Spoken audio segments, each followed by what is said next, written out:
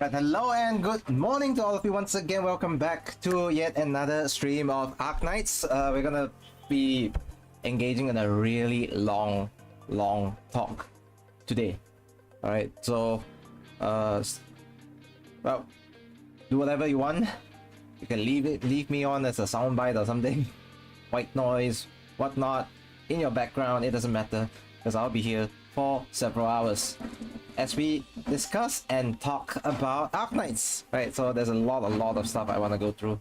Right, so we'll try to keep things going as much as we can for the next couple of hours. Just don't talk about your toenails again. Hey, I was talking about a genetic anomaly that I supposedly have, and it was more common than I thought as well. It was crazy. I didn't think that many people had that as well. Right, so I think the event just dropped last night, basically, as well, about 8 hours ago. I don't know if anyone here actually pulled for Endfield. I think she's quite interesting, but I cannot afford to pull every single thing I lay my eyes on. Alright, I have a goal, and it's very simple. I see dragon, I pull. Okay, so I saw the dragon's not here yet. It's probably next month, where Eblana's gonna drop into the game as well as Necras, and I want her. I want her really badly. I hope I get lucky on her, because Yu's banner was not having any of like the good vibes at all. Yes, I got Yu, great. I didn't get Blaze. I wanted Blaze as well. You know, I wanted fun. So it is what it is. You pulled and you got Jessica, Karma from the Cursing Couch. Wait, what? From Cursing Couch. Oh, right. You what? You got Jessica? Doctor. Hang on a minute. You cursed someone to get Jessica the other day. Last week, specifically, and then you get Jessica as well.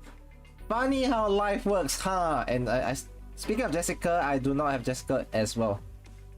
I really do not have her. You put 10 and got nothing. I mean, if you get just pull 10, don't even bother. If you just pull 10, don't even bother, man. Alright, we are back. My screen is back, actually. Apparently, to some of you, according to some of you yesterday, my screen was the one that was fucked up. Because for me, it was all black. I couldn't see shit. Meanwhile, you guys were like, oh yeah, we could still see stuff. Okay. Then yesterday, as I went online on YouTube, I forgot to change the fucking title. I have to go back and change the title now. Not that it matters, because not many people watch it anyways, but you know. Okay, I think since it's a Vinia event, right, I can afford to just you know, I'll just I'll just oh, I'm supposed to Annihilation. I don't know if I'll do it today though. Nice base, but oh, I'm supposed to do maybe if we have time later we do our base. I haven't touched the base since the rework in May, I think. We get anything here? It's just 200. We didn't get oh, right, okay, fine. That's fine. We get nothing except 200. Like, what the fuck, man? Yeah, currently I'm in possession roughly about, based on this, have we cleared the 500 yet? Apparently not. What have I been doing, sir? Am I slacking or something? I haven't got. Okay, essentially I have about 130 pulls on our random. I just bought the 38 pulls yesterday as well. So I got how much is this? 51. I got about 180 right now on hand. 180 pulls. But that doesn't mean I'm going for Enteleki though. I think she's cool, but I don't think I should be pulling for her. I have nowhere near pity as well. I think they really went hard on the Dracula motif on her. She's drawn by Ask, right? That looks, yeah, the eyes look like Ask.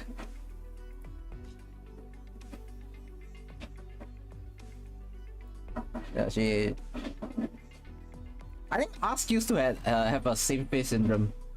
Like many artists out there that however good their work is, they always fall to this same face syndrome thing, which is very common. It's like the great art, great backgrounds drawn, The fucking face, man. The fucking face. That's why I think one of the most famous examples of this is One Piece. Oda keeps drawing Nami clones according to people, so Nami faces. I think Ask has improved over the years. You can clearly see, yes, it's just in the style of what we know and love about the art that they usually draw and characters, but I think she looks distinctly different from Surtur at least. Right. I really went hard on the Dracula motif there though. Like her weapons are Crescent Moon, Scythe. She's a sarcast, I know that. I think she's is she a vampire or something? I mean, we have different flavors of vampires as well. We have Warfarin at that.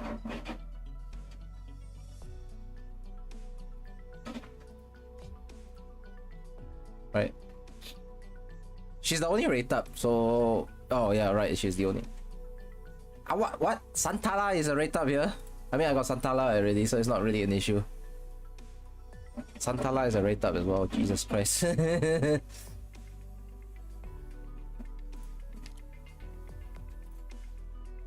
Is this the same screen we see on the recruit screen? I think I haven't clicked on this for a long time. Hang on, oh, it is the same screen. So they reused it basically. Well, I don't care about that for now. Today is not the recruitment stream. Right, just settle in. Settle in. I'll try to load up stuff quickly enough. Right, did I ever finish buying the skins yesterday? Oh, new skins came out as well. Oh, speaking of which, I was going over a long discourse about the skins and the design philosophy yesterday. I really like some of the skins here actually. And our long-awaited skin for Matoi Maru has arrived as well. I think for the longest time since she's been one of the oldest operators actually. Pretty much a launch operator, right? Given that she's a 4-star and one of the OGs. And the kit is terrifyingly basic, but it works. Right. She never had a skin, an outfit, for like a good 5 years. And then finally, she's got one. And it's part of the Epoch line. If anyone does not know about the Epoch line is in the past. It's in the operator's past. And usually these operators have seen better days. They are used to be in the like more idealistic days, the more glory days, that kind of thing. You can see that in Whislash especially, where Whislash was a lot, I think maybe a good 5 to 6 years younger than what she currently is presented in the game. We just bought gear. This is younger Viviana. She definitely looks a lot more I think this was back in the school days in the Tenyan territory before she got adopted as the Candle Knight, right, into the Casimir's fraternity of the what's the thing called again? The I can't forget. I forgot the fucking tournament again. Oh my fucking god, the one in Mariano, yeah. The Casimir's major. Fuck me. It just came back to me, okay? I had a brave fart there. Like, oh yeah, it's the Casimir's major, right? It was so simple that I think I thought too hard about it and then forgot about it. It blanked out. Yeah. Insnet. I can't believe that. They gave one thing that Chuzenji tends to do, right, is that they have a very washed out color palette for most of their operators. And I mean, it's quite interesting that even on the E2 art of Viviana, right, you can see that the classic style still manages to eke out from that. It seeps out. Like the first few operators Chuzenji drew were very, very dark and depressing in color palette, I have to say. It's not menacing, it's depressing, okay?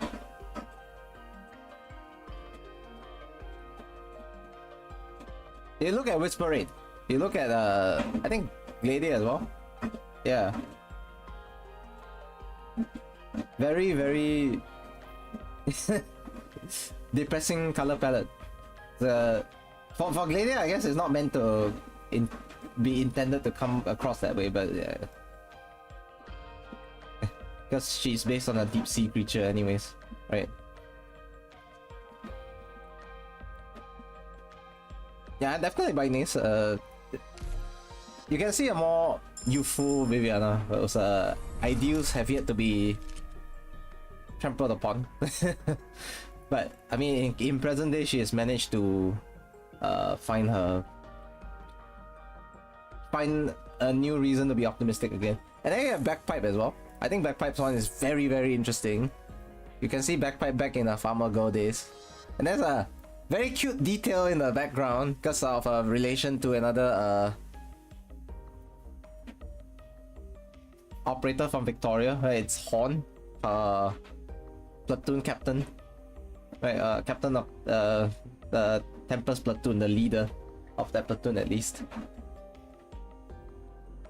So you can see the Scarecrow is modeled after Horn in the background. This one feels like more youthful Bagpipe, honestly. It's like maybe 3-4 years younger before she joined the Victorian army kind of thing. I like this a lot. Farm Girl Bagpipe never gets old, man. I think it's a huge contrast to what she is capable of, obviously, in combat, and the fact that she is of a race that's notorious for their durability and strength. And they can... What was that thing again in chapter 9? She got caught in an explosion of a bomb or something, and she didn't even get scratches. That's scary to think about. In real life, like someone actually getting bombed and then no scratches whatsoever in them. So Matoi Maru will consider this.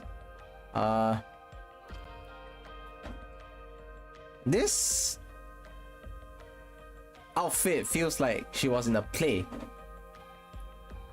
and as to what kind of play, I suspect it's more of a theater play. It's more likely a theater play, and I think it's reinforced by the fact that they say it's a period piece.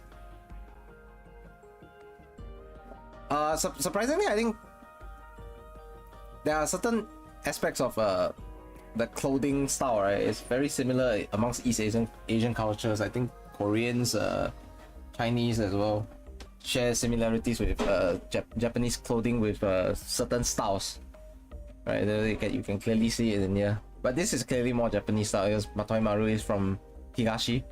It's the version of Japan that we're getting, at least in the Arknights world. We'll consider hers. I don't think I have Hibiscus yet. I can't even buy this. And you know why? I like this skin. This skin is very simple and elegant, I have to say. I think this was supposed to be contrasting with Lava's as well. Lava had a skin that's similar to this, if I remember correctly. Yes, a high Dampier Anima Entelekia Day. Like I said, I would love to try to pull for Entelekia, but I'm not a major Sarkaz person. I just like horned individuals generally. I will skip Entelekia just because I don't think I have enough pulls to go for every single little person out there that I have my eyes on. It's rough when you just pull 300. I tell you, I would have changed plans to try to get some stuff in between if I didn't have to go 300 on Yu, but it is what it is. Oh, did anyone come across a comic where they drew about the Sui siblings? I think quite recent and new. So everyone knows about how the other 5 siblings not other 5, other 4 siblings in relation to Shu when she arrived, right? All of them wanted to just run away and get away from her smothering love. The only sibling so far to not display such tendencies is Yu, because Yu's favorite sister is Shu. And he will always be a little bit biased towards her in terms of he will cook food in the style of how Shu likes it. Nian loves spicy, right? So Nian is like She's gonna throw chilies and everything. Nian's identifier dialect in the game at least is, I think it's Sichuanese, might be around that area. The closest dialect that any of the Sui siblings have is at least to mine, right, is Shu. Shu is of the Fujian dialect. I think the Chinese community nicknamed her the Fujian Long, the Hokkien Dragon, because because of a dialect. Yeah, basically that is that's the closest dialect I have. I can kind of speak and understand it for most part, and having been exposed to quite a fair bit of Taiwanese TV soaps as well, because my mother loves watching them.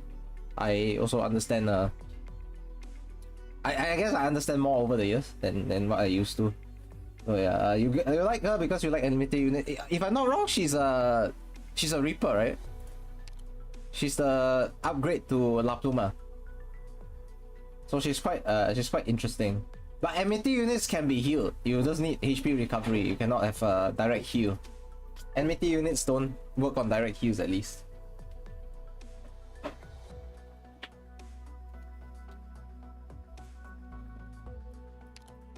Oh yeah, and then someone pointed out. I saw someone pointed out on Twitter, right, that Yu and Shu have a very similar thing. Where I think we probably should have noticed it. The teleporting. The teleporting thing. The teleporting gimmick, right, is quite similar. Shu's doesn't really do damage in that sense. Like she's like, where are you going, my prey? And then she teleports them right back to where they try to run from. And then it's like, I think someone should make a Tom and Jerry animation where Shu is like the chaser, right? And then the the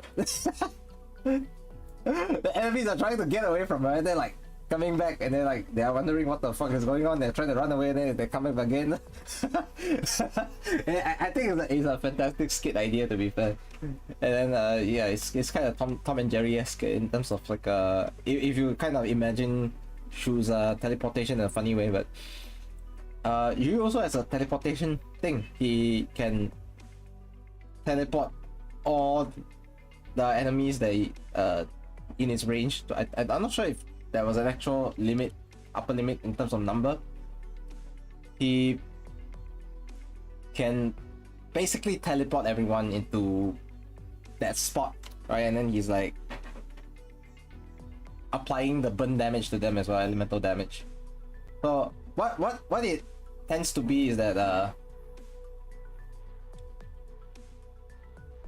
normally you see operators as a particular quirk about them. For example, they kept Hoshi's spinning shield quirk, and managed to continue to express that through the altar skills, right? And then the fact that she also had the damage return, right? The damage return thing where Hoshiguma on S2 will do damage when she's attacked by enemies. And then she did the same thing with her Arts Protector form as well, right? So with Shu and Yu, there's a shared quirk between them. Apparently the sound effect, I never paid attention to the sound effects at least, but I pay attention at least to the skills. Both have a teleporting skill. So it feels like Yu learned most of his skill in battle from Shu and try to adapt it to his style. So clearly she's the favorite sister, that's why otherwise you would see he would take after Nian. But for Nian, she dotes on both the younger siblings that we currently have, Yu and Dusk. But Dusk kind of just has this love-hate relationship with Nian, as everyone knows from Who Is Real. And even in Shu's voice lines where they are fighting and they're like, Nian's pouring chili oil into Dusk's cup, and then Dusk is pouring ink into Nian's cup. That kind of like a sibling strife that you tend to see is the normal one. But theirs is the bickering siblings type, right? And then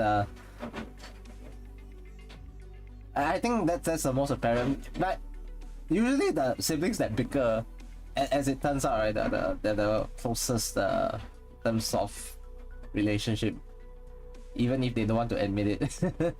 usually not that may not always be the case, but there's some real parallels that can be drawn there. Right, I had my breakfast. I don't know what you guys had for your last like your dinner, your breakfast or whatnot. I had pasta. Right, so I'm all fueled up and I'm ready to go for this stream. Are there any other skins I missed out, by the way, before we move on? Harmony. All right. I think a lot of people went nuts over this skin when it was first reviewed. And then given that Harmony has that smug ass look as always, right? I think people were like, sock face correction, something like that. What the fuck? Then I can remember. Yeah, oh my god, man. Why are people like that? I'm not gonna lie, he looks really nice in this one. As if he's trying to send someone to the underworld, but I'm not sure if I'm gonna buy anything else skins wise actually for the moment. Generally 4 stars don't have an 18. I'm saying it because like that's generally been the trend, because they only have essentially some of them like one unique skill. The other one is just the standard skill. So there's not much incentive for the skin to have like custom animations or anything like that. But that's not explicitly true all the time, you know. But generally 4 stars have the 15.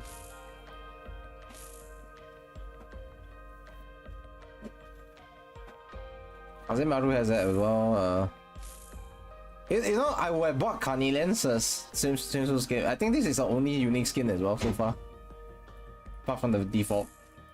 But you know what the problem is? I don't actually have Carnelian. I thought a big loss for me in the sense that if I want to use the style of caster that she is, right, I'm stuck with Lin and Beeswax, both of which I leveled, by the way. But oh yeah, and Mint as well, but I never leveled Mint as of now. I can't use anything else in terms of like the phalanx casters.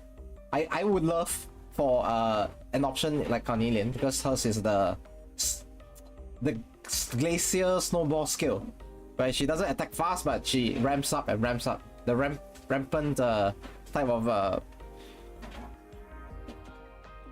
caster whose damage keeps going up and up as the skill goes longer. Lin is just consistency, and in terms of if I were to recommend someone to get any of the phalanx casters, right, Lin is undoubtedly the top pick, because she does offer so much. She has crowd control, she has AoE, and then the last thing that's very important, she has consistency. Carnelian unfortunately doesn't offer consistency, because hers is always a varying style of damage. It's like low to high. Right, even the low is hitting hard, but it's just that the high is the high, and it takes some time to reach that. And in terms of ease of use, right, Lin is just so much better because her SP rotations are a lot faster. Bearing in mind that Carnelian does have SP regeneration increase when she hits the what's that called again? Overload mechanic, was it? What's it called? Overload or something else?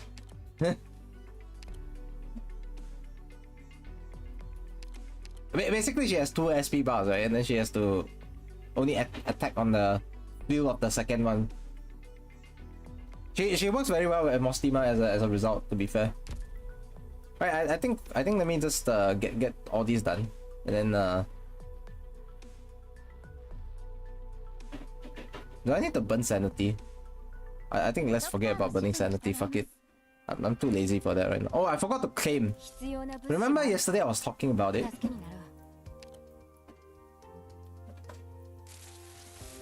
here we go. I was talking about it yesterday, about how I needed to check if I had my Armias done already. Yeah, my Armia's done. So my Armia is M9 now. Armia is the only operator where you can say she's anything more than M9 or anything like that. Because she has a base form which has 3 skills. The caster one is M9. And then she has a M6 on each of the other forms. So 12 altogether, she's an M21 actually. If you manage to max, I don't know if anyone that I know of around in my circle, right? They maxed out Armia all skills. For me, I don't spend on the others, like the S2s of her alternate forms. Is because Armia has a very big problem where I don't use her skills past the like the S1s on the alternate forms. But one day I'll just do it just for flex. It also like, oh, I maxed out Armia, the main character.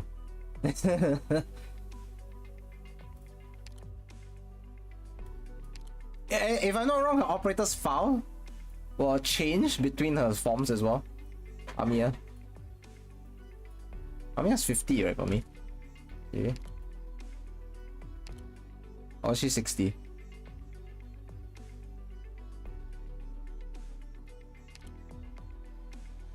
Seems like she's still 50. I never actually leveled her past that yet. I need to get her modules, by the way. Her modules are something I really need to get.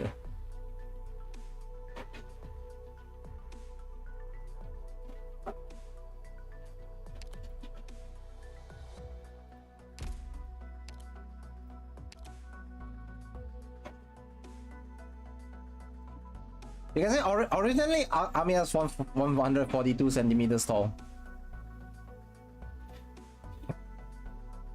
Now she's 150 in the medic form, so there's some level of growth from her. She's I think, unless we ever see a Rosmontis alter or something, Rosmontis is shorter than her at this point.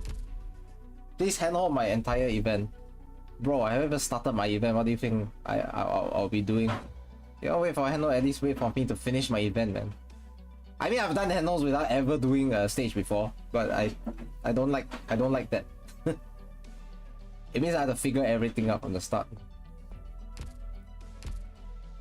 Okay, I think we passed the half-hour mark already, so let me just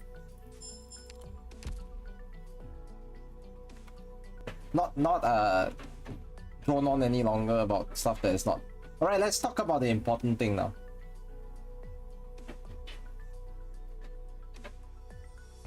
I'll just have the music playing in the background again, just in case.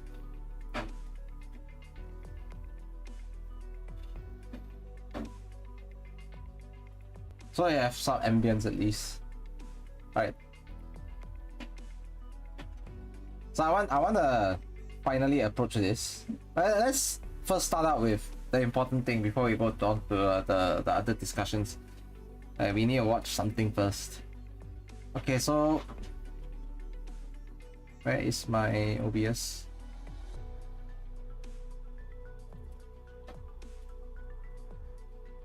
Mizuki is calling us, no.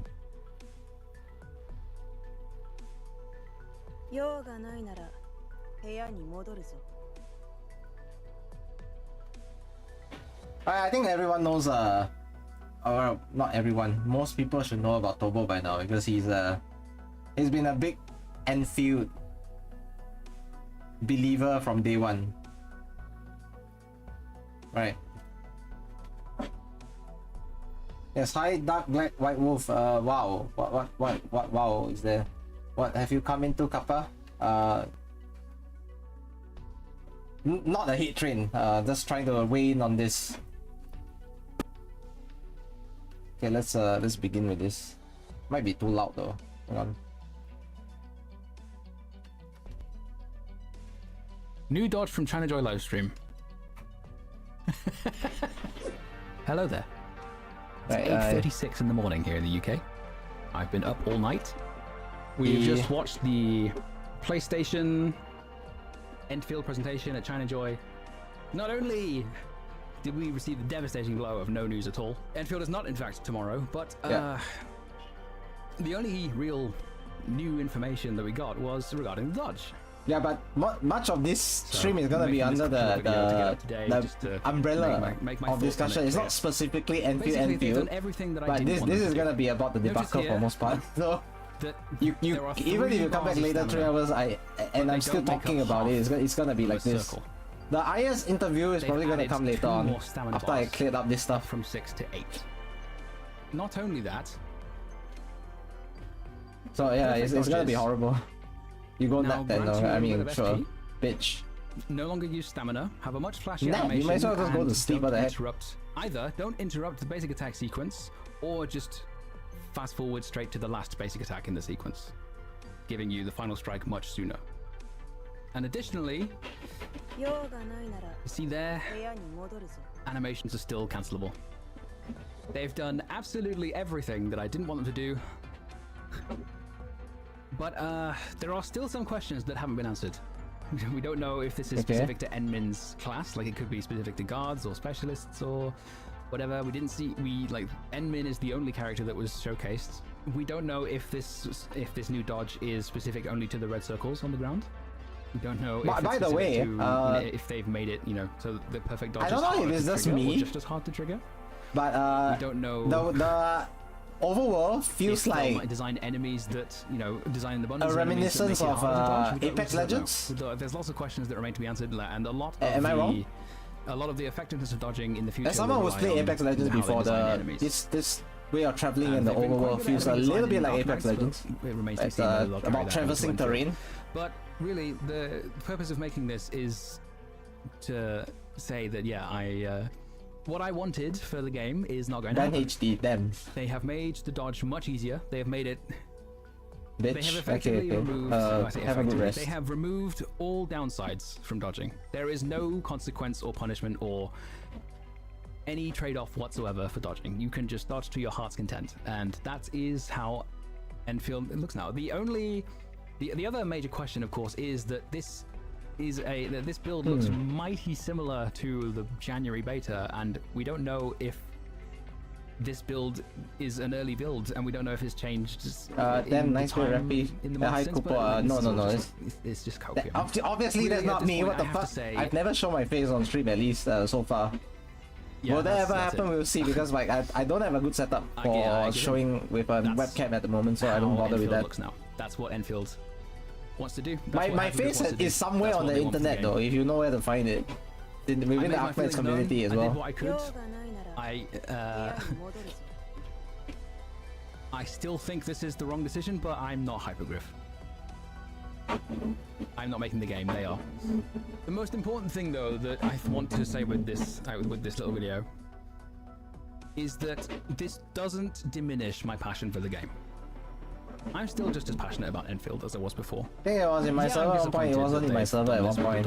They've taken this direction. It's actually on one of the YouTube videos that's available out there. Videos that I made. That I have enormous passion for this game. I'm not even joking.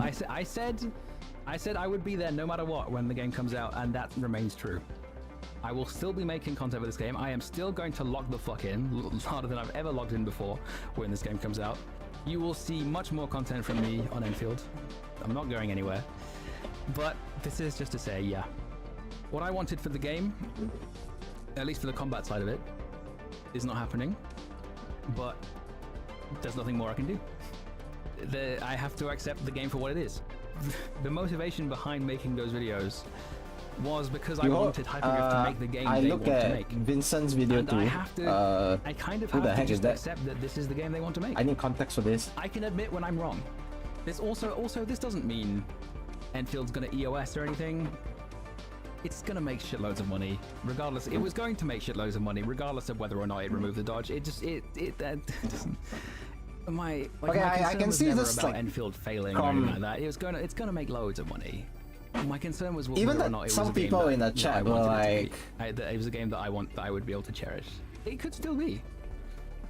I don't know what they've been cooking. Some people in the chat was like, but the sun will rise tomorrow. People are like, they're dooming. Oh, people are gonna listen to the Genshin people and all that. The Wuwa players, the Zenless. I don't know, man.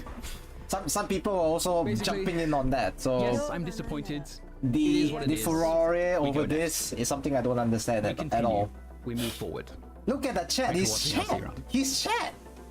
Then he's getting hate from people outside of this who are saying, no, you are being a hater and all that. Look at his chat. Some people were also of the same view that, you know, Endfield was gonna end up being this, you know, entire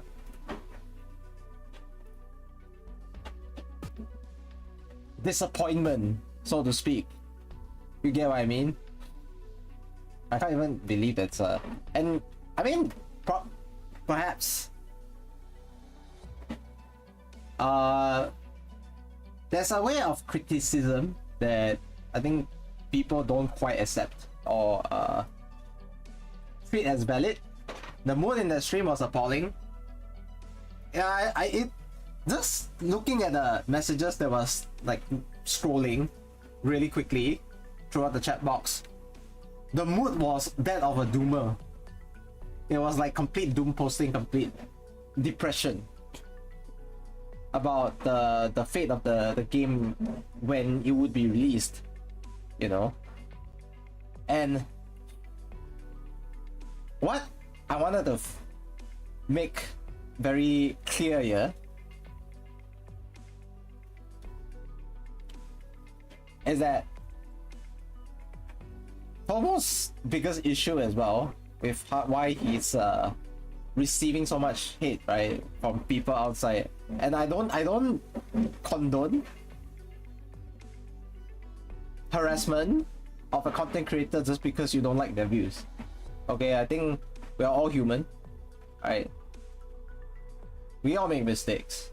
We all have our own opinions. Just because one opinion doesn't align with you or what you want to believe, then you're like, no, you're a hater. I've come across such a thing where to give you an example, I was in a server of a light novel that I quite enjoy, and I'm on the moderation team over there. But someone tried to bring that up as a crutch in their argument, you know, when I called them out for extremely undesirable behavior. Because what they were doing is that they kept downplaying other people's supported character, and they're like constantly pushing their own narrative about their own favorite character, and then it just got tiring over and over and over and over again. So what transpired is that eventually they just regressed into pointing fingers and saying, you are a hater just because you don't align with their views. You are a hater, you, all of you are haters. That's because, you know, we called them out and spoke sense, but they didn't think it was sense. To them it was nonsense. You know what I mean? So there will always be people out there who will go on a complete hate train, so to speak, and they just jump on. And the fact that there is anonymity on the internet, it emboldens some people as well. So what I've heard is that he has received tons of harassment over this video, or this stack of videos that he's made, these 3 back-to-back ones. So from the first one, I think it was a bit too premature in terms of the very first video. Look at the first video. I've watched that one, the death knell of gacha games, Arknights Endfield. That particular video, yes, it's his most watched video on his channel, rightly so, because it generates a talking point. My biggest issue is that that video itself and the whole thumbnail around it gives a very horrible impression, in the sense that the game's not really out yet, but treating it like a full finished polished product is a big mistake, because Endfield needs to be fully out before you can say, oh, it's wasted potential, it didn't fulfill this, didn't fulfill that. You're only at the beta stage. There's a lot of things to change, there's a lot of things to develop, so there's no way that you're getting a complete product at that point of time to really judge whether it has fulfilled or wasted any kind of potential. So in that sense, I think the presentation was a bit off already. And he got a lot of people talking. Some people agreed with his views, which I felt like was premature as well. Those people are also drawing conclusions on what they saw in the beta, and the beta is nowhere near the complete product and final finished game that we are going to get maybe next year, which hopefully I feel like that should be the next year thing. And he went with the, I think, fixated a lot on the combat mechanics as a whole, which was what the Discourse was about for over 3 videos, but a large portion of it was about the combat. And I think he kind of missed tunnel vision on the combat and missed out the fact that I think Endfield is much more than just the combat system itself. That happened to be probably the action part of it. That there's so much more to Endfield, right? And Endfield feels like the vision of reclamation algorithm, how it was supposed to be in a proper medium, right? Not in a more simplistic tower defense mobile game type of presentation, right? So don't treat beta as the finished product, because it's a beta. Like Endfield so far has like 2 different tests, so to speak, right? The first one was more of an alpha, and I think they very explicitly said there's an Endfield alpha test, right? And then this one is the Endfield beta test.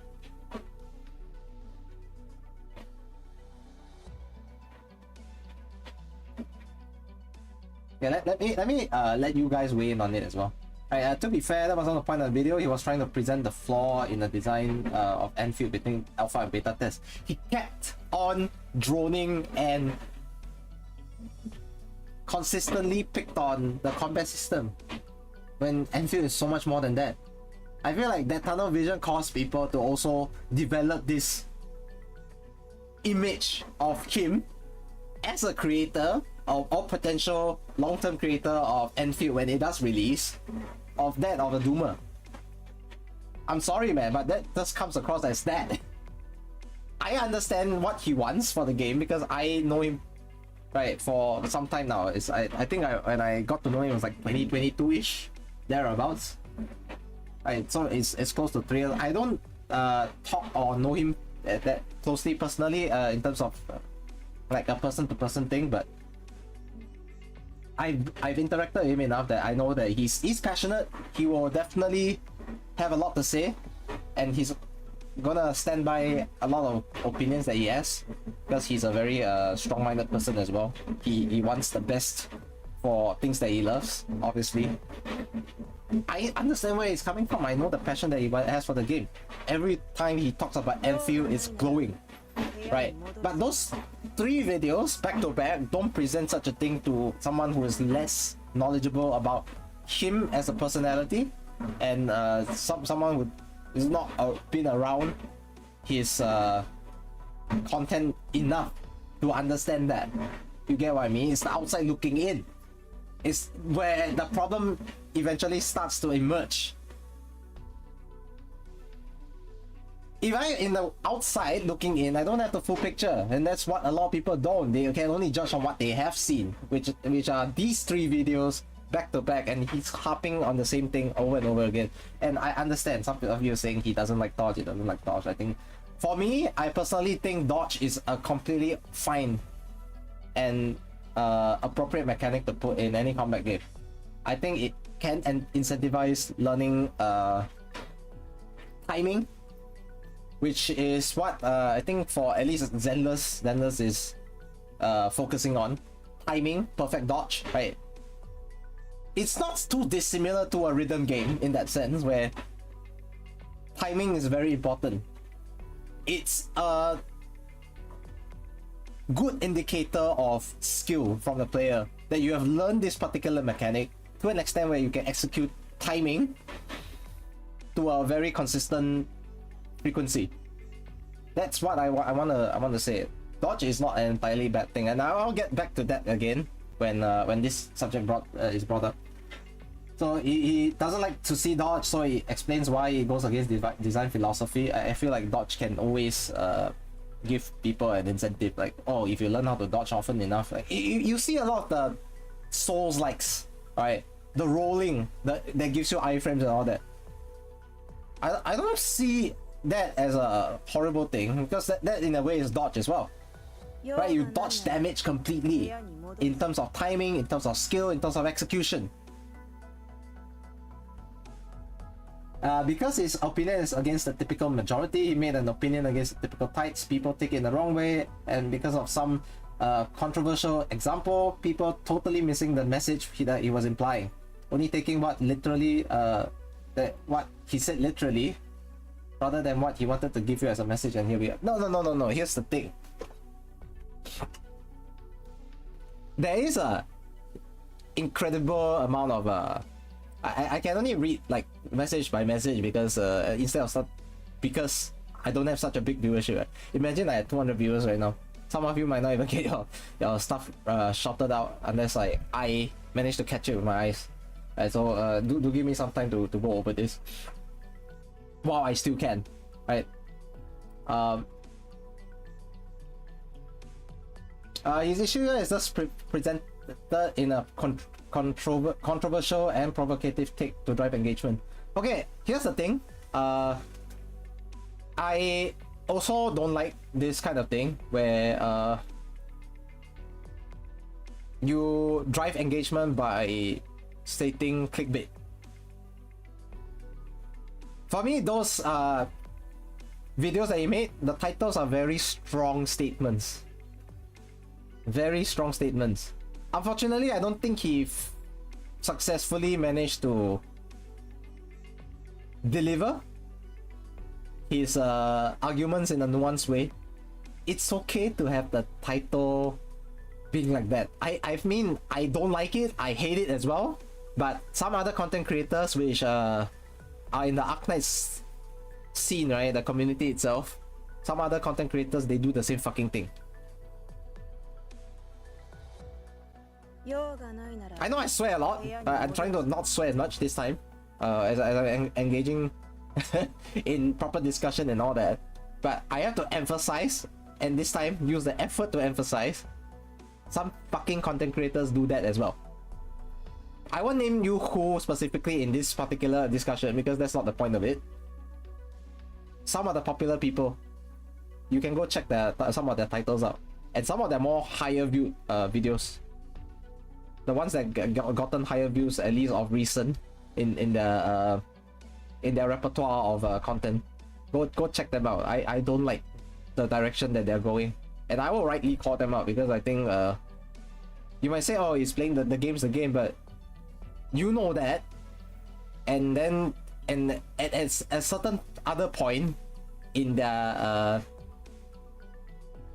maybe when they were streaming or stuff like that, and they talked about how they don't like it, and then they still gotta do it anyway. So like, if you don't like it, you don't gotta do it.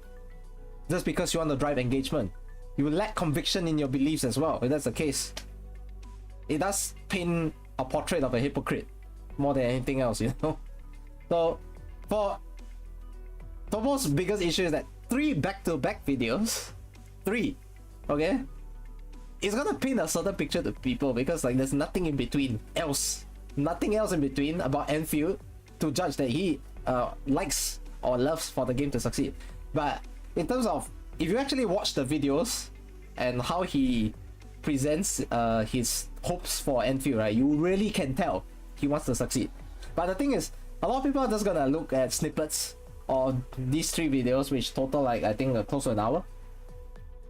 Right, it's about 55 minutes ish, 56 minutes ish total in all 3, and then like they're gonna see snippets of it. People are gonna share snippets of it, like Twitch clips, YouTube shorts or whatsoever. And then what is gonna happen is that people are gonna jump on the hate train based on oh, this particular soundbite that he had. They talked about it and then they interpret it as, oh, he wants for the game to fail, he hates the game. See, the thing is, when he came out with the, oh, Endfield is wasted potential, it's a beta. It's a little too early to judge as a whole. And then he talked about, oh, Endfield, people don't want to learn and all that. This is not the first time that someone said Arknights players, you know, or made a sweeping generalization that Arknights players don't want to learn. Cookie Kaze himself had a video a couple years back. I think it was like 2023-ish.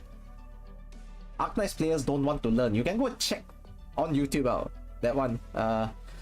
Funnily enough, that one didn't get too big of a traction. I think it was a decent amount of views on that, but not that much of a traction. It got talked about a little bit on Reddit. I was on the Arknights Reddit around the time when it was released as well. So people were also talking about it, like, oh, is it true that Arknights players don't want to learn and all that? See, the thing about Arknights, the Arknights community, right, is that there's this bunch of elitist takes, which I think I could be guilty of as well in a more private setting. Maybe around circa 21, 22, where there's a bit of elitist setting where even I've been guilty of it before, but I think I've grown past that stage already. I don't care so much about it anymore. Let me gather my thoughts for this a bit to put this in a more succinct manner. So, the sweeping generalization about Arknights players not wanting to learn is that a lot of people want to rely on guides for stage clears, or just for example, even high risk CC or high point CC at this point, where since the rework of the system, they don't want to strategize or go concoct a strategy entirely on their own. So that's where the sweeping generalization is, and what some parts of the Arknights community are trying to gatekeep as well. You don't want to learn about our game? Don't join the game's community. Get out, stay away. I don't think it's for you. And that's where the gatekeeping starts coming in, and a lot of people are a little bit outside looking in, like, what the heck is this guy trying to do, huh? Gatekeep. And there's this part of the community, right, that's managed to gift off the impression, however small and minor they are in a larger scale and the bigger picture, they're like given the impression that Arknights players like to gatekeep. And I think that has popped up a couple of times with the Endfield thing, where I've heard some people say something along the lines of gatekeeping, right? So yeah, let me catch up a little bit on the other stuff before I move on and drone on another tangent altogether. I know right now quite videos is made about combat. Quite a number of videos are made about combat, but how many people are engaged in those conversations? I question about that also. Also, it's not about dodge, it's people are missing the point. His problem is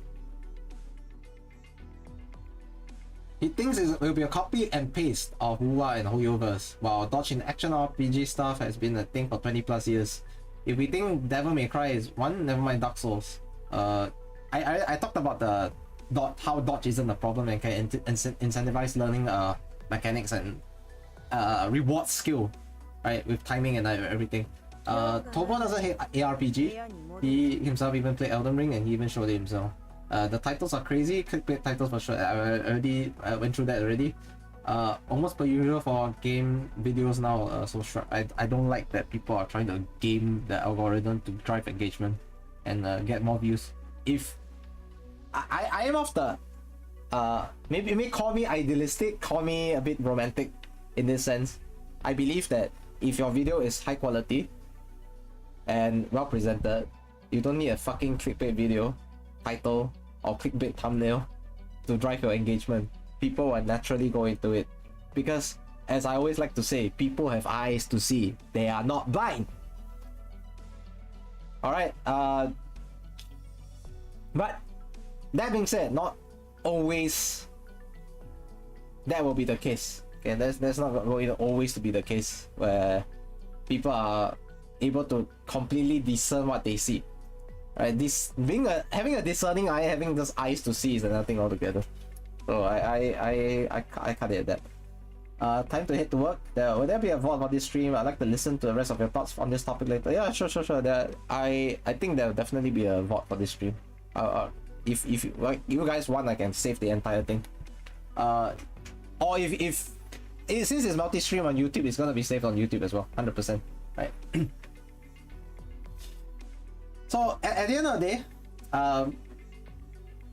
with those 3 videos that he's made, managed to make an impression on people, albeit not the most positive one. Because with 3 Doomer-like videos, you're gonna have this, which I will come back to this particular talking point again when we're talking about why Arknights content creation is stagnating in my point of view, right? Because this is a very important point as well. The supposed image crafted of a content creator by their videos, like what kind of reputation are they gonna be steeped in? So even you see, he never really super blew up with any of those videos prior, right? He has had 31 videos posted. That's more than I ever have, by the way. I think. But before the video 5 months ago about Endfield, he had never blown up in the public eye, at least. So he was not that known.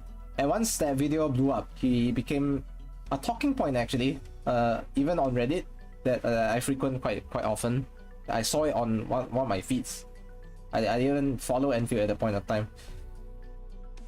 Then I think generated talking points on Twitter, on YouTube and whatnot, even on Discord probably. So now his reputation is steeped in. Now he has to go in to creating content for Endfield as this supposed tectone-like figure, you know, with a similar negative reputation where he's just going in. Now that it's come to a pass, like things have come to a head.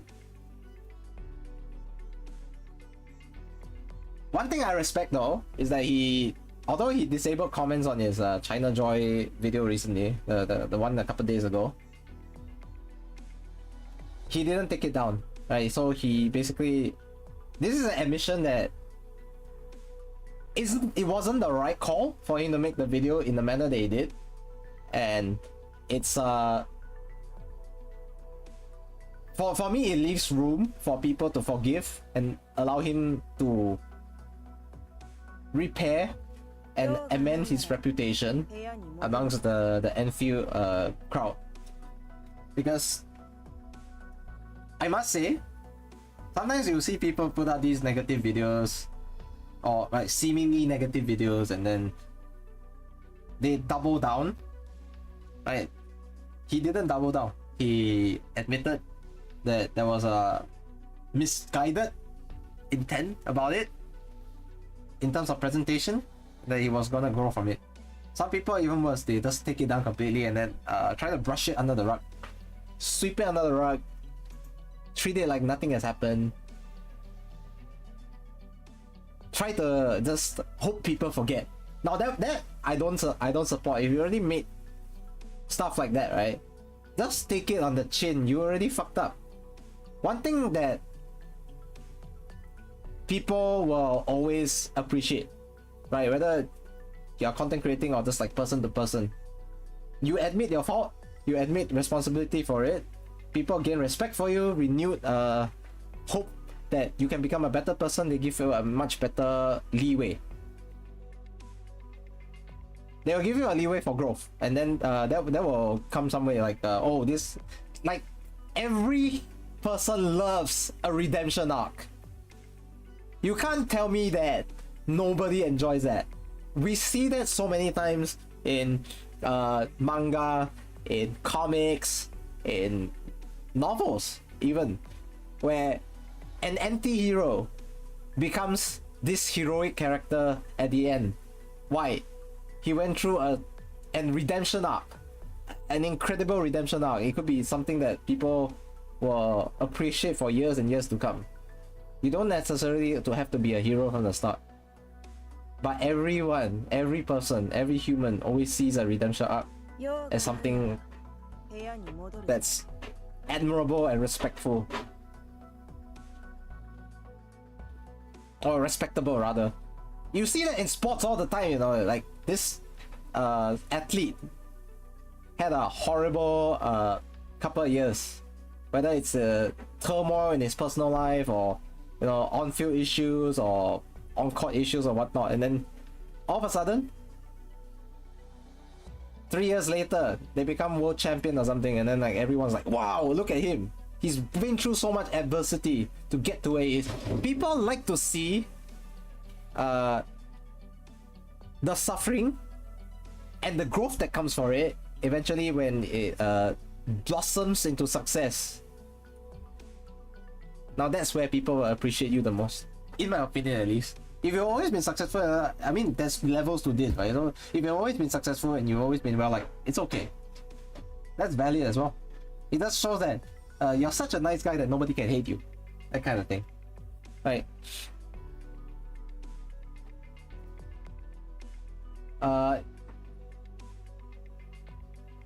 You wanna say 1cc that's against Tobo's take was saying during watching the first video, if the company feels it's not earning enough, they will remove the base building. They will make the combat simplified. It will feed to casuals no matter what.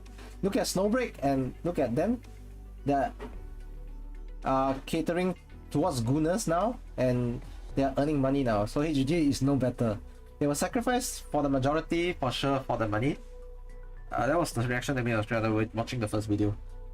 I would like to say that based on what we know of Hypergriff and the direction that they've done over the past 5 years, that's not explicitly even true. There are some game companies that are very cash grubby, but Hypergriff doesn't feel like that. Hoyo does feel like that at times, depending on the game you're playing. With Zenless Warfare, it doesn't feel like it. With Genshin, it did feel like it at certain points. With Honkai, I think it's the most probably arguable case of a cash grab, because Star Rail is kind of like a spun off from Honkai Impact, the third, right? Honkai Impact third, yeah. Company might not, but who knows about investors? It depends if you have the major shareholding, not under the visionary creators of the company in the first place. Because not everyone gets bought out completely, you know. If I'm not wrong, Haimao still has quite a large shareholding in Hypergriff, and he is responsible for some of the direction that he thinks the company should take, you know. I think someone talked about it maybe like last year or 2 years ago, that I came across a Reddit post. Someone talked about the shares that were on hand currently on the, and it's, a lot of it is on Haimao, and I have faith that it doesn't really end up being that way for the moment, at least. At least he's willing to die on the hill and is still receptive to feedback. No, dying on the hill is not the problem. I feel like a lot of people mistake dying on the hill for conviction. I feel like it's not dying on this hill, it's that he has strong conviction in his beliefs. One thing that's very underrated about content creators is their point of views. Some people are so flip-floppy, pancakey that you're like, at times you'll be looking at them and you don't actually know if they have an opinion of their own, because a single little thing said by somebody, if he thinks it makes sense to him, he will start flopping, he'll start changing. And some of you have been along this channel long enough that you know how I am. I am someone with very strong opinions. I'm very opinionated. Will I die on the hill? Absolutely. For my opinions, absolutely. Because I have conviction. I believe that my opinion and view is valid. I don't say it's correct, because correct is a very strong word. Correct means majority gotta agree that I am saying the right thing. But that may not always be the case. Like sometimes my crash outs, you like, what fucking rubbish this guy is spouting again. Because you know, when I crash out, I don't always talk sense, you know. You will die for Tobo's videos, you will die on this hill, you don't care what other people think, you ever enjoy every bit of it, every single one. Even a crash out, even there I got burned. I will take that burn with Medal of Honor because I know what the message is all about. Okay. Please look at why I'm worried about Arknights Enfield's future video and why it's not just about removing dodge. I'll watch that later. I mean, I'm trying to weigh in on this, but I cannot say for sure that I can offer a very rounded view because I've never played the beta. Let me just preface everything once again and say I've never played the beta of Enfield. I've never played the alpha. I have not known anything outside of what I've been spoon-fed or what the developers over at Hypergriff have given to me as someone who has never been involved in any of those tests. So I cannot give you a full thing. I can only give you what my opinion is from things that I do know. Alright, it's not fair for me to talk about things that I don't and then try to extrapolate from there. It's not going to be completely correct or appropriate at all. So if you want me to watch, sure. I mean, I cannot give a full view about this. Why is my nose dying again? Jesus Christ, man. So my conclusion and my full perspective from this is that right now he's gonna go into this Enfield CC space as this man with a very negative reputation that he's already built up over the course of 3 videos back to back at that, and he's gonna have undergo a massive redemption arc to be considered a content creator that people will want to watch at this point.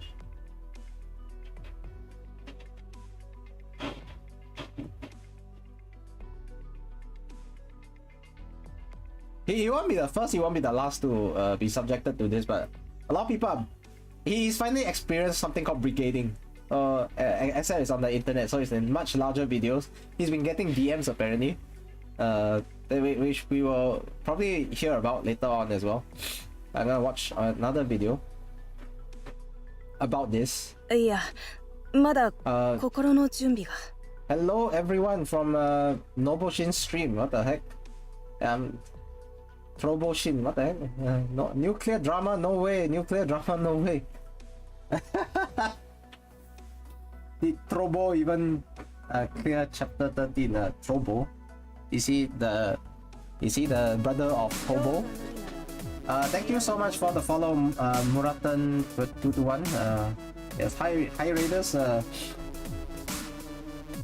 Yes, hi Comfy Kahuna and Raito as well. Right, thank you so much. What are you guys doing over at Noboshin stream?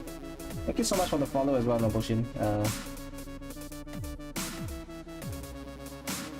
Okay, my mod's napping now, so I gotta do this.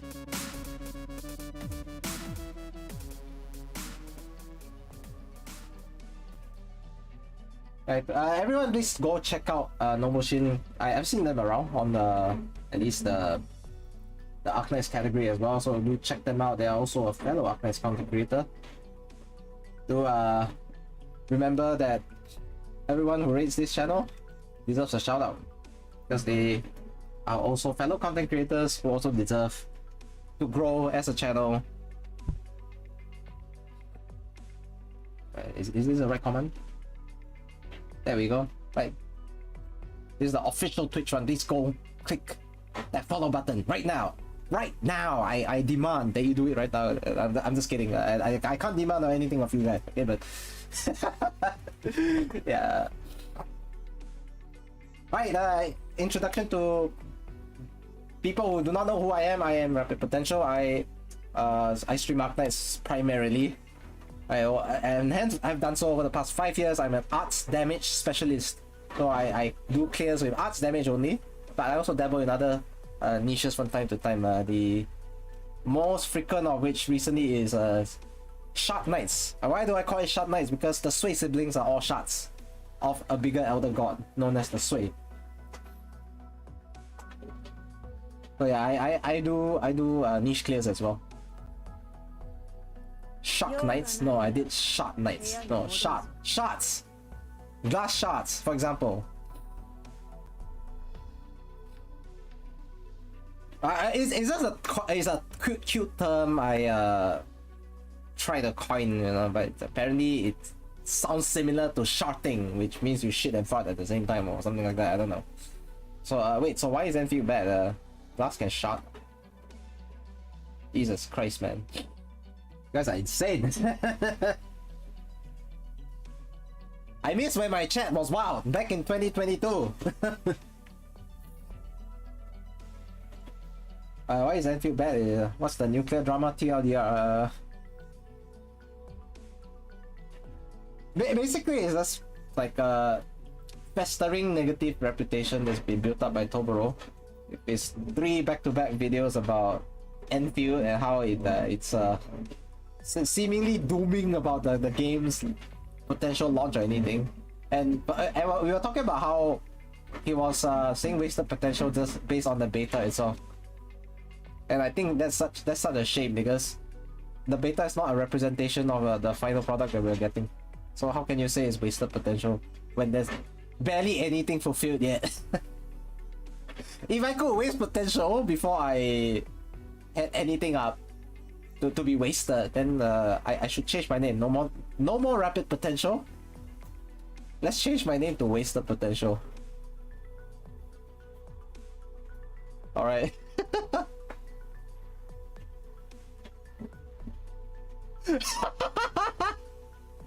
Like I gotta have something concrete out there, right? Before people can say, oh, that's a waste of potential. Like I had to have heights that I could have hit. But with a beta of any game, right, it's really hard to judge whether it has wasted potential or not. Like we talked about how the video titles are extremely clickbait as well. So that also grates against some people's nerves as well. They don't really like it. It rubs people the wrong way. Like, what the fuck are these video titles, man? Because sometimes people don't get into the video and say, oh, I'll watch the video for the content itself. They're just gonna look at the title. They're just gonna have a sweeping generalization about what you're trying to talk about it. And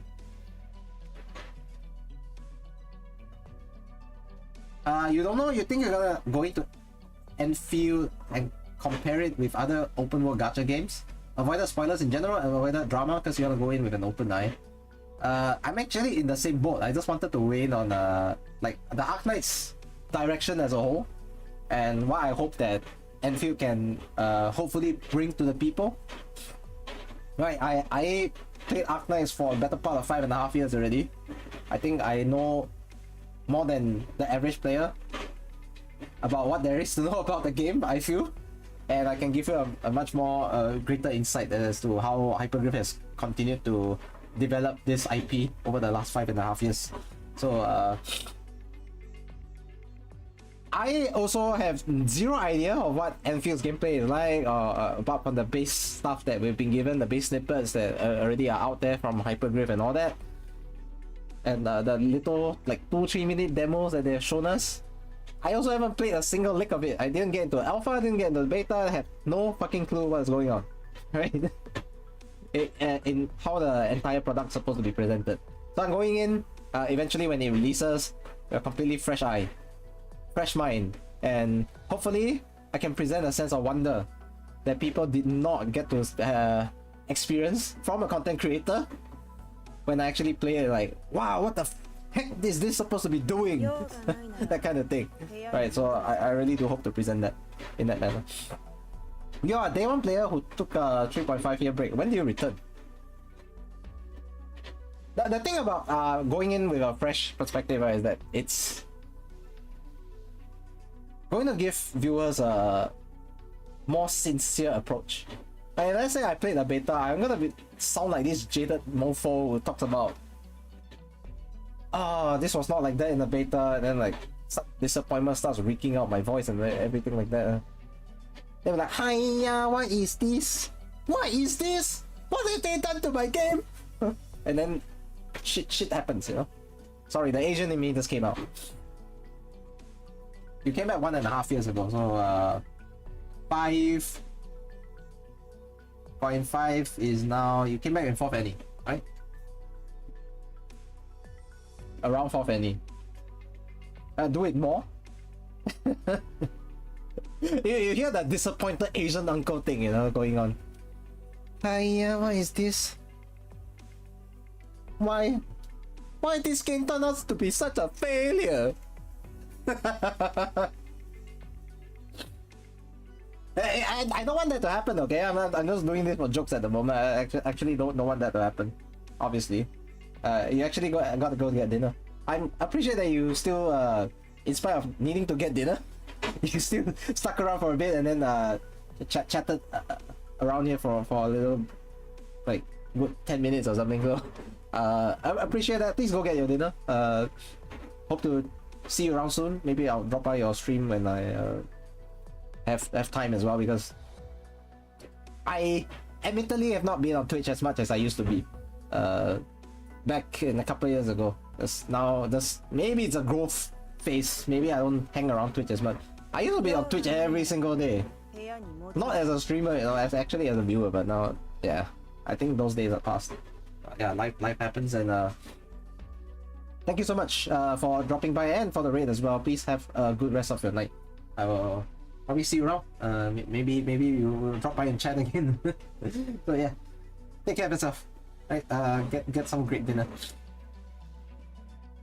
You played Enfield's beta obsessively back then, and you directly disagree with much of all these people on almost every level. You just believe that Hypergriff can do it as always, since AK is as great as ever. Your faith is not going to waver even a little. I will get to that point eventually, with the design direction and everything that I hope Enfield will be, based on track records, because track records are there for a reason.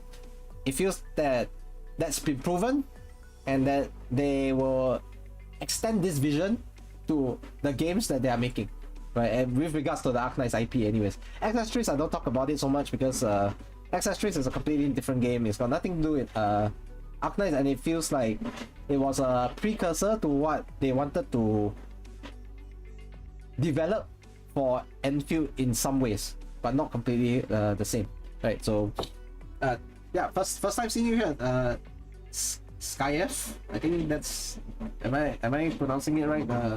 Thank you for weighing in on the debacle as well. So yeah, hopefully Tobo grows from this and he will eventually, you know, develop a much more positive reputation for going forward, because right now I think people are gonna look at his name and any Enfield video he makes with a lot of scrutiny and a lot of apprehension, if that's the right word for it, because they're not gonna be positive that it's gonna be a very glowing reception about the game at all from this point onwards. You've looked at my streams before while playing IS. Just thought you weigh in a little since most people haven't played the game at all. Yeah, I understand that. I think I have a reputation for being in the background of a lot of people's daily lives. Even back then when I was streaming in my early days, I don't know if it's my voice or anything like that, but or is that I just yap a lot and work well as white noise or something like that. I'm prone to be put in the background as I drone on while people are playing or doing other stuff, which is perfectly fine. I think I take that as a compliment in a way, because I feel like it means I'm podcast worthy. Maybe. Yeah, fuck the Dodge guy.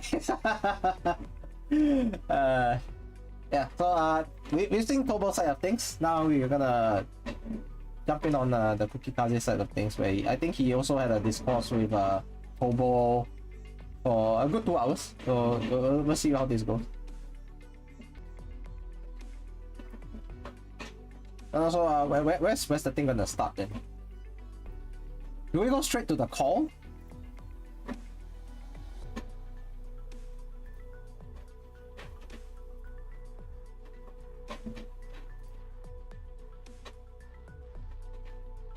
Maybe we'll go on here for this. Okay. No, I did what I could. I still think this is. Alright, we're gonna continue to see, and then I will win as an extra third party from this. I'm not directly involved in this discussion between them, by the way, so I just want to with this little video. kind of talk about it because it's been eating away at me. It's been eating away at me, so I need to get it out. Tobo isn't doing this out of malice. I've had conversations with him before. We've even had a call on stream before, so I understand him. Tobo reacts like this because he loves the game, and he wants certain things that the game is. And I'm also someone who really loves the game. See, the point of view that Tobo is passionate and outspoken about Endfield, that he is reacting this way because he loves the game. See, I'm not the only one who said that. I am not the only one who said that. But it takes someone from a perspective that's not from the outside looking in to understand that Tobo is not doing this because he wants Endfield to be Doomfield. You know, Arknights is Doomfield. What? Like, he doesn't want the Endfield, the end in Endfield. He doesn't want that. He wants, obviously, for the game to flourish and become. I guess one of the biggest problems that I feel like he managed to bring across to viewers of his videos, watchers of his videos, in a very abrasive way. I suppose that's the right term for it, because he rubbed a lot of people the wrong way after all, so abrasive way. Is that he has this idealized version of Endfield in his mind, and he wants it to live up to that lofty expectation that he's already set. See, the problem with this approach, right, to any game in particular, it's not just Endfield specifically.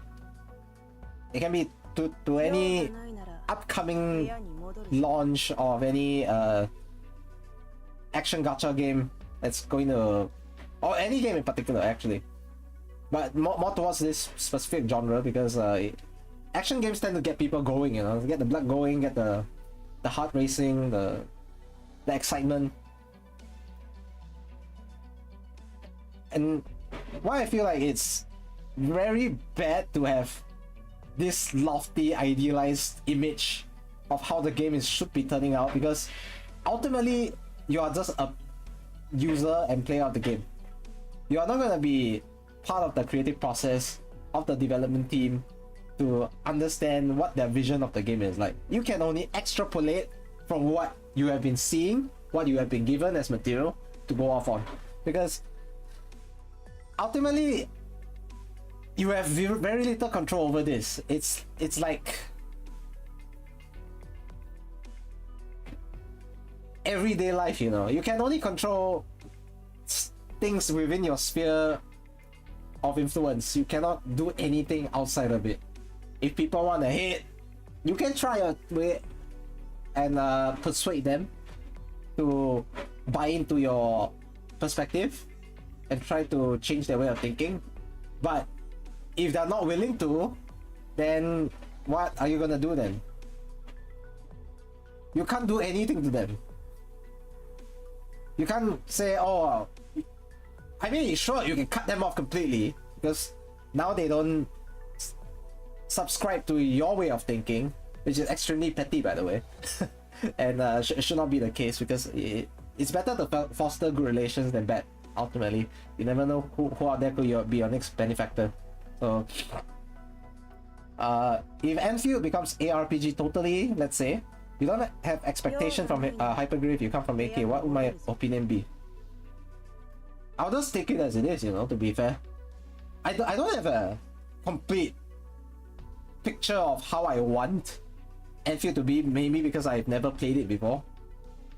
From a gameplay perspective, I have only seen stuff from demos, I can only speak from those.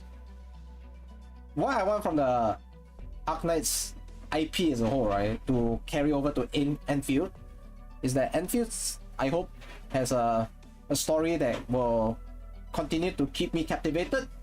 I want the gameplay to continue to make me more. As masochistic as that seems to sound, I want the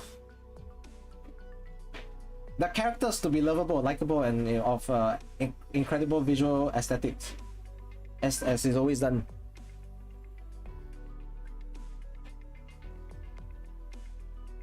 If that makes sense, have I come across clear enough in that sense?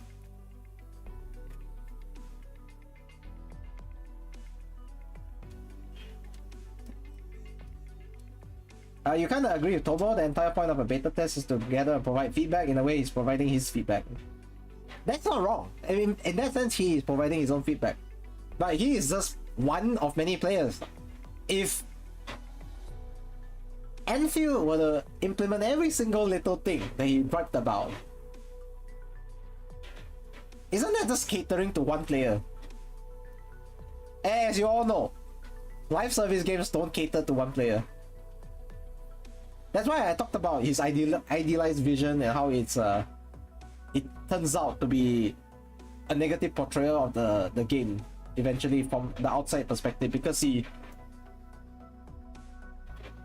wants it to be this way, right, or follow a certain direction, but since it did not manage to reinforce such expectations, he's left disappointed. So it's more of you prop the game up to let yourself down. I'm not saying giving feedback is wrong, but his feedback is just one of many. He's not the only person involved in the beta. I'm pretty sure a few hundred thousands of players are involved, of which one of them wasn't me, so I cannot say much more than what I have. Alright, so okay, let's just move on to continue to watch this, because this. But you can see that my response to Endfield is very different from his, both as lovers of the game. That is, if you truly know AK, you shouldn't feel so freaked out about the game state, because you know AK is a fucking good game. You know AK is strategic. You know AK will deliver on game modes. You know gameplay, like they will deliver on character design, they'll deliver on story. But it's all in the beta. Like, we cannot judge the beta. We can give comments, but we can't give it like this. Is it? I've not been parroting what people say, you know. I said this before I saw this. You get where I'm coming from. You cannot judge things from a beta because it's not the finished product. You can't say something has a wasted potential because it's not the finished product. If it's not the finished product, how much potential is there to waste? how much is there to waste? Like, if all I had was skeletons, then there's all bare bones to work with. Is it? As if it's the right answer, right? Like, if the game, here's the thing, I'm not the believer of oh, let's give all the sort of bad things and comments and whatnot, because here's the thing, there are plenty of fucking people. I've been called out, guys. There's so much more AK players in China. Milestone reach as a content creator. I've been called out. People are giving comments like, oh, why don't you take features that you see in a Hoyoverse game in a Z, like there's high YouTube side as well. I'm also and I agree. I also don't want the game to turn into like a Hoyoverse type of thing. But the thing is, I don't know what the fuck is giving you the impression that it is. I genuinely don't.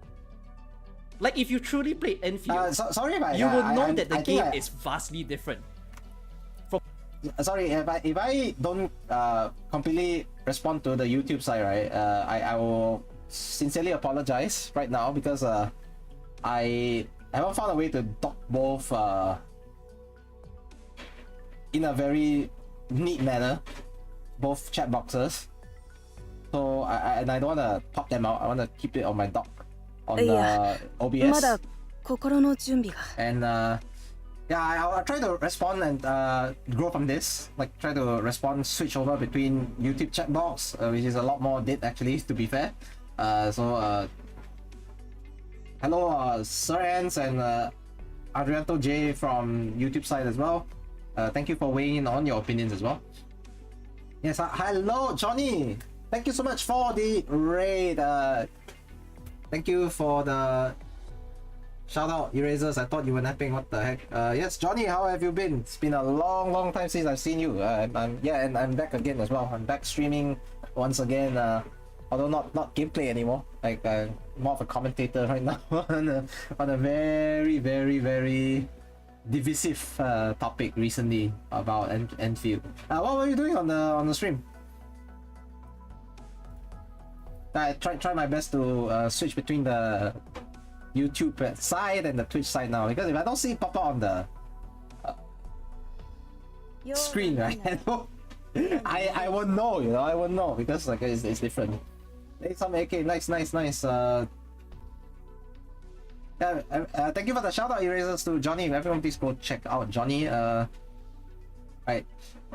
I don't know if you stream as much as you used to, because I also have not been streaming as much as I used to as well.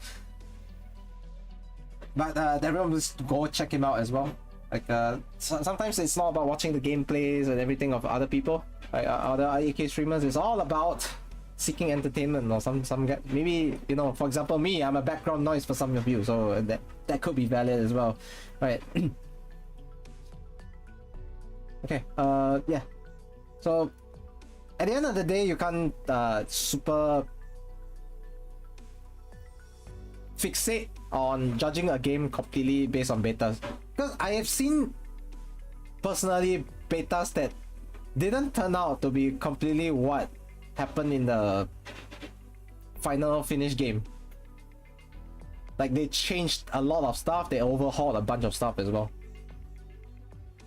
And for what it's worth, right, what I see Endfield doing is that they are not doing regular betas right now as well, in the sense that I think they still have things they want to work on, right? They don't want too many wholesale changes suggested than what is already been put out between the first alpha and the beta test, which is like both of them, so that they can focus their energies more into sifting out the right criticisms to work on and improve upon what is already there and people think it's good. Right? Sometimes you gotta understand, feedback is good, but too much feedback can be a bad thing. Because if too much feedback comes in, then not everybody is satisfied. Not everyone will get their opinion heard. Okay, because I think that team on Endfield is quite small at the moment. It's not really that big. So you do have to understand, you know, small indie company, please give chance. Right, so let's get back to this. Like, I don't know what about it will make him think like, oh, this looks like something that was made by MiHoYo, when it's not. Just as passionate about Enfield as I was before. Yeah, I'm disappointed that they've done this with the Dodge, that they've taken this direction, but like... Dodge feels like Hoyo. Dodge feels like fucking Dodge. Have you played a game with Dodge before? Oh, how do you reinvent the wheel? I talked about this yesterday, by the way, but I didn't reiterate this today too much. I know people compared about... I think I talked about Dodge earlier on, but I didn't actually touch upon this point. I compared invention and innovation when it comes to this.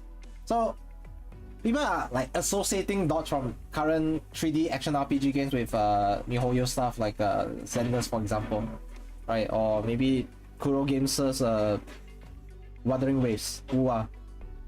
But those aren't the first 3D RPGs to implement a Dodge. They aren't. They will never be. Because they came out, right, Zenless was what, 2024? UA was like 2023-ish? Alright, see you, Johnny. Please have a good rest. Thank you so much. I appreciate that you thought of me when picking up someone to raid. So yeah, so happy to see you again. Like just seeing some of the old faces really makes my heart warm again. Right, feels nostalgic. Right, thank you so much, and please have a good rest. Okay, back to what I was saying. I'm talking about innovation and invention, because Zenless and UA never did invent the dodge mechanic Dodge mechanic is in so many 3D RPG games. It's meant to reward execution and timing. This one I talked about earlier on in this stream. You want to reward players for mastering a mechanic, so dodge is a good way of doing that. Like, you dodge to completely avoid damage, or you know, see some nice cinematic as the dodge animation plays out. You kind of feel like an anime protagonist, don't you feel? Don't you think that way? Like, damn, I got this like bullet time animation going on because like I dodged the shit out that bozo. Haha, he swung at me, he missed. Don't you feel rewarded for that? I don't know if everyone thinks the same way, but I feel rewarded for that. The cinematic is like something that's probably super flawless and a little bit more polished and aesthetic to give that anime style feel. It's not required, but it makes me feel good when I look at it. It's like visually appealing. I read his movement or this particular enemy's movement so well. I completely avoided the attack. Like, haha, get some skill, bitches. Why don't you try swinging harder next time? Right, so Hoyo didn't reinvent the dodge mechanic, they innovated on it. Right, that's what the good term is. That they try to give their version, they try to polish one out and give people a good sense of association. Like, now when I see certain dodges, right, I do get my mind tuned back to, oh, kind of looks similar to how I was doing in Zenless. But I don't take these examples as one for ones, you know. It can remind you, it can be reminiscent, but it cannot treat it as a copy. The moment you start treating stuff as a copy, everything is a ripoff in your eyes. And what happens if that's the case? Your enjoyment is halved. The moment there's a perception that it's a copy of something that has been out there in the market before, whether it's games or something like maybe even phones or tech devices or all that, as long as there was no innovation and then there's a perception that was copied, all of a sudden the value of the product drops, you know. In the beholder's eyes, all of a sudden the value just completely diminishes. And so if you have this boneheaded, stubborn idea that in your head this is a ripoff, a copy, all of a sudden you can't enjoy things. Like, damn, this copy like Wuwa, and I used to love playing Wuwa so much. Now I wanted to move on to something else because Wuwa is not as enjoyable anymore, and then all of a sudden it's like, damn, I think Wuwa did this better, man. And then you keep comparing and comparing and comparing with the older stuff. Comparison is a good litmus test to see if you enjoy something. But comparison can be the killer of joy, as I will put it. You keep comparing and comparing and comparing, all of a sudden this newer game that you came into or started playing feels inadequate. Then you start going back to the old one again, which might speak more volumes of how you perceive the games. Now you go back to the old game because you can't find enjoyment in the new one.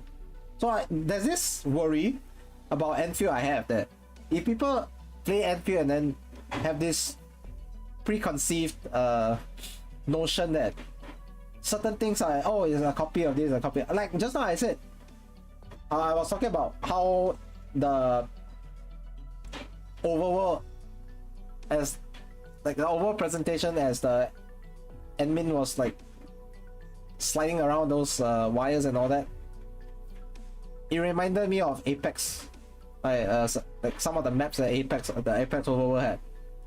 I said it reminded me, I didn't say it copied.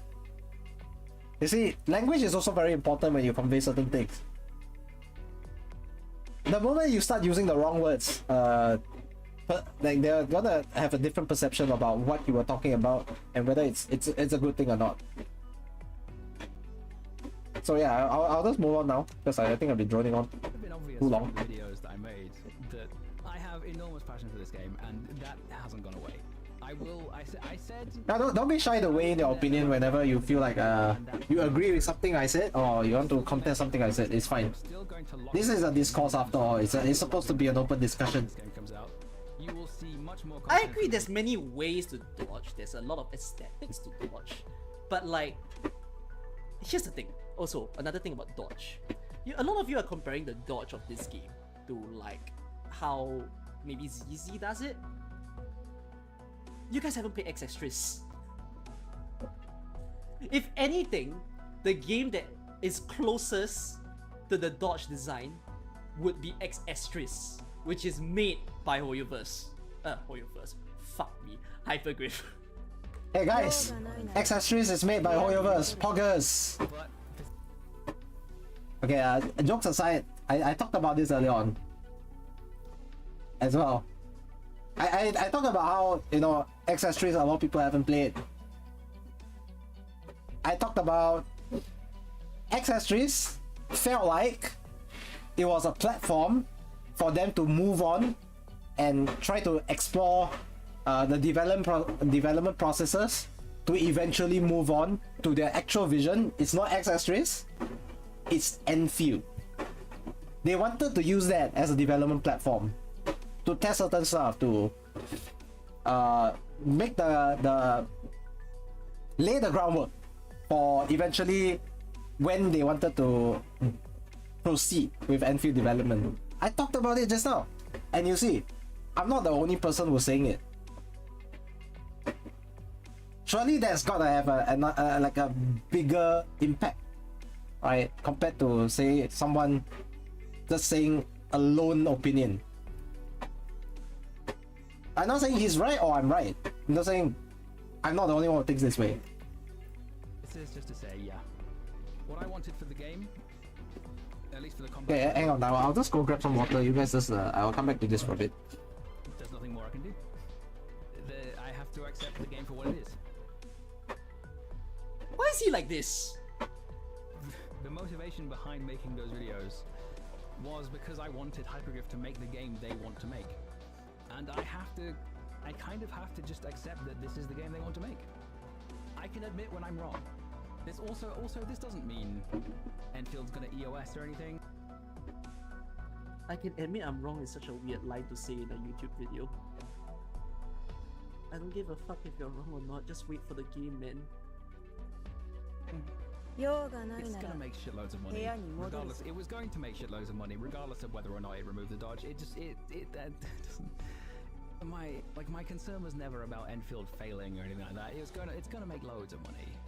My concern was whether or not it was. Bro, he sounds so fucking sour. He cannot deny that. He sounds so fucking sour. It was a game that, you know, I wanted it to be. It was a game that I would be able Okay, I'm to back. Don't think I missed too much. I don't know what they've been cooking, and I still look forward to finding out. But there's some more advice tomorrow. You really hope Hypergrip doesn't forget X Astris. You hope that you make more of that, especially after E33 now. Sour grapes. Sour grapes or what? Basically, yes, I'm disappointed. It is what it is. We go next. We continue. I cannot believe he feels so much sadness out of a fucking 15-minute gameplay. Bro, this game don't mean your life, that's number one. Please. Also, is it that wrong to be sour? Nobody said anything about like, wrong being sour, but you have to. However passionate you are about the game, I think you need to understand that being sour doesn't necessarily mean you wanted to shit on the game. There are different levels to sour.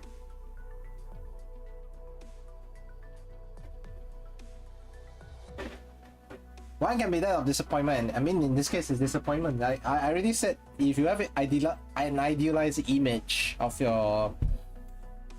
what you want a game to be, the idealized image is gonna screw up whatever you perceive of the game or the product from whenever that feeling set in. It's already taken root. It's hard to change mindsets generally. But once you successfully change your mindset, right, you will gain new perspective. The game turned out to be everything you didn't want it to be. That's the problem with setting idealized expectations from the start. If you have an idealized image at the start, it's gonna happen. But you can't control these sorts of emotions because like it's something you're passionate about. It's like the Arknights IP. A lot of people are passionate about it. Even I wasn't passionate enough about the Arknights game as a whole, right? Why am I still be here playing after 5.5 years?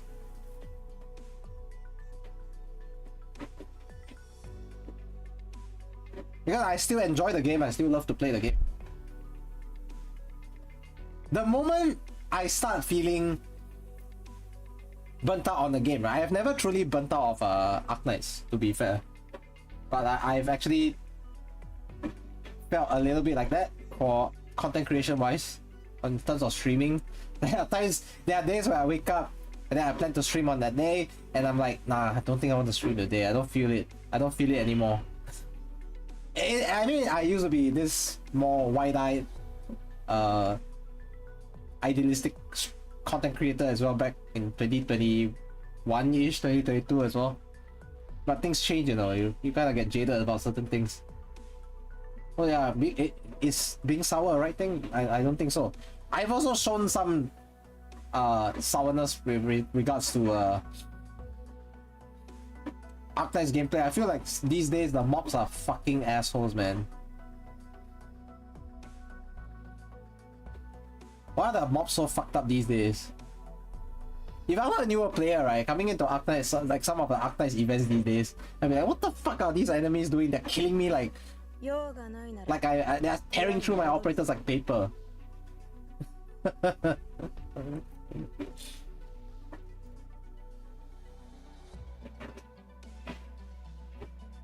Ultimately, you only want to show a lot of emotion, right, towards something. If you have strong feelings toward it, whether it's negative or positive, like the love for it or the hate for it, doesn't matter. Too early. You know, a whole bunch of bosses require plenty of problem solving, and the dodge doesn't work on more involved enemies in CBT even back then. It's pretty much a guarantee Tobo will start singing praises for the game then. Like I said, he's basically jumping the gun based on what he has, because he...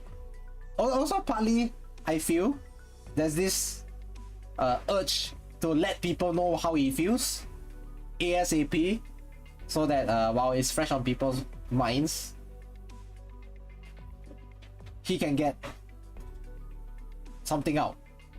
Right, you can drive engagement, you can drive more talk about the game, then he can try to expose the game more to other people, be it like negative attention or positive attention, it doesn't matter. There are creators who just do that regardless, you know. They just want to drive engagement for the things that they love. So they do all the little tricks that you know of, clickbait thumbnails, clickbait titles, you know, clickbait whatever, man. Everything clickbait, just to get people to click. Even journalists do that these days, okay, on their fucking online articles. So it is what it is. The problems of good take, hot take. It's not about the good hot take thing. It's just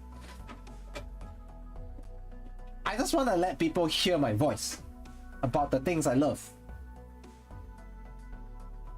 And I think his stance is quite very is quite certain, in the sense that he does want people to talk about the game and generate more interest. He wants... Okay, this is part of content creation, and also probably relates to streaming and all that. Why I started streaming, the reason I did that is because I wanted people to hear me play, like, hear me talk and drone on about my favorite games, and maybe just engage in idle talk as I play my favorite game. I want to stream content for people for myriad of reasons. One of which is to let people know more about the game I play, to let people know more about not so much the person I am, that one can come later on, but when you first start streaming, you kind of just want to show people how you approach the game, how you play the game, how you enjoy the game and you want to share that to the world. And that's how streaming came about, you know. You have to share your reactions, your approach, whether it's to live or it's to whatever, because some people just like engage in just chatting streams and all that. I don't, unfortunately.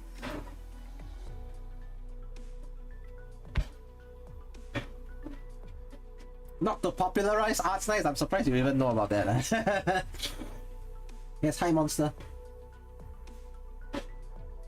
You wanna say you knew a comment that was made just after the Endfield demo in December? They were saying hypergriff to follow Final Fantasy 13. They were giving reasons why the game should have stuck to it. That was a couple hours after the demo release, and here we are. All these months later, some of us are grifting.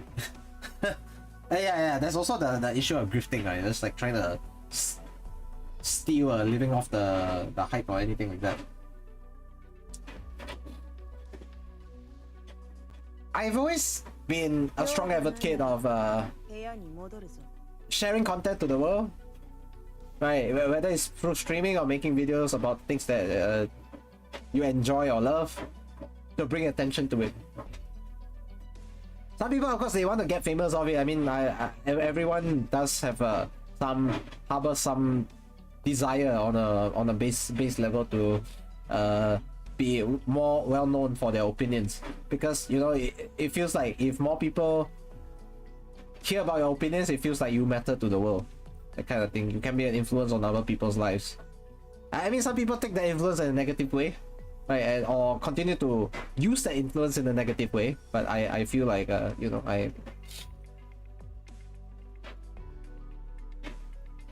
just so you guys know, right, I started the Arknights niche because I was trying to look for something to stand out, to be fair. Nobody really did. I feel like, I know there are some people who do physical only and all that.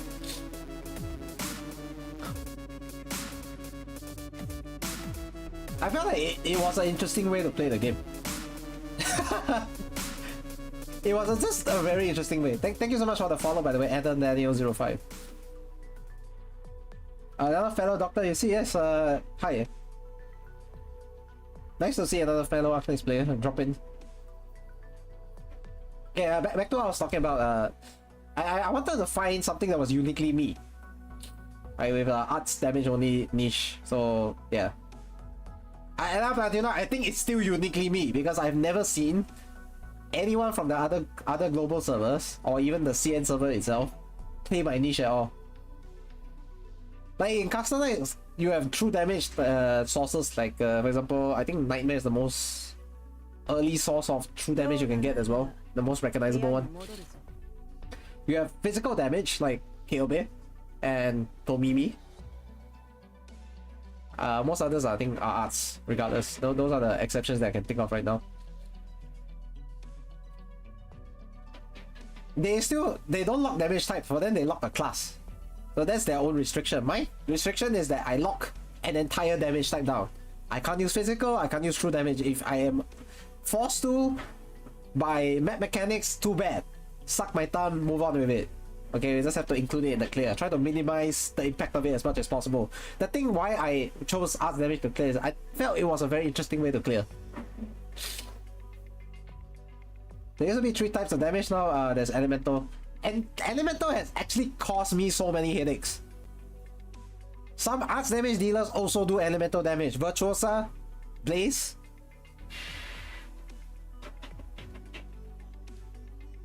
And I can't use them. They don't qualify for my niche. I can't even use Virtuosa at E0, by the way. She already has a talent at Necrosis talent at like E0. I can't use her yet. Nymph I can use, but I can use Nymph only on S3. I can't use her on anything else. And for what Nymph does on S3, right, I can easily replace with a much better operator who does so much more, for example. So I can only use Logos and Viviana with no module. Yeah. That's why Logos and Viviana are never having modules on my account. But not in a arts damage sense, but I can put it on them and just take it off when I want to use them. That's it.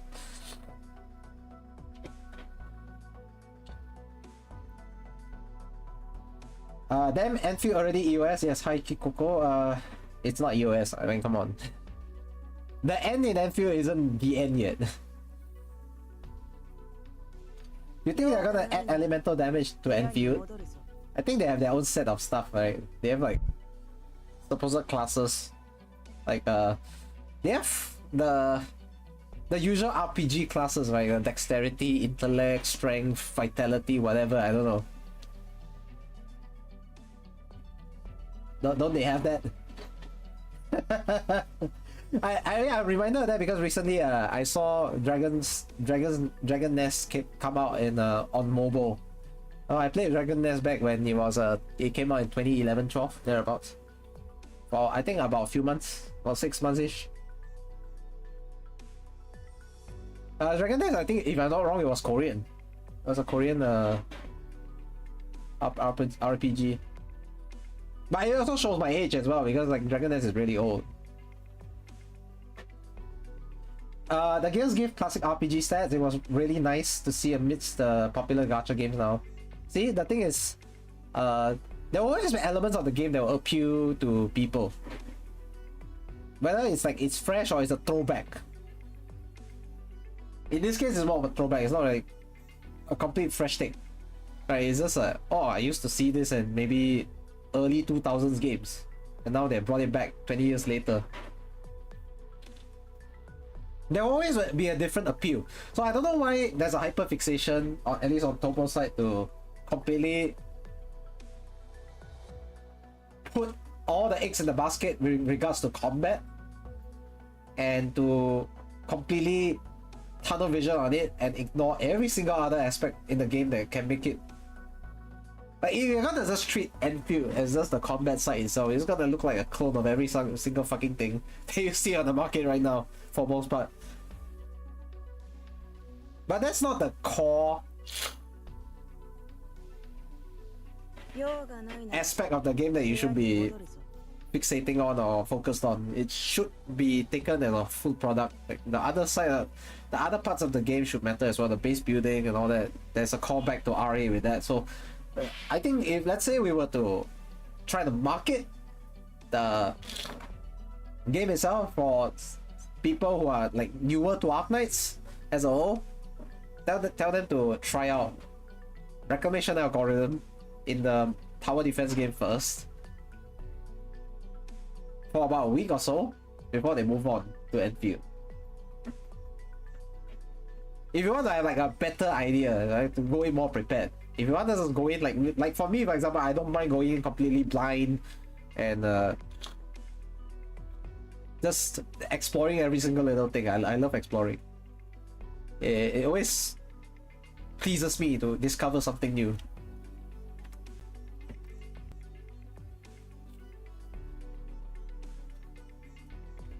You're seeing a lot of AK players hating the weapon banner even though it's generous. I think this is more of the getting burned by the other 3D RPGs where they have double gachas as well. Even though there are massive differences, your entire party and your approach to combat feels like classic FF titles and modern gacha game titles. See, the thing is, like, there will always be the trendsetter, like the pioneer of everything else. And then there was always gonna be a callback to them. Because it's a formula that works. It's a combat system that's intuitive to people because they've been exposed to it in some way or another. They don't have to completely learn it from scratch. Once you have the memory of it, right, like experience of something similar before, it's not hard to adjust. So it can facilitate learning speed and give that sense of familiarity. Like people, when they play games, right, they want one very important thing: comfort. You might want to disagree on this because maybe you're a little bit more adventurous or ambitious in terms of like your approach as a gamer. But that's the reality of it. A lot of people, well, it's prevalent in all aspects of life, even not just games itself. People will always try to fall back into comfort zones, and what makes them feel like it's relatable, something that they can recall previous experiences for. So having a callback to or reminiscence of combat style to another popular game, it's not a bad thing.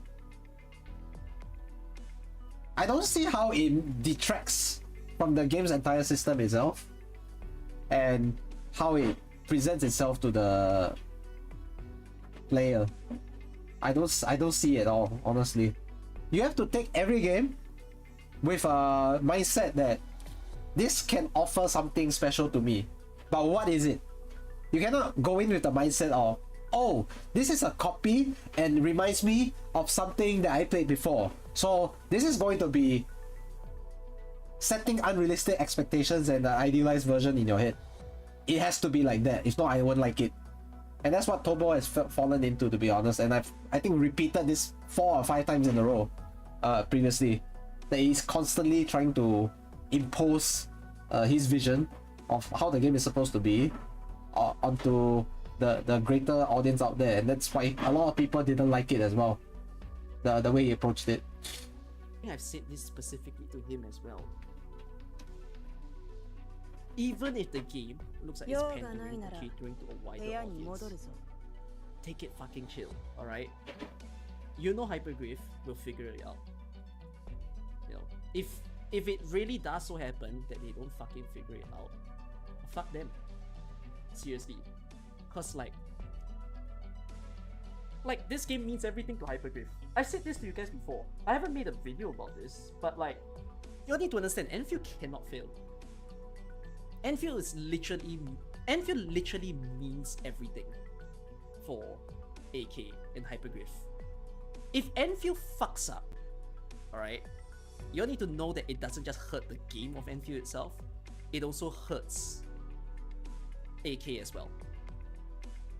Yeah, so the thing about this, I think he has a very strong point here where if Endfield fails, right, this will be basically people look upon Endfield as a failure in a sense. Why is that so? It failed to build on the success of the Arknights IP as a whole that was given to the franchise by the tower defense game itself. You can see the great success it's had. And one of the greatest successes that Hypergriff has managed to bring to the Arknights IP itself, right, is the presence of integrated strategies and the introduction of it. I think because of IS, AK has actually managed to cement its popularity within the gacha game community because it was a perma mode. Many live service gacha games right now, they don't have one. They don't have a perma mode. They have a permanent content that stays throughout from the first day you log in.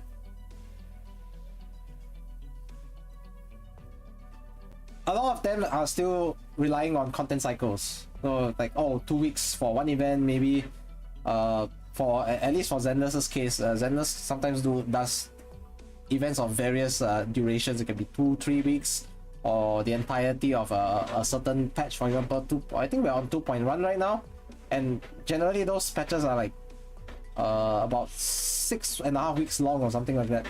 So they have a lot of stuff that they can stuff in between for mini events compared to the longer running ones. It's still not really a permanent sense, you know, in terms of like story mode is permanent. Story mode is only as far as the player can play through. So if the player has played everything up until current story, they are going to have to wait. That was a problem with Genshin at the start actually as well. The content cycle was not fast enough to keep up, but because it was open world, those were mitigated. Because in open world you can do whatever you want up until you get tired of it. And a lot of people never tired of it. They kept doing it for years and years and years. And you know, in a flash, Genshin is almost approaching 5 years.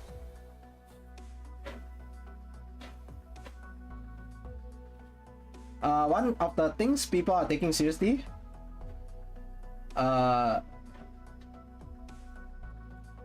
Next, how they were playing Endfield. Typical ARPG players do not want to play base management, so for them,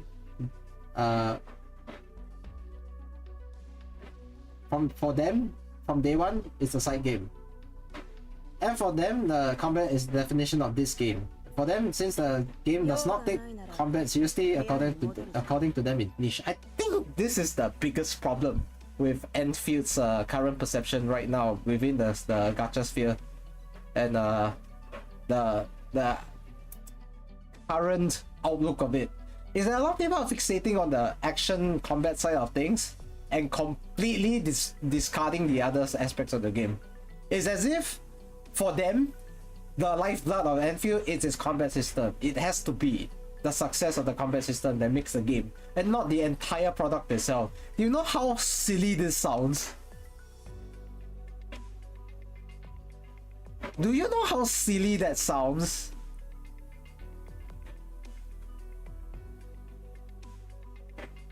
I don't know about you guys, but I feel this is completely like incomprehensible. You reduce a game to just merely its combat system. This is so reductive. This does not feel like people want Endfield to succeed as a whole. They just want the Endfield combat system to succeed in their eyes. Do you know how stupid this sounds?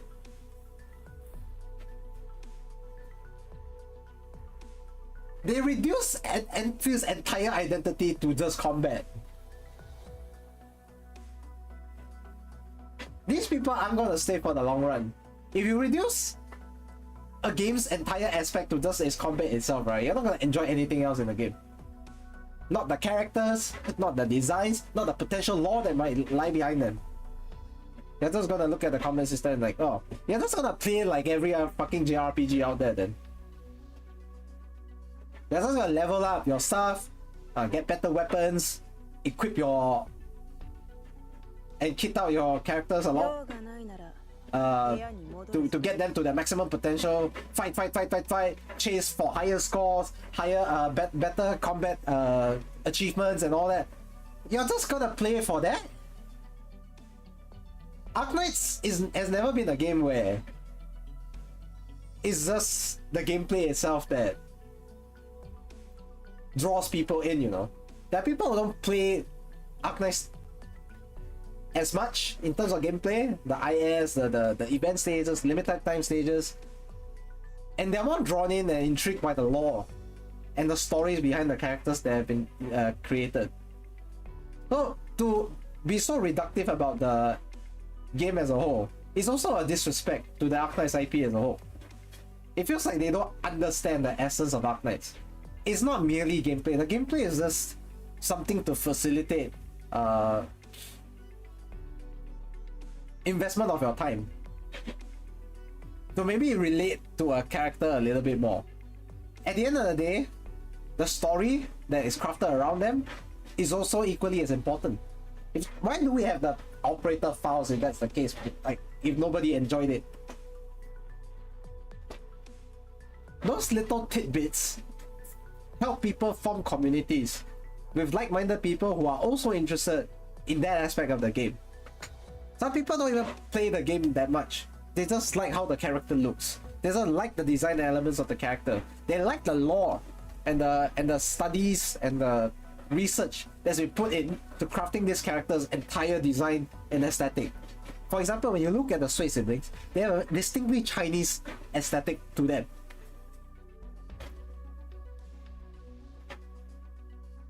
Since they are the most recognizable ones of recent times, where they have a completely unified aesthetic.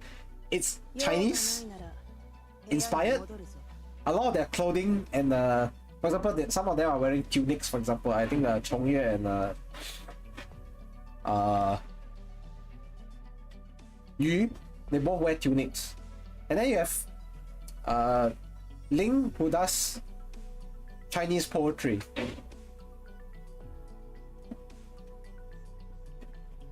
And then if you was great at cooking, and most of the food that is shown cooking, it's a callback to Chinese culture and it's cooking. All these little things, they add up.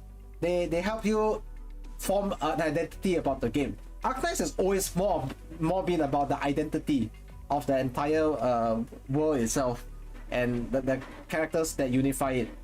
More than the combat system. If I were to just play Endfield for the combat system, I'm not gonna play it for long, you know.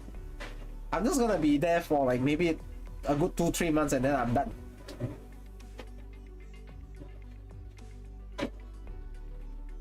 Even in Pokemon, you know, raising Pokemon, like leveling them up, getting them stronger stats through like breeding like IVs and EVs from training.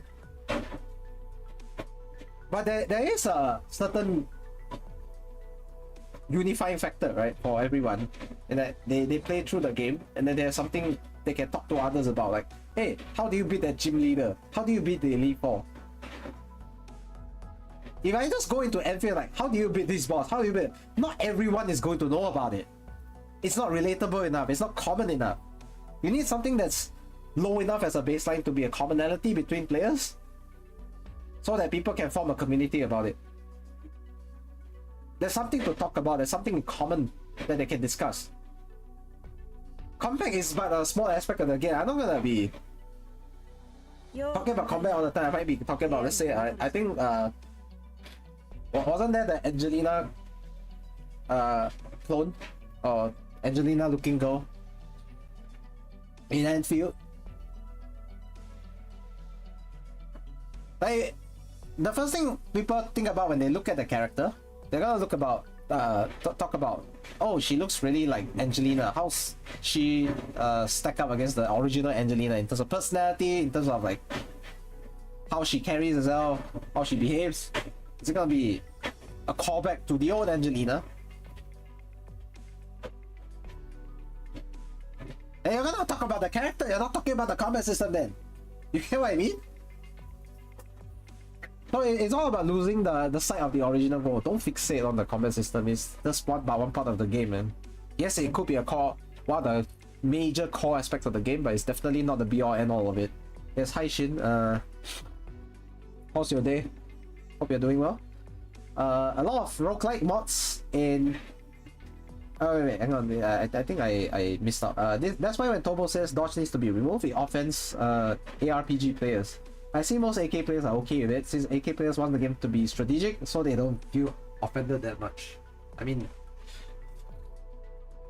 AK always had the reputation of being a brainy game for the big brain, not for the dum-dums.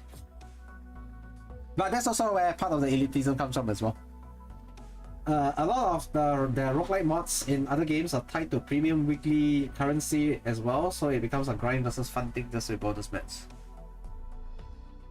True. And they also made the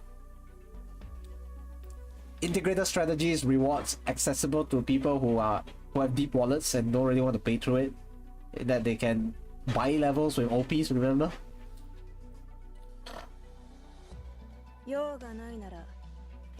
But yeah, let's move on to from this. And like, you know that the Chinese players are going to flare up. So yeah, Tobo's in the chat. I know that you're gonna be watching this, Tobo, but seriously, you're so sour, man. You need to chill, please. I've said this to you in the previous call. Yeah, how long are we at? I think they went on a 2-hour talk or something like that. I saw it briefly.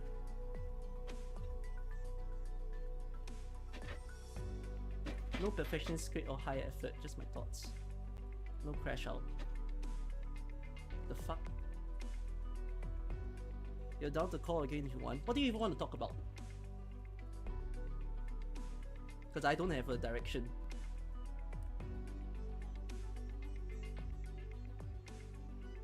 Okay. I genuinely think, right, let's see. to think of Endfield in a certain way, and I'm quite pissed.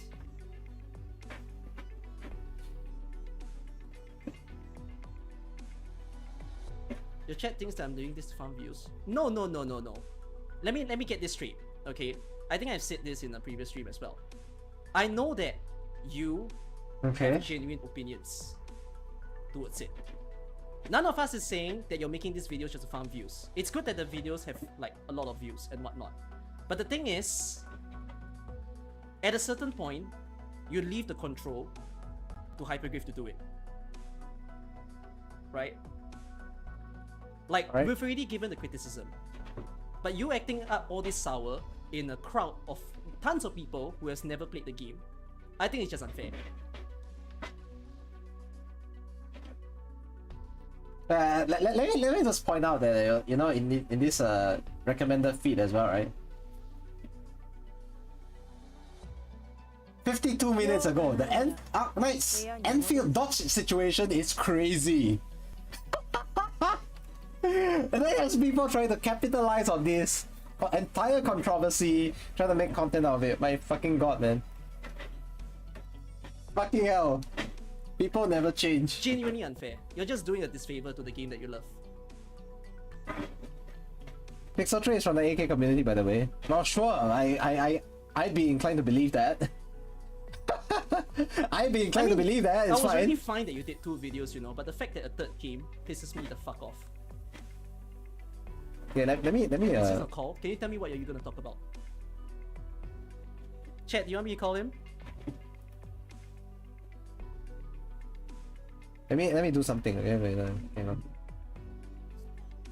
Everyone's saying no.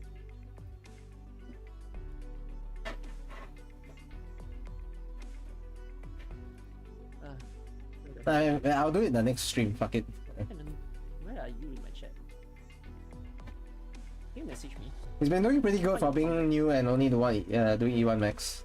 My biggest problem with content creation, right, is that I'm not doing posting up enough arts damage only runs. My last one was over 3 years ago. I am so pissed, man. Here's the... Okay. I don't think I said this enough. Alright? I've never made a response video towards this, and I know what Toro's intentions are. But I've already said, the 2 videos he's made has done a lot of unintended consequences. That is the reason why I am not a fan of this video. That is, you can give your takes, you can give your opinions, but it's because of his presentation and how people listen into him that I feel like a lot of the ways that he's presented for the game has really done a disservice to what the game is about. And like, as a result, it's now becoming a situation where whatever Tobo feels towards the game, everyone thinks that they should feel the same way. And I don't think that's fair. You know, like, if it does so happen that the game turns out to be utter crap, you can now sing your joy and whatnot. But honestly speaking, if the game doesn't turn out the way that you put forth, you just look like you're in a worse state.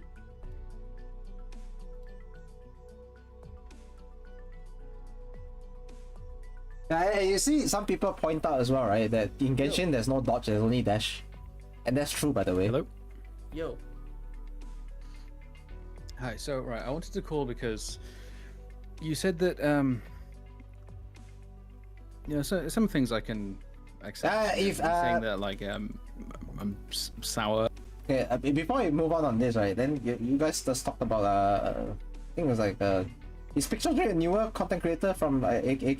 Because I'll be honest, I'm not entirely up to date with the YouTube scene on, at least within the Arknights circle. I'm more kept up with on Twitch. Even then, it's not by much because like these days I'm not even on Twitch that much anymore. Maybe this is better for the content creation talk that I want to talk about in another day, but yeah.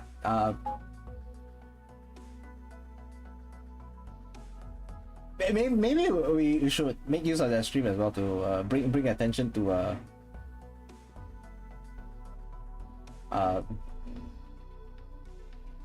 content creators who should be getting more recognition but aren't at least on that one. So I'll just leave it at that for now. We'll focus more on this part and Or whatever. Like, I don't know why that word specifically, but yeah, like, sure, that's fine. I'm not bothered that much. But like you said, I'm doing a disservice to the game. That I take issue with that. Why do you say that?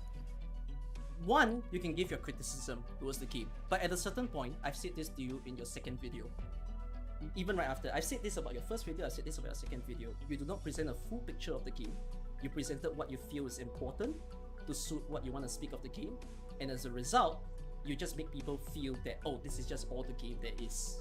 This part is quite hard to hear. What do you mean? Sure. Okay. Cookie Kid's talking over Tobo. Yeah. Okay. So I'm wasn't doing Tobo this. sleep deprived on this? I'm not he trying sounds. to be. He sounds like he's I think I'm aware he has a kind of like ADHD because the way he speaks sometimes reminds me of someone who has that. So he needs some time to focus and collect his thoughts. But especially if he's sleep deprived, it's gonna be even worse. ADHD people, if they sleep deprived, right? They're not going to be someone who conveys their thoughts that well. And to be fair, I feel like at that point of the stream, he had some sleep before tuning into his stream. Felt like he Just want to make sure I'm like understanding you properly so that I can. He doesn't sound sleepy. It sounds like your opinion he didn't get enough sleep. But More of. it's because I don't talk about everything that's in the game in my videos. Okay.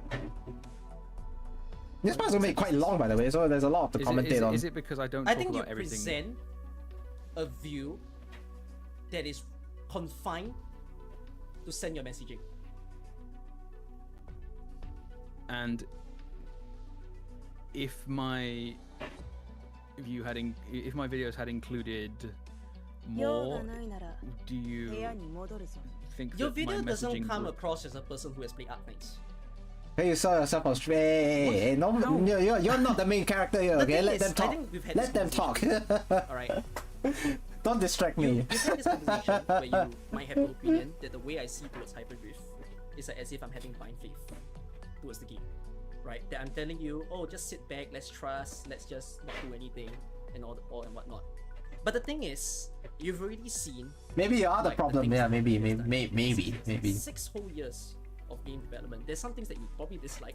You could rebrand yourself, you know, Problem Mouse. And whatnot, you know. But if you read interviews after interviews of their own design philosophy of what they do, how they you know, do if you want to things, be then a you'll little bit come to more understand that certain things that delectable we do, to we may people's have eyes, you can call yourself Chashu Mouse. Other times we just sit back. Have you read the IS interview recently? Like it is like this, you know? Yeah, I have.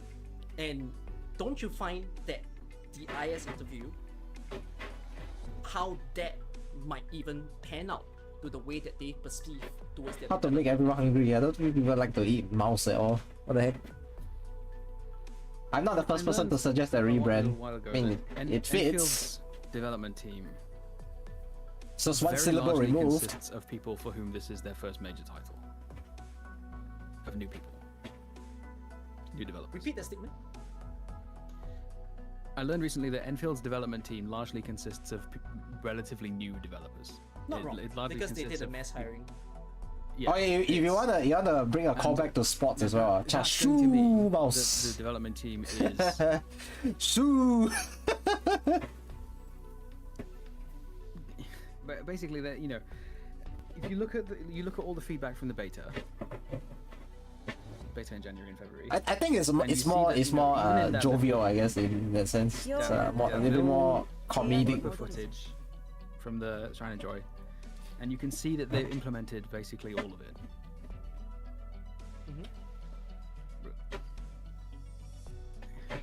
The reason, like, I find myself disappointed is because what else was there feedback for? It was blueprints. And, you know, so much of the feedback was asking Enfield to compromise on its vision, and I'm disappointed in the. Yeah, I take issue to what Tomo said here, mostly because he keeps harping on compromising vision. Does he fully have the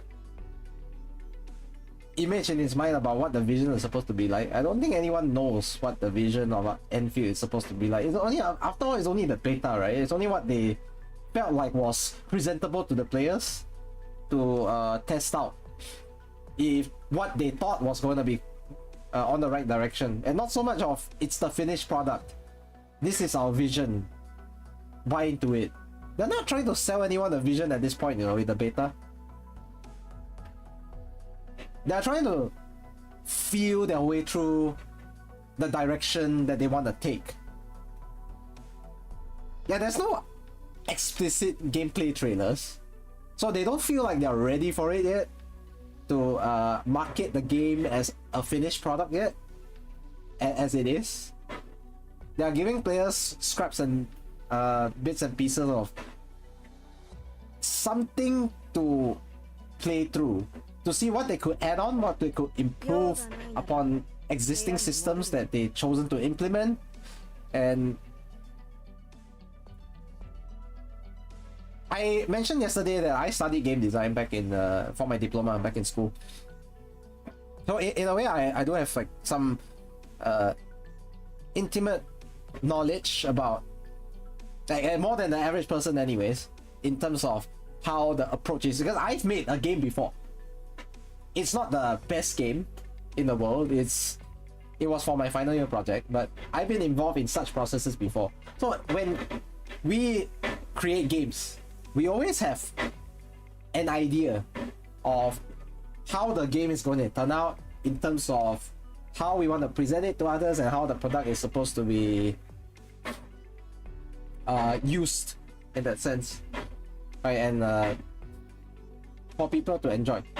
I ultimately just would want to put out there that even as I was making my game with my group, I too had a vision and an idea of how my game was like. Then eventually we try to stick as close as possible, but sometimes it's just not completely within the realms of possibility to keep it as idealistic as we had envisioned it from the beginning. There were a lot of changes and a lot of iterations that we gone through. I think I made like up until maybe a version 2 point something by the time my final build came out, or 1.6, 1.7. It was like 6-7 iterations for a game that I had to spend like around 3 months making.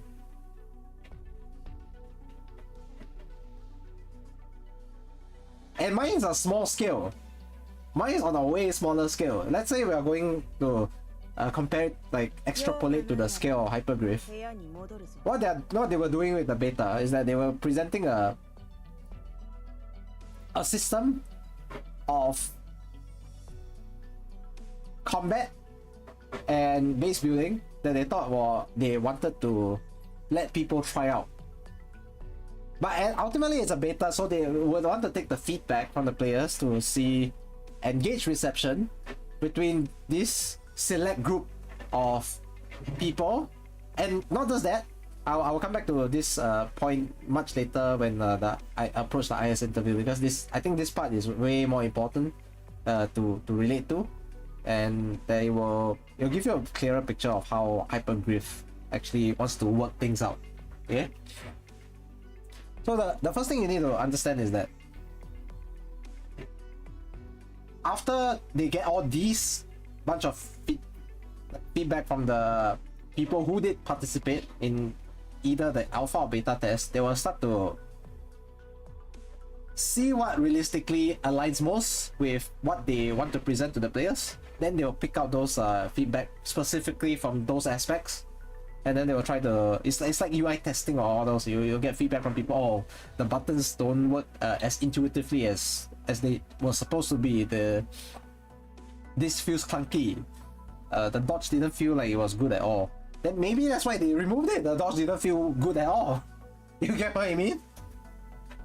Maybe a lot of people are putting forth the perception or perspective that it didn't feel good to them, so they removed it and try to make it into something else instead. So yeah, that's why I really want to make people understand. They don't take every single feedback and then try to put it in the game. That is way too much to do. Because there's also a possibility where certain aspects of the game are so polarizing that it's just not. It's just better to focus your energy on improving what people like or felt extremely bad about than something that's like in the middle, so polarizing that it's just not worth trying to cater to any single side, whether it's the side that hates it or the side that likes it. I did mention that I think they are a pretty small team. They are not big enough to focus on too many things at once. Feedback is good, too much feedback is bad.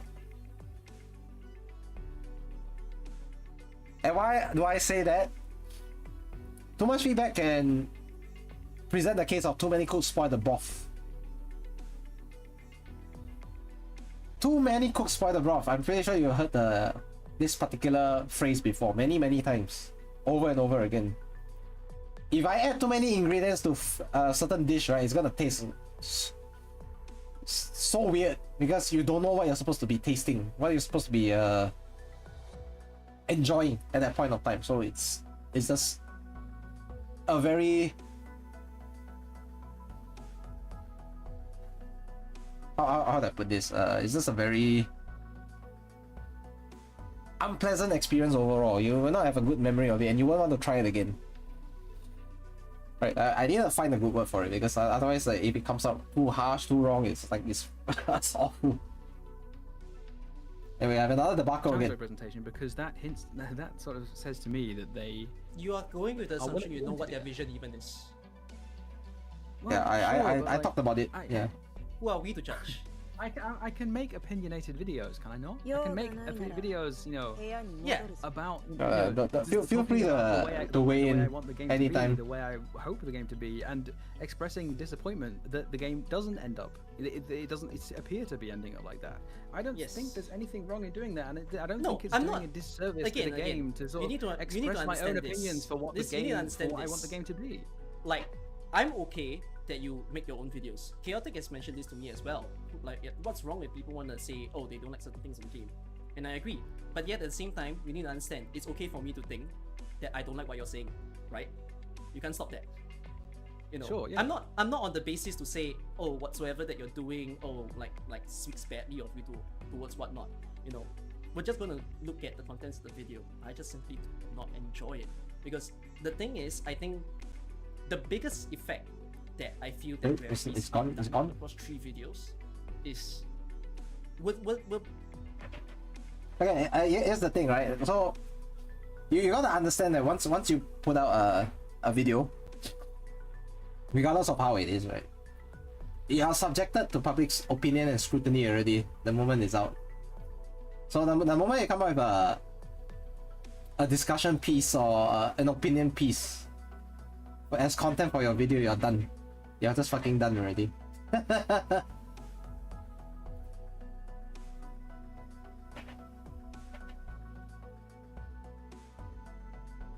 I'm not even joking about it. Like, how many content creators, even Cookie himself, has been subjected to this kind of thing. Okay, he's not immune to this, and he's been vilified before for certain videos that he's made.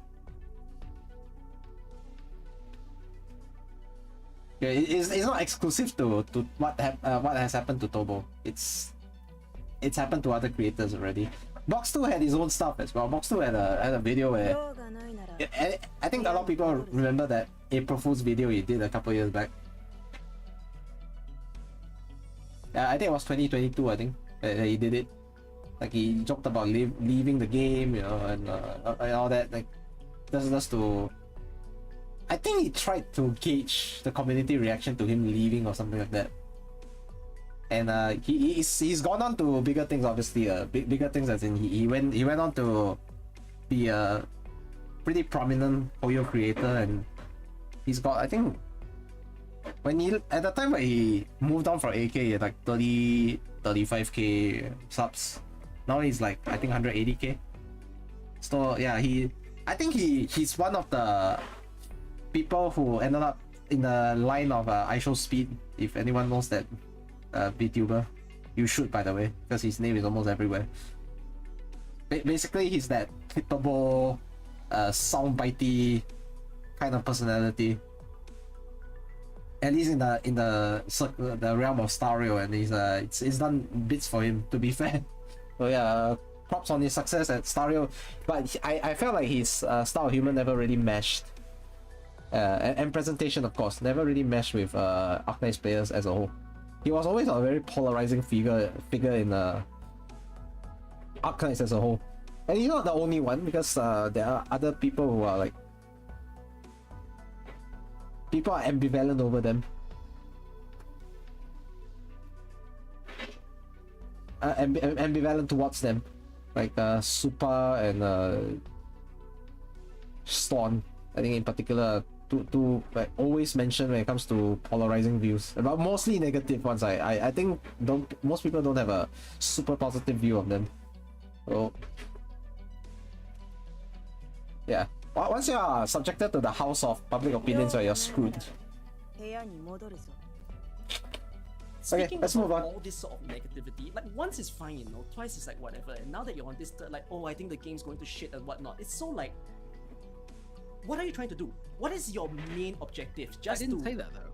Hang on, no, that's a misrepresentation of what I said. I didn't say the game's going to shit. I said I'm disappointed in the direction. I'm disappointed in this decision. Okay, here's another thing, right? There's a lot of assumptions on both sides, in this sense. So Cookie's trying to accuse of like Tobo of saying, oh, the thing's going to shit everything. I don't think Tobo ever said that thing in any of his videos, that the game is going to shit. He can't really judge for the game to go to shit either, because there's not much to go off on. It's just a beta that most people have been subjected to in terms of like the experience itself. So you can't say that for real the game's going to shit. It hasn't been released yet. How does a game go to shit if it hasn't even been out as a final finished product? it's like dooming the iPhone even before it comes out, you know, like, oh, everything's going to shit. It's the same thing as last year. What the heck, man? So I think there's a very horrible assumption coming from Cookie's side in this case. I really feel for Tobo on this end. I said my passion for the game remains the same. I said I'm still looking forward to it. Yeah, and Tobo did say that in his video when we went through it earlier. Say, my passion for the game remains the same. I still will play the game. I'll still collect, like, I will still create content for the game. I'll still connect with the game, people, the community, and all that. So it'll still be there no matter what. I said I'm still going to make all the content I was intending to make before. I didn't say the game's going to shit. That's a misrepresentation of what I said. That's a misrepresentation of my entire of all my videos. Yeah, but unfortunately, you can't tell me that that's not what people feel towards your videos. Like, I wouldn't be the only one. Some people will be thinking, damn, like, what's going on with, like, how much that you're against towards the things that occurs in the video. You think both sides clearly overreacted? I don't think that's like, false. What even is there are overreactions at certain points of their discussion. Of the game, right? What? Like, you at this point, if you ask someone who doesn't know you as an AK streamer, you ask someone who doesn't even play AK, you ask like anybody else who's for you and whatnot, they'll just think someone this guy must have a vendetta talked about how can you make an opinion video called you don't against Endfield? know don't know about the game or something like that. It's coming to the point that the game else who's for you and whatnot, they'll just think you are the problem, right. You are the problem. How can you make someone talked about it? Like it feels like the way Tobo made his second video, right, especially the thumbnail, it feels accusatory, and people don't like it when you point fingers at them. Most people don't anyways. Like I know I wouldn't. If someone told me I'm the problem, I would know why I'm the problem. You don't tell me I'm the problem and then start like avoiding the issue completely. Yeah, that's the thing. You don't want to come across as trying to provoke the viewers, which I tell you, a lot of creators have fallen into this trap. They think they are highlighting a problem. They think that they are being this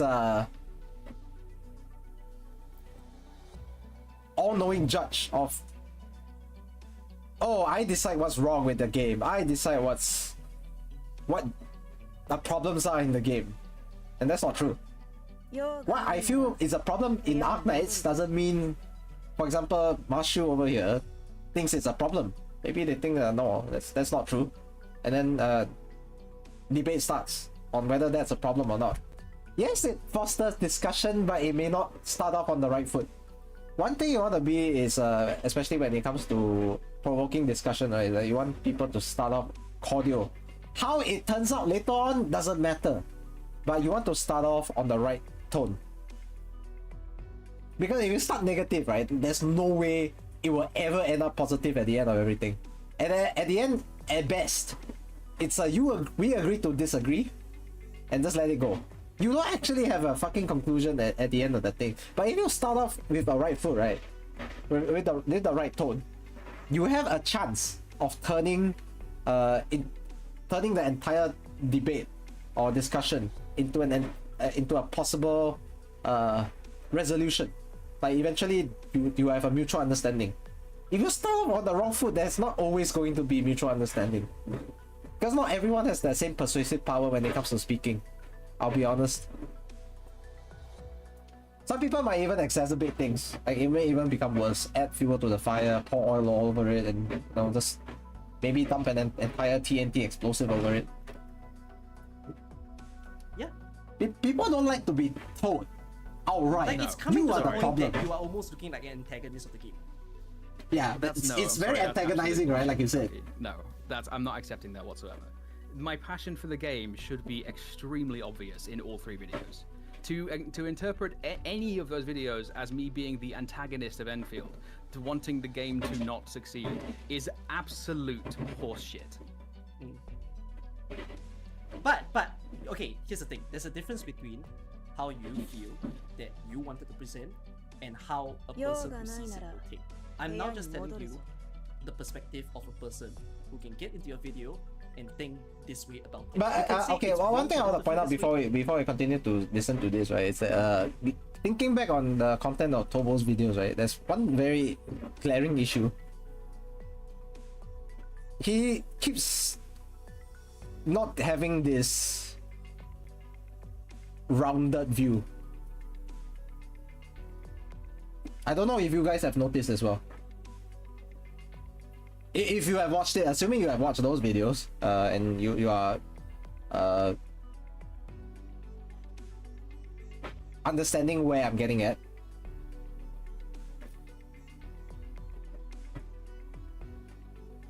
He wants to come across as passionate, but sometimes maybe the tone of delivery. Let's say all of a sudden he's like he went from this being this excited, giddy supporter of the game. All of a sudden he feels like this. Within 3 or 4 minutes of the video, he sounds deflated, dejected, and disappointed. The 3Ds, the triple D. It feels like it does bring off the impression that it's dooming, right? It does, right? The emotion is conveyed. Maybe not in the way that he wanted to. He wanted to convey disappointment primarily, but he sounded deflated, dejected, and disappointed. Like the energy just went from like when we started the video, it was like quite looking forward to it, and then towards the end of the 5 minutes of the latest video, the last of the 3 that he made, it went all over this roller coaster. Where it's like towards the end of the roller coaster, it just crashed. So some people are gonna think about, oh shit, he just doesn't have high hopes for this game, does he? The impression is not what he wanted to bring, but that's what he displayed to people. That's why sometimes you can see like people say, oh, this guy is high energy all the time. He must be faking it. There's no way someone can keep it up for so long. But some people are just not like that. Yeah. Some people just are. Just go look at some of the YouTubers who create like challenge videos and all that. And there's this one guy who was hyper throughout the entire fucking 50 minutes. You might think he's like a he's faking it at some point, right? There's no way you can keep up that level of energy, right? But it's the truth. Some people are really that energetic and they are able to bring the enthusiasm and try to spread it to others. But in the age of social media, sometimes they do find it a little bit fake and not so genuine as they wish it to be. As if some kind of jadedness coming through, like this get off my lawn, you young whippersnappers kind of vibe, you know, the old uncle who can't have any fun anymore because he just saw too much. Do it. You get what I'm trying to say? People believe in horse shit all the time. Like you can say, oh, I'm here to make the game better and whatnot. You know, I want to see good things of the game and here and there. But like, with can't wait to ever hear like Eraser's impression of that old auntie voice. You know, like get off my lawn. Down. You know. No, it really shows the age, you know, like you get jaded. It's not the literal age, more of a metaphorical age. Like, seen too much shit, man. Seen too much shit. If Eraser's ever streams again, yeah, I haven't seen her in a while, to be fair. Don't stream if you don't feel comfortable to. Don't do it. You know, feel free to just stop me and say that this is been jaded since you were a teenager. You never streamed. You're telling me that criticism will be interpreted as wanting the game to fail.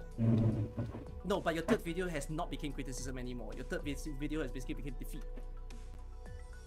My third video is a video I made in less than an hour to express my feelings about the China Joy presentation because I wanted to get it out as soon as possible. But do you not think that your assumptions are... Yeah, you heard what Tobo did, right? I don't think the duration matters here.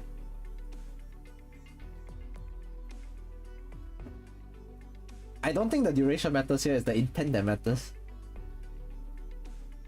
I could make an hour video that was extremely well received, like a video within an hour, like a 5 to 10 minute video within 1 hour that was extremely well received. What would that indicate then? That I did a fantastic video? Not really, you know. It's like it's got nothing to do with duration. I think duration of video does not necessarily correlate to rushing it. I just feel like he didn't think through the intent of the video presentation before he put it out. That's all that matters. Because it feels like a lot of people are hating. So surely something rubbed them the wrong way. No, because I made clear that I'm not making certain assumptions. Like I said explicitly that there are multiple questions that haven't been answered yet. Yeah, but then it's like then you're getting disappointed when it's not a full version of things that you can test out. Sure, but okay, it disappeared again. I can still express there's only so many times I can say no, let them cook. Like I will continue to let them cook, but I can still express my disappointment at the state of it so far. Like what? Like I'm so confused. Like as if this 15. Okay, this one thing I do side with Tobo on this in the sense that Cookie has his own mindset when it comes to video creation and all that. Hi Kurogami 27. Wait, what? I thought you were Cookie Kaze. I'm not Cookie Kaze. Will never be Cookie Kaze in my life. Yeah, we are completely different people. Yes, we are from the same country. He's also Singaporean. I'm also Singaporean, but we are not the same people. My mindset is different as well. Yeah, okay. Speaking of mindset, because I was just speaking about it earlier, so I had to reference it. Do not lose track. It does feel like Cookie had this mindset with the type of video that Tobo should have put out, or should not have put out. Quite strong opinions that he seems to be gatekeeping with how he was wording it. I don't think maybe that's how he intended to come out, but he kind of wanted to gatekeep Tobo from spitting out opinion whether it's...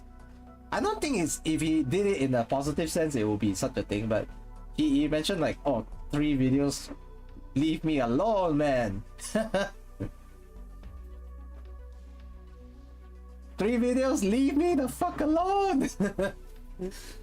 Like he wanted to stop him from voicing that kind of opinion, which is I think it's a bit disingenuous on his end. It's not nice. But maybe at this point he's quite caught up in the disappointment and anger about the video having such negative publicity. 1-minute video can tell you the whole state of the game.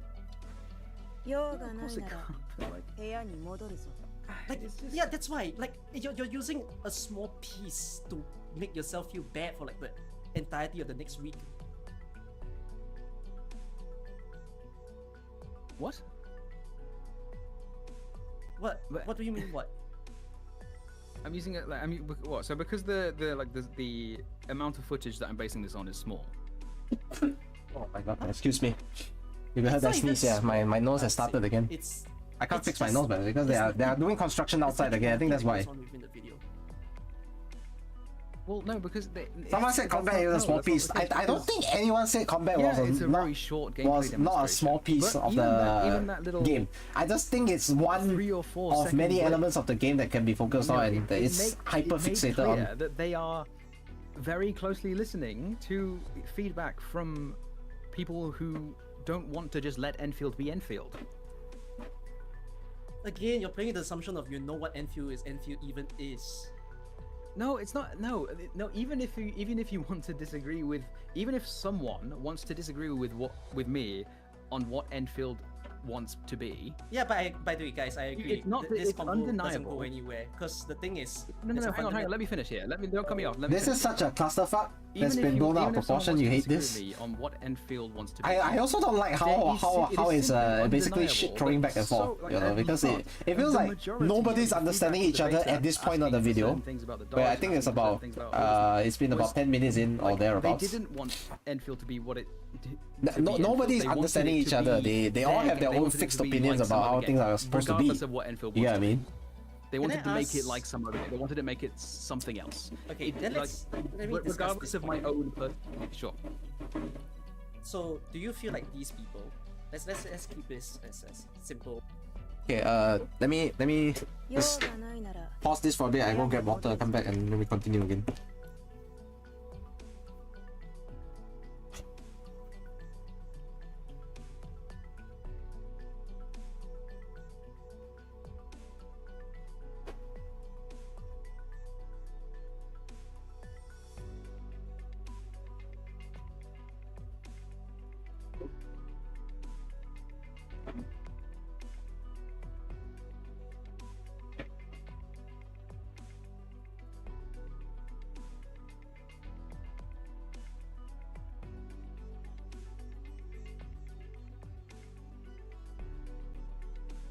Okay, I'm back. I can continue already. Oh, question by question, okay? Do you feel like these people who saying, oh, they want Dodge to be this way? Okay, one thing I want to really point out here is that I feel like at times Tobo is suppressed from getting his point across because you know, Cookie is a bigger creator. He wants to impose himself on this conversation in trying to bring his points across to Tobo, you know, that to make sure that Tobo was hearing his opinions. Not so much that he wanted to make Tobo change his mind or anything like that, but if there's some element of wanting to persuade Tobo to listen to his outlook first. It is at times it didn't feel like a discussion. It does feel like more of a censure. Someone who was getting lectured. Which I feel like the mood of it just brought through like that. And it's not very nice. Do you see them as wrong?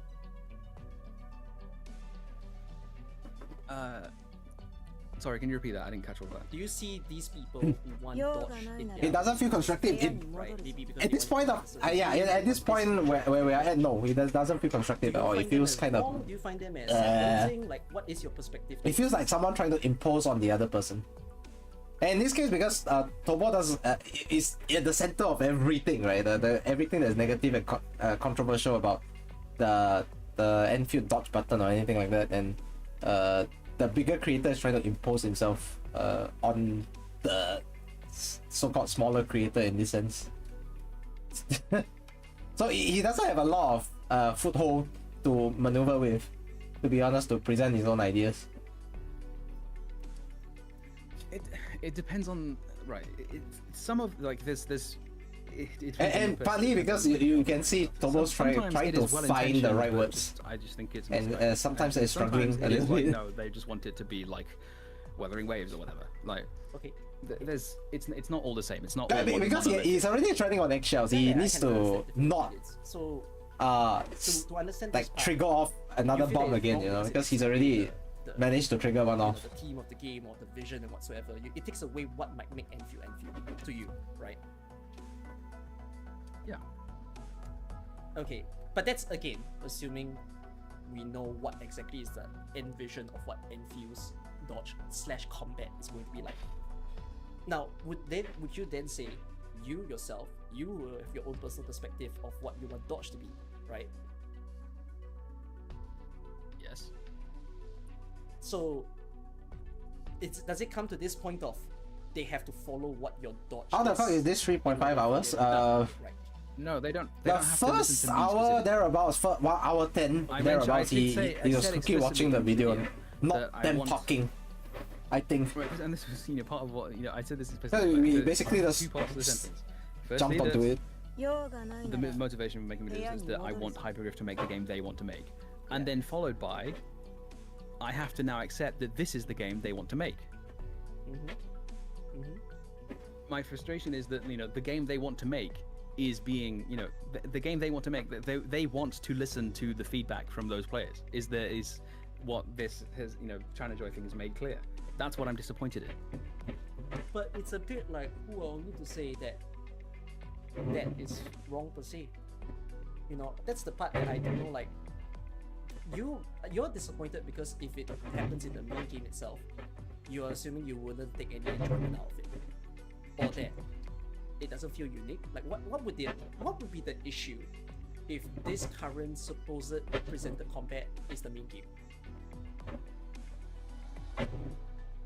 It's because of the precedent it's because of the precedent it sets, right? If Okay. they are willing to listen to people who didn't like the dodge, they're just like more iframes, more SP, more don't Too long, didn't all that read. stuff.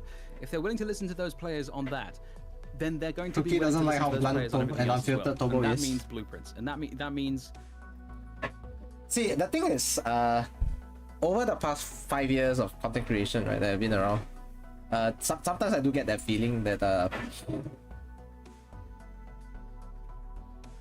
it feels like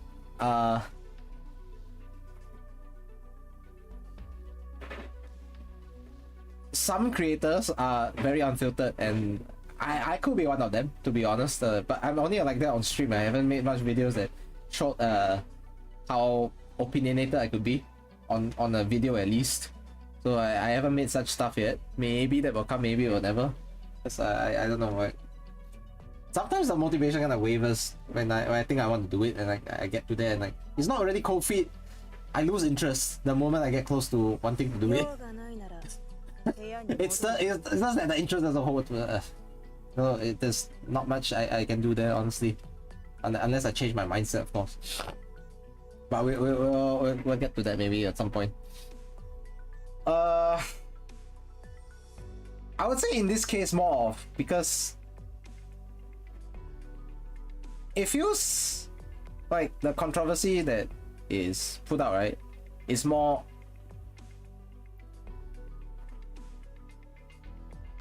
it's not nuanced. I think Cookie's biggest issue is that it's not rounded. It's very one-sided. It's just trying to push a narrative, and then everything wants to what Tobo wants to present is very superficial, so to speak. There's no depth. It's just constantly harping on, oh, it's not this, it's not what I want, I'm disappointed, blah blah blah. At least that's how the first impression of everything comes across. when you actually watch the videos, right, it's not that he doesn't have other salient points to talk about. It's that at the end of the day, he goes back to the same thing again, which the issue is he has the issue with the dodge thing. He never super expands about anything else apart from harping about the thing again. So he went on for 3 videos, so that's where the string kind of just snapped, you know. Very hardcore endgame players forget that massive portion of the player base in AK is casual and the game still needs to cater to them. You can't just say HG is going a wrong direction because they are catering to a wide audience. This is one thing I wanted to talk about when we eventually get to that, because I think this was addressed later on. I mentioned about the gatekeeping thing, which has been a very... It's actually a prevalent thing in Arknights community, but it's not as overblown because nobody really wants to pay attention to them, so to speak. So the hardcore people are the gatekeepers, generally. In any game, it's not just in AK itself, it's just that in AK, right, they are quite isolated. Nobody wants to fucking care about them, they can go fuck off. Hardcore AK players are extremely elitist, and they are the exact elitist part of the elitist gatekeeping that I've been talking about from the start of the stream, to be honest. I'll start this discussion. It's weird because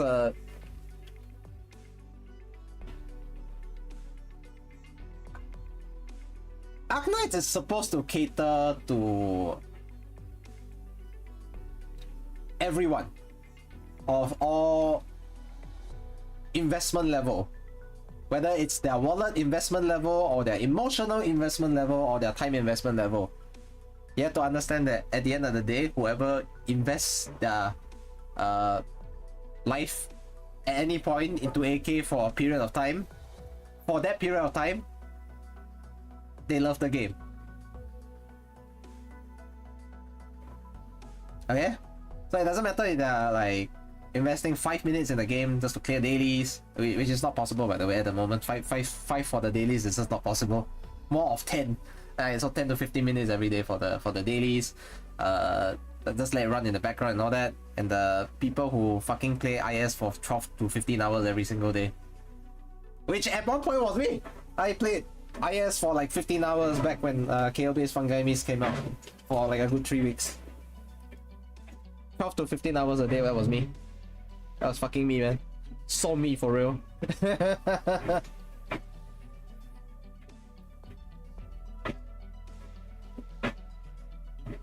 So, yeah, hardcore AK players are definitely an elitist group that are of their own brand, honestly. But surprisingly, they're not as toxic as the other ones in others. Maybe because the wider community out there doesn't really take them seriously. Well, I've seen the elitist Genshin players and the Zenless players. They are another breed altogether, you know, they are like another level. And that's because the community pays attention to these people. The moment they don't have their voices heard, all of a sudden they're isolated and away from the that's why a lot of people have the rest of the community. That's why a lot of newer players, right, well, a lot more innocent, a little bit more glitter-eyed, they don't really get exposed to these elitists all that much, honestly. So looking back on some of Tobo's content and tweets, one issue that really rubs people the wrong way is how combative and blunt he is with his takes. Okay, sure, I can see that. He's a very... for me, it's not a bad thing. I'll explain why later. Okay? So I'll go through all your messages first. So the entire point about dodge immediately becomes dodge is the issue. If you disagree with me, you are the problem and I'll fight you. Like that kind of thing. Okay, his intentions are good, but he needs a filter. I think other people, other than jumping the gun, the other thing is that a lot of people have been convinced by Tobo's well-articulated the content and has blown up beyond this is what I wish the game didn't lean into, and now it's about objectivity, be it bad or good. I think this is a very interesting point that you brought up. Which I didn't really think about it entirely. I feel like, contrary to what the first impression might be, like, oh, why did Tomo even doom about this game and blow it up and everything? Some people might think, oh, this is a very uneducated take. I think on the contrary, he might have presented his disappointment a little too well, which is why I want to bring it back to the fact that you said well articulated. I think that was a very good point. That was a fantastic point put out by Skyf over there. Is that he articulated his disappointment way too well, that people are basically having this image and branded him with this reputation of, oh, so he seems to want the game to doom and fail. So this is Arknights Enfield's #1 doomer right now, as he seems to be placed with the tag right now of it. Because I keep seeing the dooming. It kept popping out in this chat of Cookie Kaze where everything is like dooming. At some point you will see the fucking word dooming, and I don't want to see that shit again, okay? The game hasn't even passed the beta stage, and here we are talking about dooming the game to like the end instead of Arknights Endfield. We're only focusing on the end. The end. It hasn't even started its journey, like, come on, man.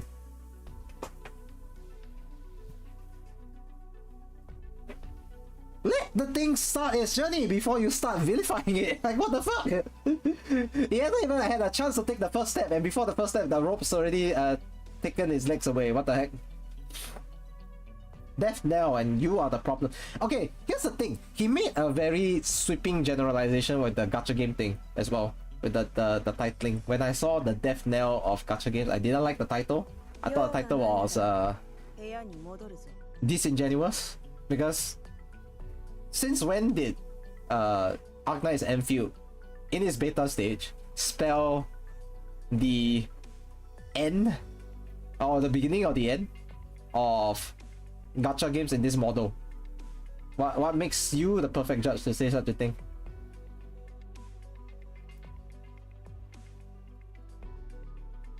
That was my main issue with the title. Like, when I saw Death Knell, I was like, this is meant to drive engagement. That's the first thought that came into my mind. Unfortunately, because I as someone who positively hates clickbait so much that I always speak about it and speak out against it, then that's the first thing I'm ever going to think about. I guess I'm just that jaded because I've been exposed to all these types of videos before, previously, in other shapes and forms. So he did, I think, definitely want to get it out there to the wider audience, way outside of the Arknight sphere, where I think a lot of people from other gachas, similar gachas, like Zenless, Wulwa, and maybe a myriad of other games as well, they also came into weigh that thing, because he made it about gacha games as a whole, rather than just Enfield itself. At least the title seemed to bring up the problem, being Enfield might spell the end of how gacha games are going in this model are going to end up. So instead of implicating just the Arknight sphere itself, right, he implicated the entire gacha game sphere, which if that was not the intention, the title didn't seem to bring that kind of intention across. So because when someone brings across Death Knell, right, what's the first impression any one of you are gonna get? Any one of us is gonna get? Is that it's gonna be the end. Because as we know, life is the beginning and death is the end. So I don't know what the reception is on Bilibili. Although I can personally read Chinese myself, I could just go on there and have a look later on if I wanted to.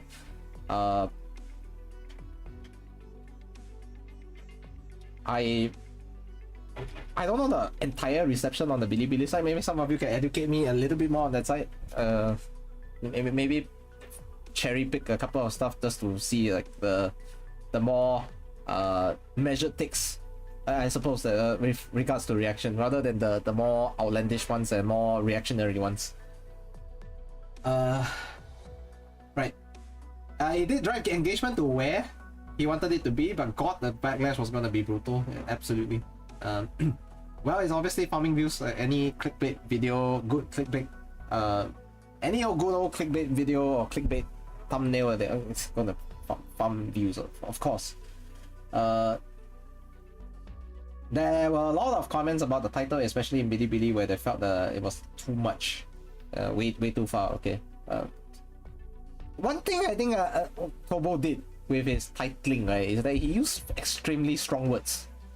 Some people, maybe they are not educated in the English language, right, and then they go look up the meaning of it, they're going to have that impression that you're just extremely negative about it, honestly. And especially with the advent of ChatGPT these days, right, you're gonna find out the meaning of it, and it's not gonna come out very nice at all. So having very strong language to bring forth like a statement, right, which is what the title is essentially. Bringing forth a statement that is of, because language has its nuance, right? If I say things in different manners, for example, I say you're happy and then I say you're ecstatic, it's gonna bring a different, evoke a different emotion once you understand what the words feel, because there are levels to words. Just like that, how there are levels in your games, all the way to the like top of the max level, and then there's also the ones at the bottom tier. Right, there's always levels to it, right? So the impact of it is gonna be different. Once you realize impact of language and how it can have an impact on someone's perception, then you understand that, yeah, there's certain words maybe should be used better. So you asked your question, what are Tobo's credentials and background to be commenting on this? Has he done game development? I personally have done game development, but I haven't never done it on the scale of because I only done it as far as a final year project was, you know, it's in a small group of like 5 people, including myself. And then that's the extent of it. Is in an actual company making games, I can't comment on that in that sense, but I can draw my experience in a smaller group, try to extrapolate, but it may not be of the same impact. I'll be fair. He participated in the beta test. Yes, hi Zensha. He's played games that he believes has inspired AK Endfield. Done some website stuff in the past at least, but I don't know past that. That's his nature and is working against it. I think for we need more people like Tobo around for at least AK content creation, in the sense that he's frank with his opinions, but I think with more measured takes and better salient arguments, he will grow to become a crucial and invaluable content creator in the future. People want to hear honesty, yet there's this contradiction with humans. People want honesty, want sincerity, want genuine opinions, reactions, you know, and thoughts. And then when you give them the real, and they're like, no, I can't take this. It pierces my thin skin way too much. I need you to fuck off right now, because you're pissing me off. I don't like what you're saying. And that's what has happened over here. Here's the irony, right? You want real, and you can't take real. Stop being a fucking snowflakes. The snowflakes that you are, okay? But yes, I like I said, if he learns to be a bit more measured, he can be extremely invaluable. Because like I think Eraser just put it succinctly there. You can be honest and genuine without being an asshole. Yes. I am absolutely agreeing with that as well. Yeah, you can definitely. Okay, then I'll bring it back here, because with the language thing, right? I argue with someone with regards to, it's not got to do with AK. So I once just said something along the lines of, I feel like there's a lack of originality, and it's getting a bit boring. That this character is always paired with this, you know, in terms of fanfiction. I feel like I just avoid those. Not read too much of those. And then all of a sudden, I get fucking hit with this. I know it's not English, it's not the first language of this person I'm arguing with, but you know what's the first fucking thing I saw? Your takes are brain dead.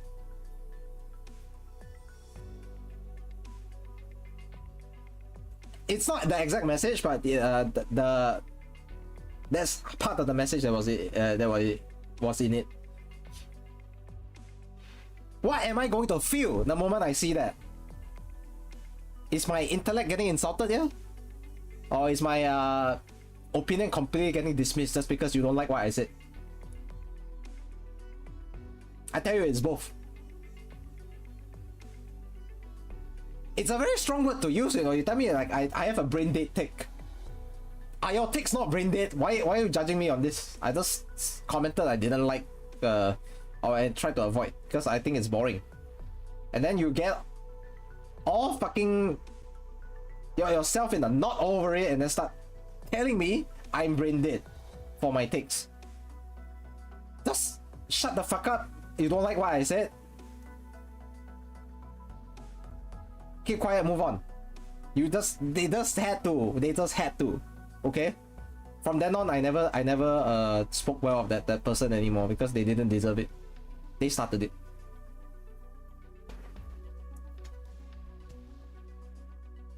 And since then, I think there'll be 4 or 5 people who have called them out for the same exact behavior. So am I really the problem if 4 or 5 other people other than me have said the same thing about that person? People have eyes to see, you know. It's not about what you want to present to others. It's about how you present yourself to others throughout a period of time.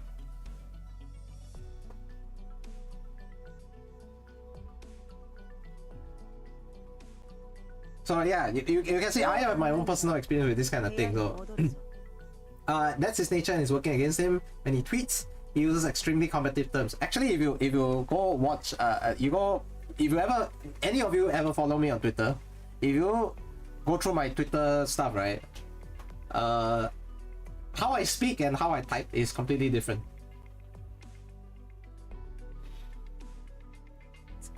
You can go and check my history of tweets. I'm quite cordial when I'm tweeting. I don't know why.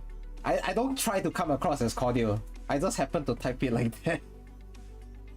maybe it's just my care in trying to be a bit more measured. But when I speak, I'm definitely more brusque than I present myself when I'm typing. So if let's say you don't know me, right? From stream, like me speaking to you guys in the current manner that I do, I will give off a different impression when I'm typing. Some people here can probably vouch for it because they've seen me type before, like the way I craft my messages. I don't try to obviously I try to craft my messages because I want a certain message to go across. I don't want people to misinterpret or have an opportunity to start pointing fingers at me and say, "Oh, this guy's a fucking like that." I type like an old man. Do I?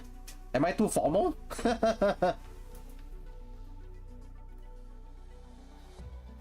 I think being formal is not a bad thing. Typing like an old man and old man is not a bad thing either. I feel like I'm more congenial when typing compared to when I speak. When I speak, right, you are more likely to hear more swear words, more my brain fire off, my mouth fire off before my brain kind of thing.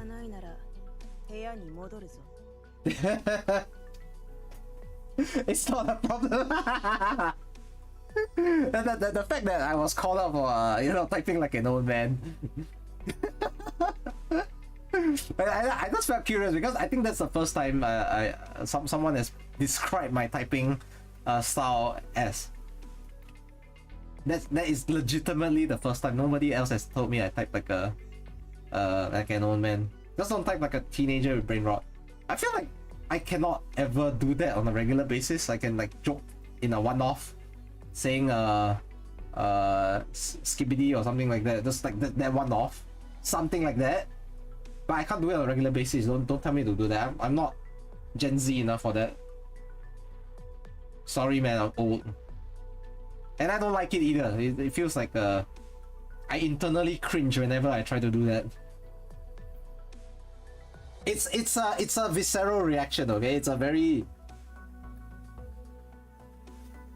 it's in the root of your body. You just feel it physically. It's not supposed to, you know. You feel something physically, it means like it's something you won't ever be accustomed to doing. You can't really desensitize in that manner. Yeah, I know a lot of people with the brain rot typing, and I called someone out for that recently. They were typing entire sentences, and then you know what they did? They shortened just, which is just 4 letters, into just JS. Then I called them out. I was like, imagine typing the entire sentence and then shortening just to JS. Like, what the fuck are you trying to do there? You took the time to type the entire sentence out for every single word except just. I don't get the thought behind that, if there is any.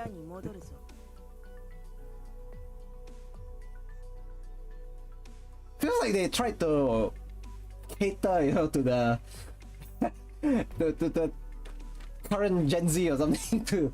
There's no one to appeal to. Stop doing that. You tell people it's not 2008, you're not charged by the character to send message. Yeah, people are trying to go back to the old SMS shorthand, right? Where back then you were charged by the number of the content of your messages. So like the more letters you type in and all that, you pay more. These days, internet is like fucking cheap. Okay, I only pay like roughly 38 a month for internet over here, and the internet is solid. So yeah, don't. If you want to use shorthand, I mean, whatever, man. At times, maybe I do feel lazy at times. Instead, I like instead of typing right now, I sometimes do type RN.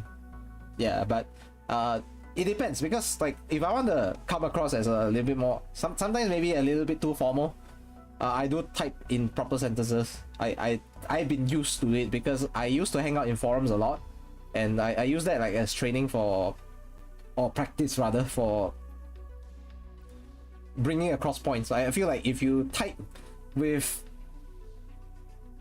more care and consideration and to an effort to capitalize, you know, do all the right things, people will treat your messages more seriously, and they will. And in that sense, this is what forums are good at. They try to afford. Like, if people see someone type out messages in a very proper manner, then they will be inclined, I guess, to extend the same courtesy back, like to give the same respect that your messages deserve.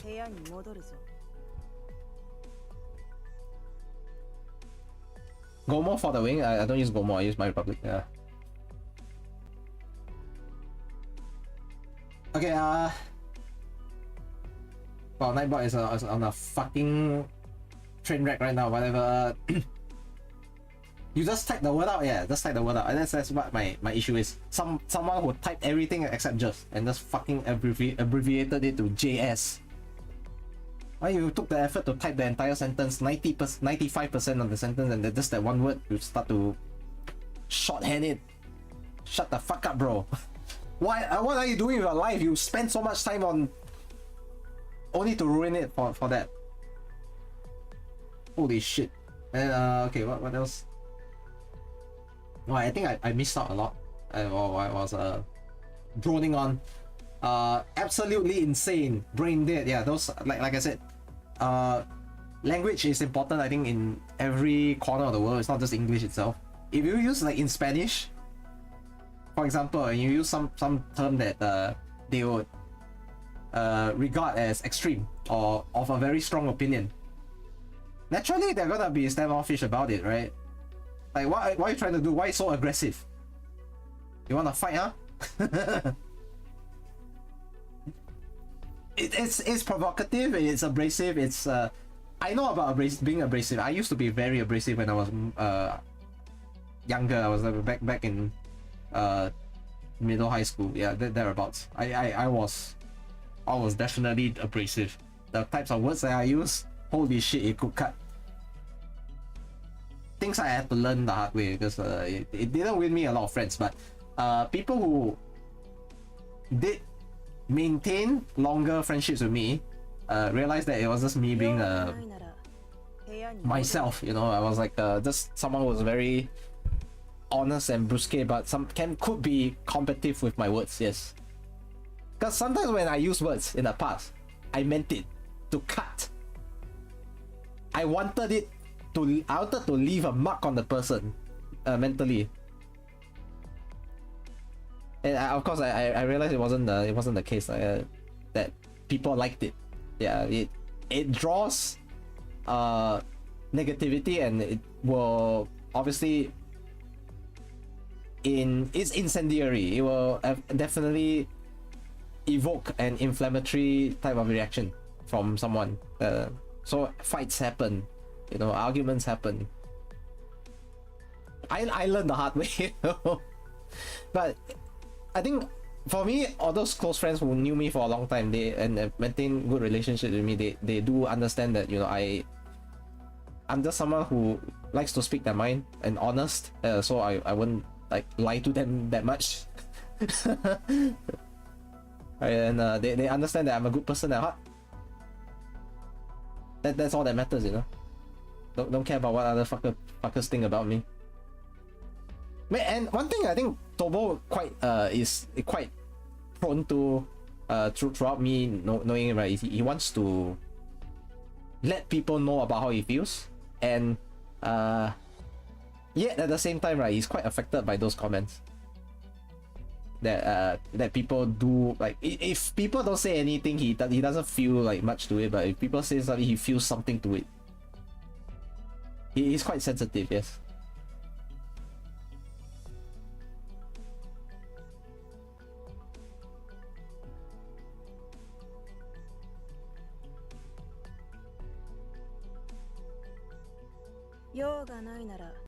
You don't think it's sufficient to establish credibility? Honestly, it's not equaling to belittling damage.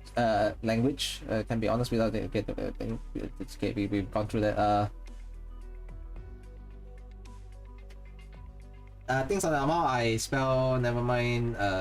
Type near gibberish. Got nothing to say. That's ad hominem. I've been subjected to ad hominem many times already. Like I just brought off the argument earlier on, right? But someone called me brain dead for my takes. Just because I spoke about something that they didn't want, they went ad hominem on me right away. Like, what's your deal, man? I just talk shit about your character. I just said I didn't like it. I didn't say the character was bad or anything.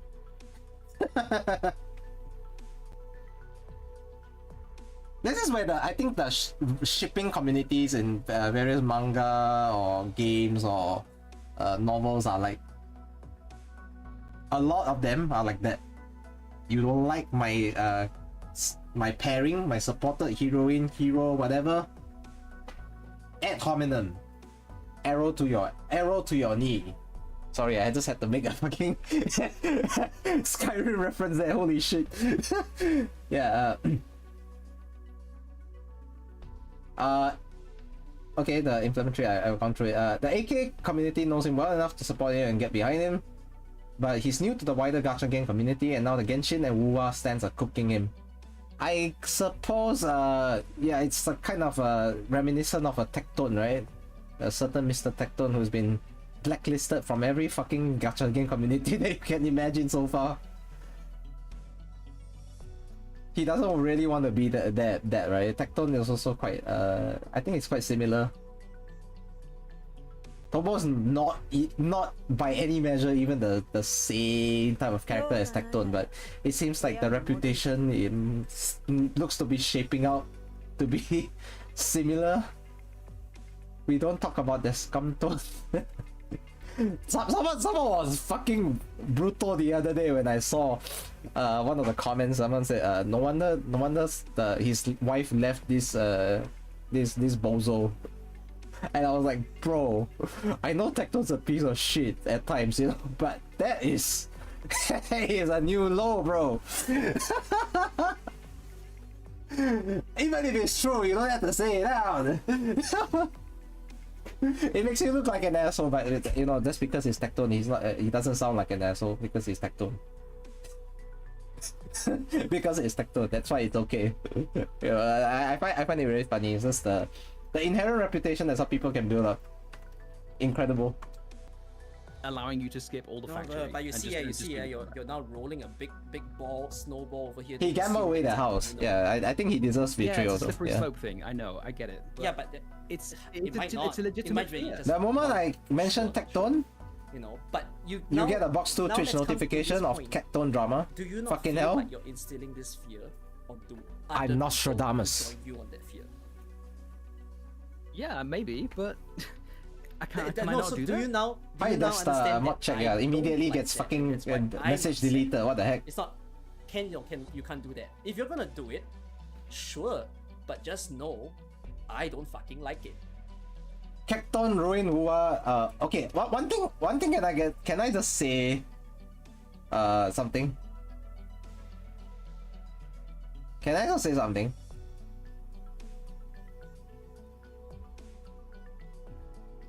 I think Box 2 is now known as a drama farmer for the past year or so.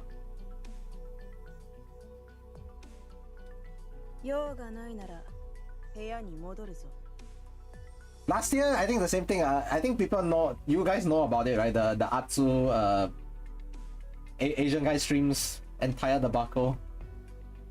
He supposedly had this clique of people, you know, and blacklisted other and ostracized other content creators in the Hoyoverse circle.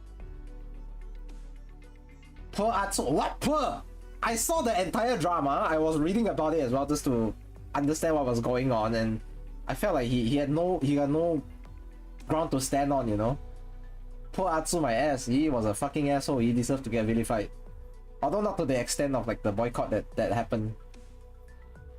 His wife cheating on him. Oh, that one I sympathize. Okay, nobody should be cheated on. Okay, that's for sure. Nobody should be cheated on.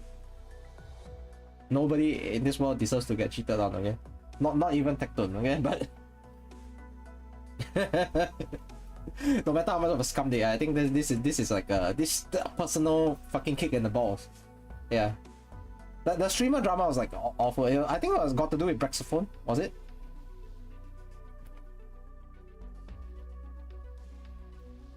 Also another prominent content creator. I think Brex eventually like grew a lot in the past year or so thanks to the drama also partly, and the fact that he was already established, but it just pushed his numbers higher. And then Atsu just like got fucked, you know. His numbers dipped, he got boycotted, blah blah blah blah blah. And the worst thing is he doubled down on the wrong points as well, so he had nothing to stand on.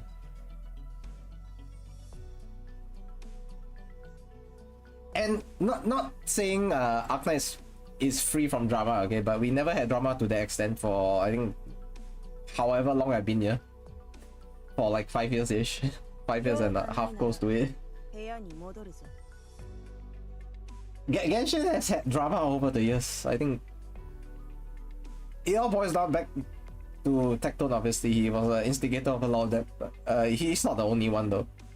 We had at least 3 or 4 major ones throughout the time of Genshin. It feels yearly at this point.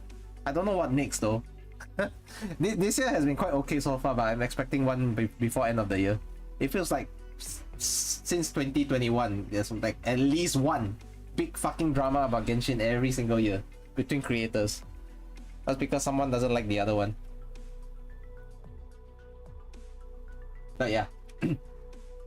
Yeah, we'll move on with more of the AK stuff. Like I know that you don't like it, but it's. I don't like it as also not because I don't think what you're saying or your fear isn't like warranted. I think there's some basis to feel that fear, but yet at the same time, I just find it a bit strange in the sense that I think there's a lot of other signals that will let you not feel that fear. Okay. It sounds a lot more cordial now for the moment. You see, so it's okay that this is what you want to do. But what I'm now trying to voice to you is, you want to do this, sure, but the effect that you have done, from what I feel, is you're basically like bringing in a crowd of people who now set this expectation. I don't know if my opinion even matters at the end of everything, but yeah, I'm just trying to show what I think of stuff, you know. When the game appears, you know, and like that's I happened. don't think this is what I mean by I feel like. Just to bring you a perspective that's not between the now two of them. Understand my line of explanation? Because because me voicing my opinions has caused other people to also, have the same fears, and there's a now larger proportion of Enfield anticipators who are concerned. Is that it? I think it's not just anticipators. I think it's also the people who may have animosity towards AK. I think it's done a lot of things, honestly, with the reach that the video has done. Still applaud you that you managed to get the messaging out, but it's quite clear the people who are looking forward to Endfield, some will just ignore your video and think that it's overblown. There will be people who's never played Endfield agree with you, and they'll be like, oh, you know what? Whatever you say, if you think the game is not there, you've played the game before, you are the professional here, I'll listen to you, type of thing. There is also the crew of people who probably don't even like AK, who probably don't even like Hypergriff, and like, they're just gonna be sitting. Okay, let's see. They had some time to brief and understand they're not attacking each other. The start of the call was pretty facepalm, yeah. Okay, also offensive and Tobo also defensive. Okay, you can kind of understand the defensiveness that Kobo came with going into this call. His video was getting scrutinized by Cookie in this particular live stream, and Cookie was just like high off the fumes of anger or disappointment from what the video was presenting and how it's all led up to.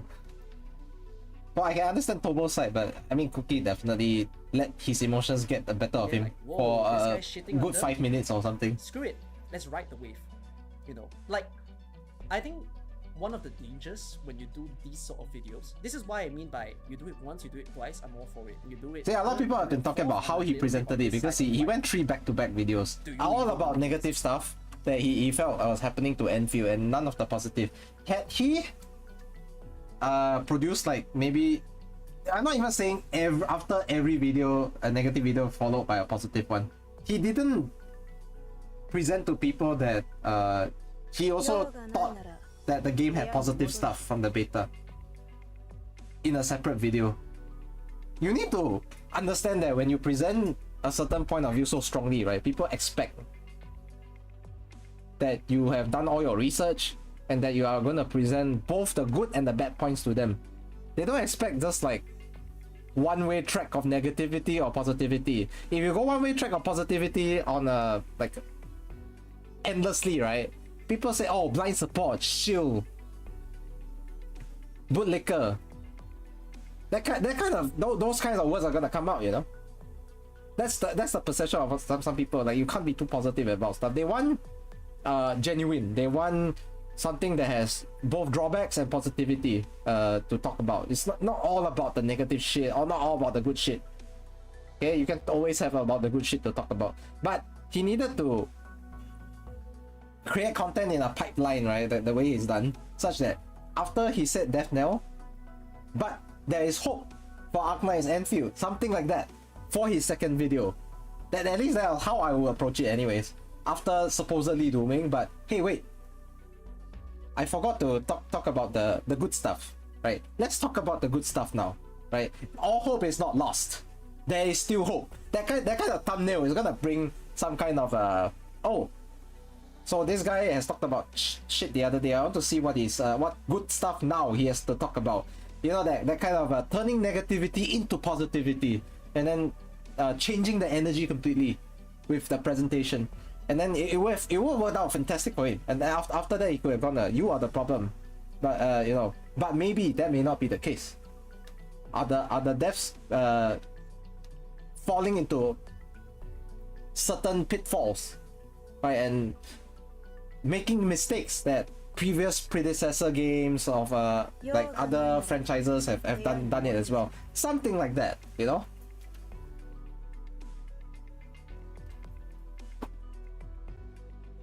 You are the problem. That's the so yeah, he failed to change the flow of energy with regards to his reputation and his perception by the greater public, as his like his reputation just tanked after that. If he managed to do a push-pull thing, right, which I think usually if a content creator does a push-pull thing, right, they tend to get more views because it feels like they have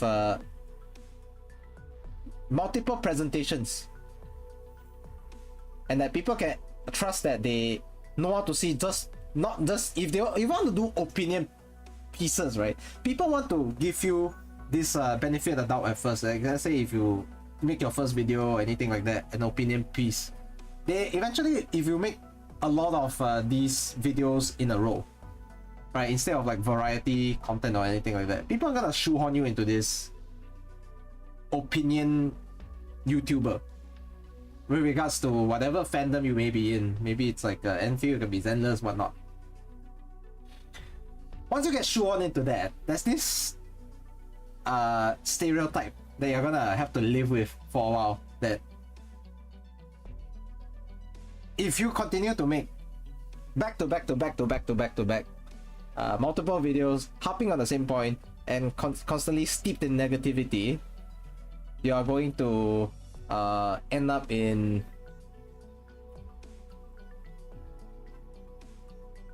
crafting this perception about yourself that, oh, this guy can only speak shit about the game, talk shit about the game, can only have negative shit to talk about the game all the time.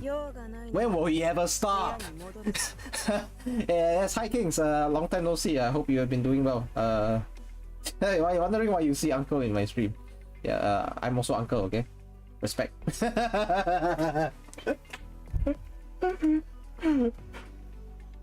Okay,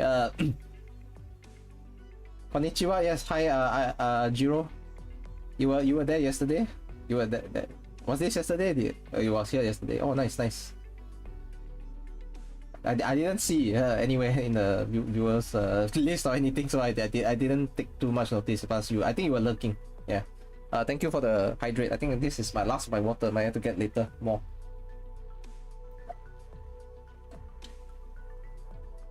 Kings are live for sure. Yeah, where was I again? So I was talking about the perceived stereotype that you may be stuck with. So if Tobo had done the push-pull thing that I had suggested, right, he might have crafted a reputation of an insightful creator who knows how to see both the good and the bad out of a game. So it's like he's not a complete shill, but he's not someone who's completely gonna shit on the game every single time and sounds like you're gonna hate the game every single time, because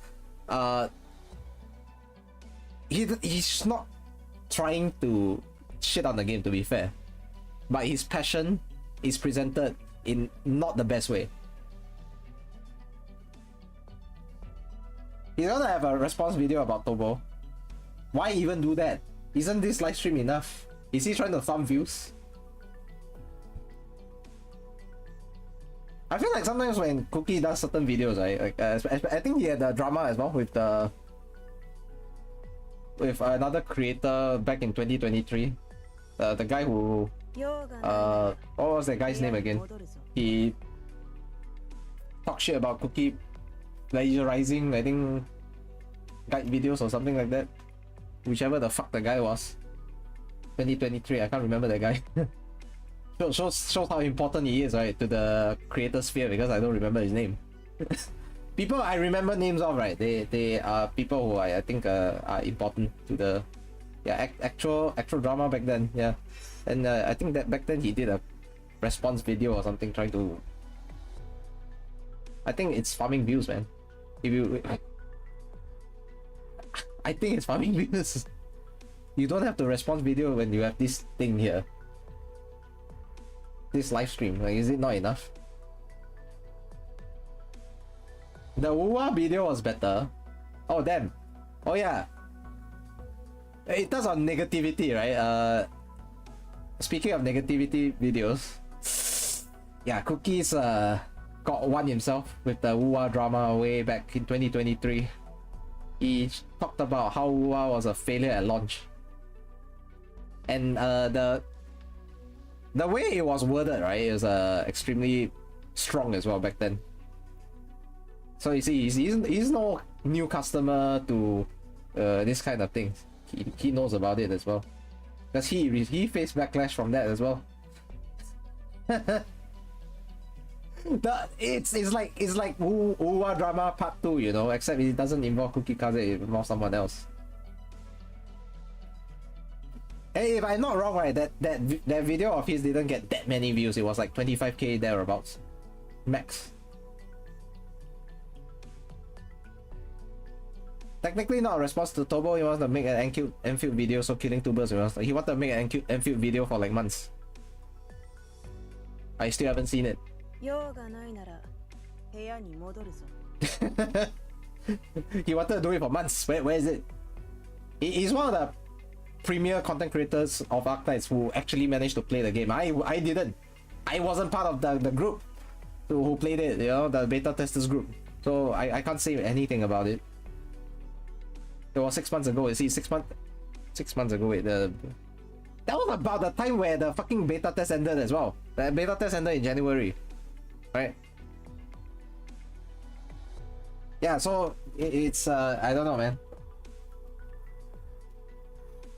It's not like he's been making waves anyways, and with the recent videos or anything like that. Maybe this might push him up again, because like everyone's been shitting on Tobo as a result. So yeah, whatever. We'll continue with this. Yeah. Yes. Come on, Cookie. No, but you need to understand. The more you do it, the more it just becomes like everybody is just going to ride with it. Okay, going back to what I just said earlier on also, right, before we even move on this, if you do a push and pull thing with the viewers, right, where you give one negative sounding video with a positive one, you could craft an image of someone who's insightful, someone who actually thinks and gives proper nuance to things that you want to present. So you know how to present all sides of the argument instead of just one. If you constantly go shilling, it feels like you're hopelessly optimistic, romantic, idealistic, whatever, naive, maybe even too innocent. then if you go the other way, then you're too negative, you're a doomer, you're trying to bring disrepute, you're trying to misrepresent, you're trying to bring everything down. You can see the contrast of things, right? If you keep, there's always a balance to these types of things. So if you manage to keep a balance, right, you manage to find yourself in a position where people are saying, oh, this guy's views are quite measured and they are well thought out of. He doesn't just look at the bad parts. He tries to give a full body to everything, right? And then he sounds educated about what he's talking about. He sounds like he knows what he's talking about, which may not actually be the case, but it's more of the presentation, right? To the perception of presentation of your content to others. For you don't really think to care about dodge that much. Endfield is just not combat based game. There are other things that I talked about this every step of the way just now. I kept saying, yes, combat is part of Endfield, but a lot of people are hyper fixating on the combat part. That's not just the entire core of Endfield. Yeah. You just join. No. I'm not saying that you don't know anything or anything. I'm just trying to say that I talked about it earlier on. That, you know, I agree with what you said. Endfield is not just combat. Everyone was like, no, it's combat. You know, I want to the dodge. Like, fuck your dodge, man. Enough. Dodge, dodge, dodge, dodge, dodge these nuts in your mouth.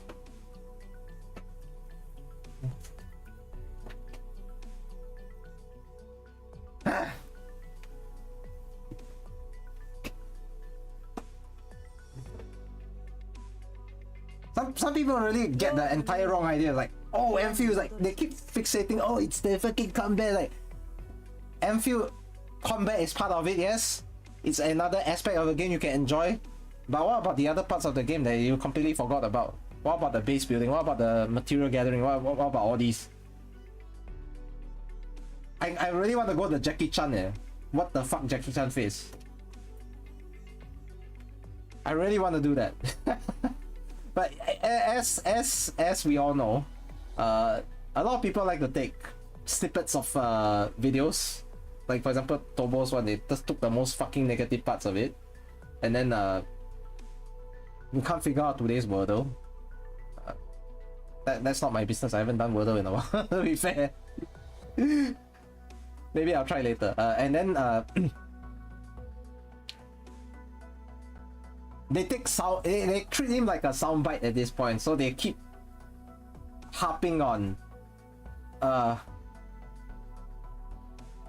dodge, dodge, and all the memes about dodge. You know, he's a soundbite about dodge at this point. So,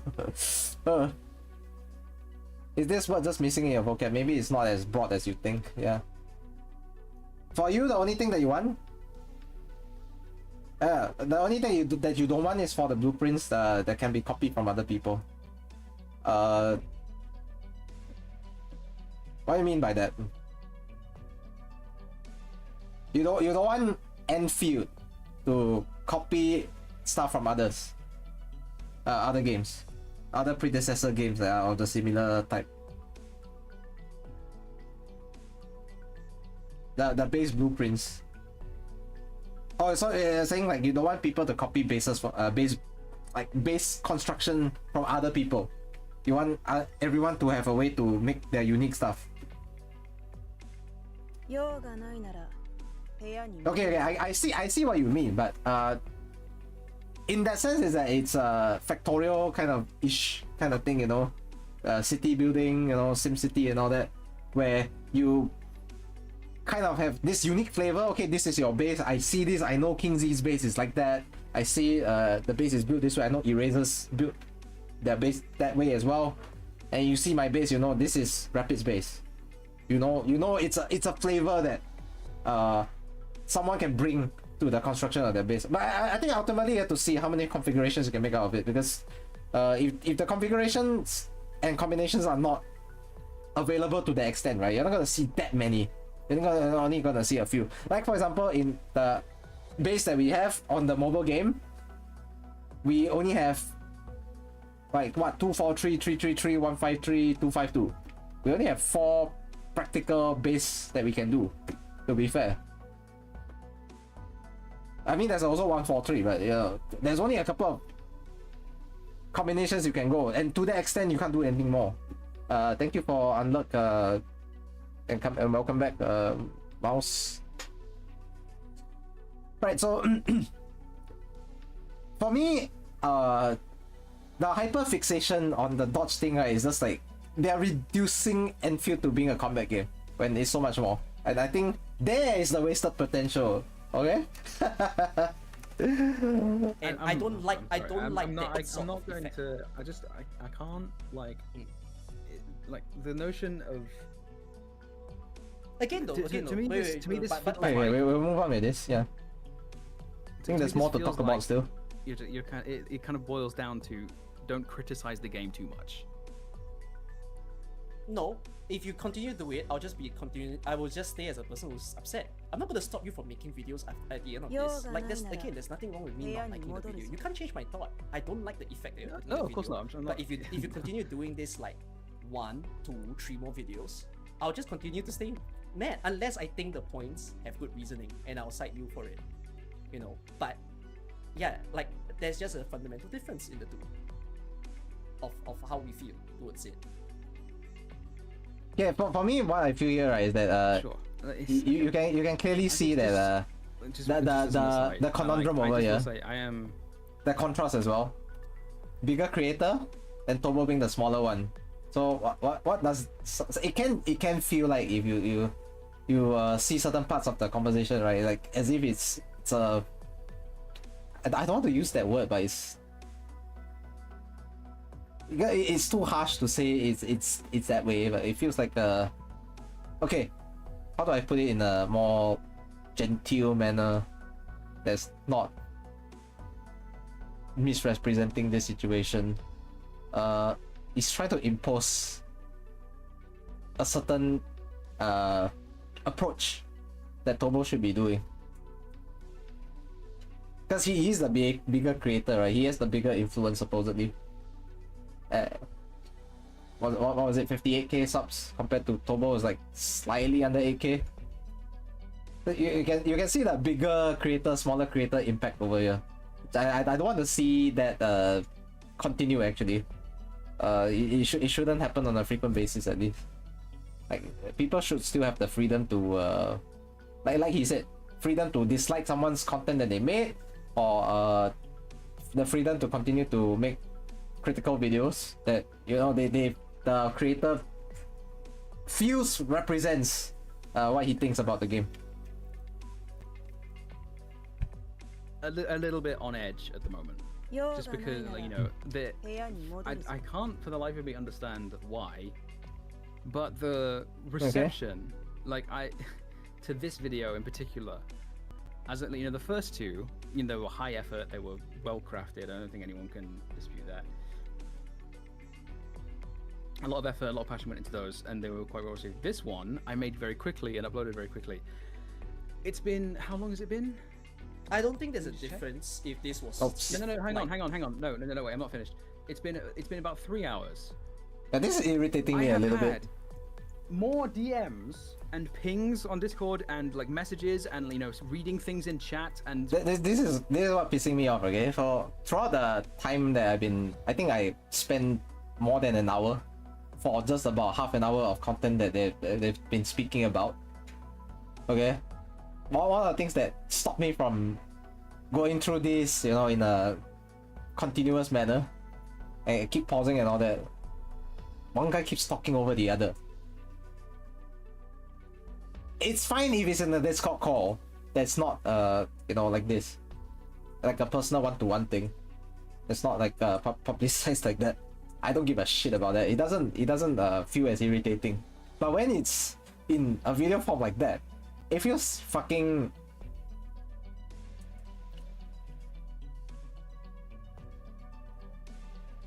How do I put this? It feels like I'm getting interrupted every single time. Like I want to form something about it, and then this guy suddenly comes in with something to talk over the other guy, and then like, okay, what am I supposed to concentrate on now? Reading things on Reddit, reading things on Twitter, just absolutely insane vitriol. You think he also needs in the space to of understand the responsibility of his actions to the community of this video? Yeah, 4 months combined. Definitely. I see. What? Sorry? What's vitriol? Vitriol? Vitriol? What's vitriol? Like hatred, negativity towards me. Okay, you know, but then my question is, then why are you asking me about it? I'm explaining to you why you might. No. I'm expressing it. I'm just saying this as an aside. That's what I said. Like this, I'm just on edge at the moment because there's been all of that in the space of 3 hours towards me, and like, you know, I come into, you know, I see. Yeah, he's been receiving DMs. Arknights, Endfield, like, oh no, and stuff like that. Now Yeah. that you've you got the word though. Alright, 07. You got the word though. It's part of your vocab. Nice. But vitriol is not part of Cookie Cuz's vocab, as you can see. you are helping me understand it a little bit. It's like, but now it is though. Yeah. Now that it's explained to him, now it is. A difference between, you know, a disagreeing with, you know, a difference in approach and someone DMing me 20 different wish out gifts. The vocab, I just had to make that joke, man. With like. Sometimes don't doubt yourself, don't doubt yourself when it comes to vocab. I'm not like dumb words I know as well. I did. I'm getting DMs like that. I'm dead serious. Am I supposed to sympathize? What are you telling me this for? I want you to just sympathize with how, you know, the fact that I'm on edge at the moment. Yeah, but That's all. you need I'm to, not. bro, I'm, you're I just CC, need- you're a content creator. When you make the videos like this, there's an intent, and I know your intent. We've spoken countless of times. I know why you make these videos. But I've explained to you in the first video, the second video, the third video. Your intent and the impact it brings can be very different. Okay. I see And that I'm part. trying to explain to you the impact that I feel when I watch those. Hmm. You know?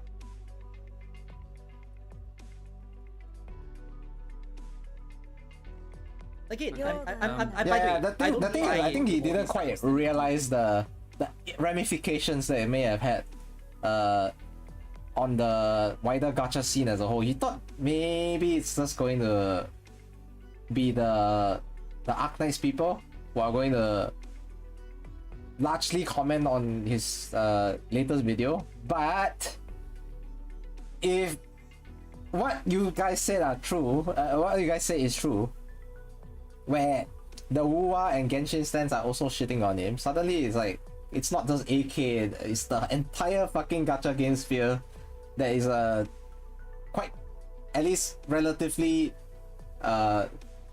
in close proximity with Arknights. You know, fandoms that cross over quite frequently because of the similarities. For example, like he talked about the dodge and everything, and then the fact that Genshin and Arknights had a kind of long-standing rivalry in a sense because of the fact that Genshin came out on the same year as came out in the same year 2020 as Arknights did. That you're facing It's as too well. rushed. He was too tired and I don't didn't think it's fair. consider that his I short don't like that kind of reactionary video would blow up. messaging and- No, he honestly expected like the 8K people to come and It's get just me get voicing into my it. opinion. Why get upset about that? You know, so I don't agree. You know, and I feel for you for facing that. But you also need to understand, you can't just be sitting here like, oh, why are people doing this to me? Like, Like, I see some sympathizers as well. Like, damn, I think it's okay to let him express his frustration. But the thing is, I think a lot of people are not happy that the video turned out the way that it did. It may have been short 5 minutes, but people can only go off those 5 minutes to judge, you know. the only person who can post the video or say things is you. It can't be any of us. You do something, people react. That's just what it is. Yeah. Okay. Sure. It's like You can hear that Tobo is extremely overwhelmed by the reception. you know, combining this with like, I have some people. You know, I have right. people on one side telling me that I want the game to fail because I want it to be Yeah, I think a lot of people had that too perception. like, you know, Let's too see, niche or whatever. I have people on another side telling me that I'm Okay, let me see. I caught some people saying stuff. Okay, so plus his reaction stream on 3rd August, a lot of people in the chat seem to be agreeing with him. It was an echo chamber. See, that's the thing about CCs that I really the part of CC that I'm very apprehensive and very intimidated about, if I am to be honest. Creating an echo chamber. I mean, it's nice that people are like-minded and in my stream because they are like-minded and they think I hold opinions that jive with them, right? So they think, okay, this guy seems pretty cool. He subscribes to a lot of ideals and beliefs that I have as well personally. So, you know, I think we can get along. Then the other problem starts from here, I would say, because now you have like-minded people in the same stream. Maybe okay, for me it's not that big. Right now we have like what, close to 20 people watching on both Twitch and more on Twitch of course than YouTube. Not all 20 of you here are gonna say the same things as I do and agree with each other and end up in a circle jerk, as they call it. No, we're not gonna do that, right? please give me some reassurance that's not gonna happen. And then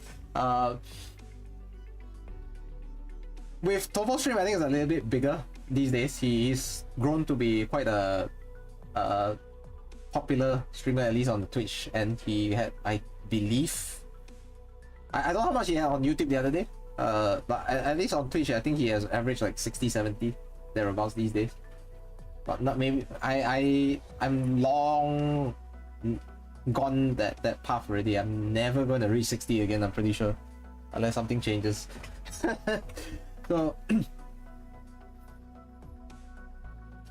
it does feel a bit but when you think about the numbers right involved, it can feel a little bit incredible in a sense, because 50 to 60 people echoing each other in the same channel. That sounds scary to think about. Where's the disagreement? Where's that naysayer? Where's that opposition that brings balance? When there's a yin, there's a yang, right? When there's a dusk, there's a nian. Okay, that's not quite the right analogy, but okay. I don't even know where my mind went there, but okay. Because I mean, personality-wise, they are very, and even in color scheme, they are complete opposites, right? That's when there's a dusk, there's a nian. Okay, let's stick with that. When there's a dusk, there's a nian. Okay, we will continue to use that. Okay.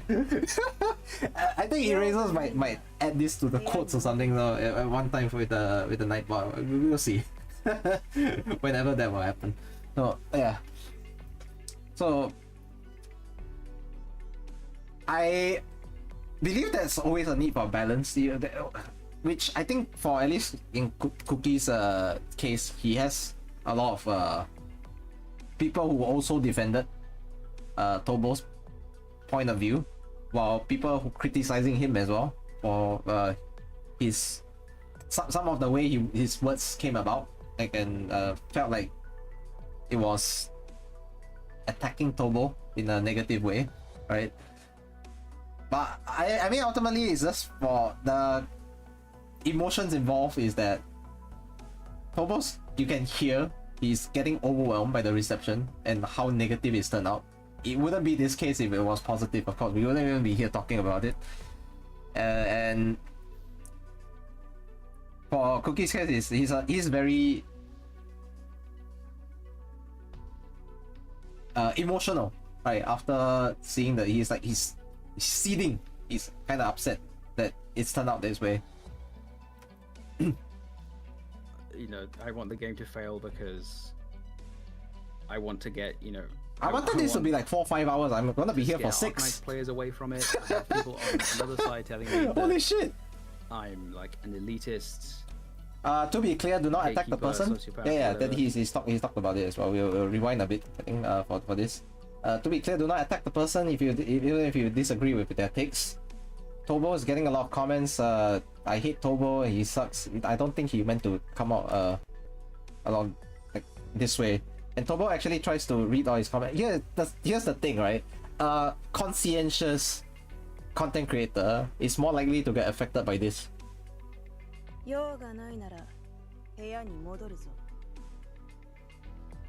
Agree?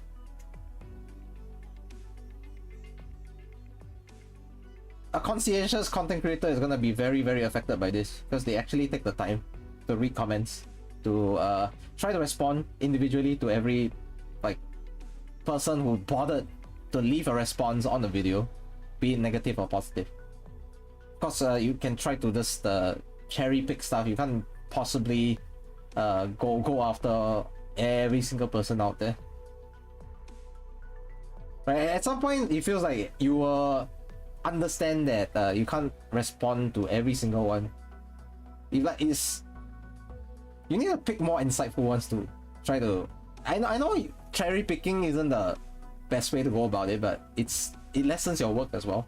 Like if the comment seems to be more impactful for you rather than just a simple I agree with this video blah, blah, blah, without expanding upon what they agreed about, then I think you should go for the comments that are a bit more detailed and more crafted. Because if someone takes the time to craft a longer response, right, it means they actually took the time to watch every single bit of detail inside your video and then give their opinion based on that, or opinions, whichever it is. It could be multiple. I think those are the ones that deserve the attention more than the... I'm not saying all comments are, you know, less impactful to the creator in that sense, but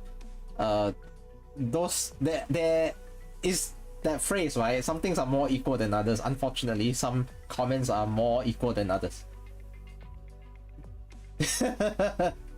Some are just more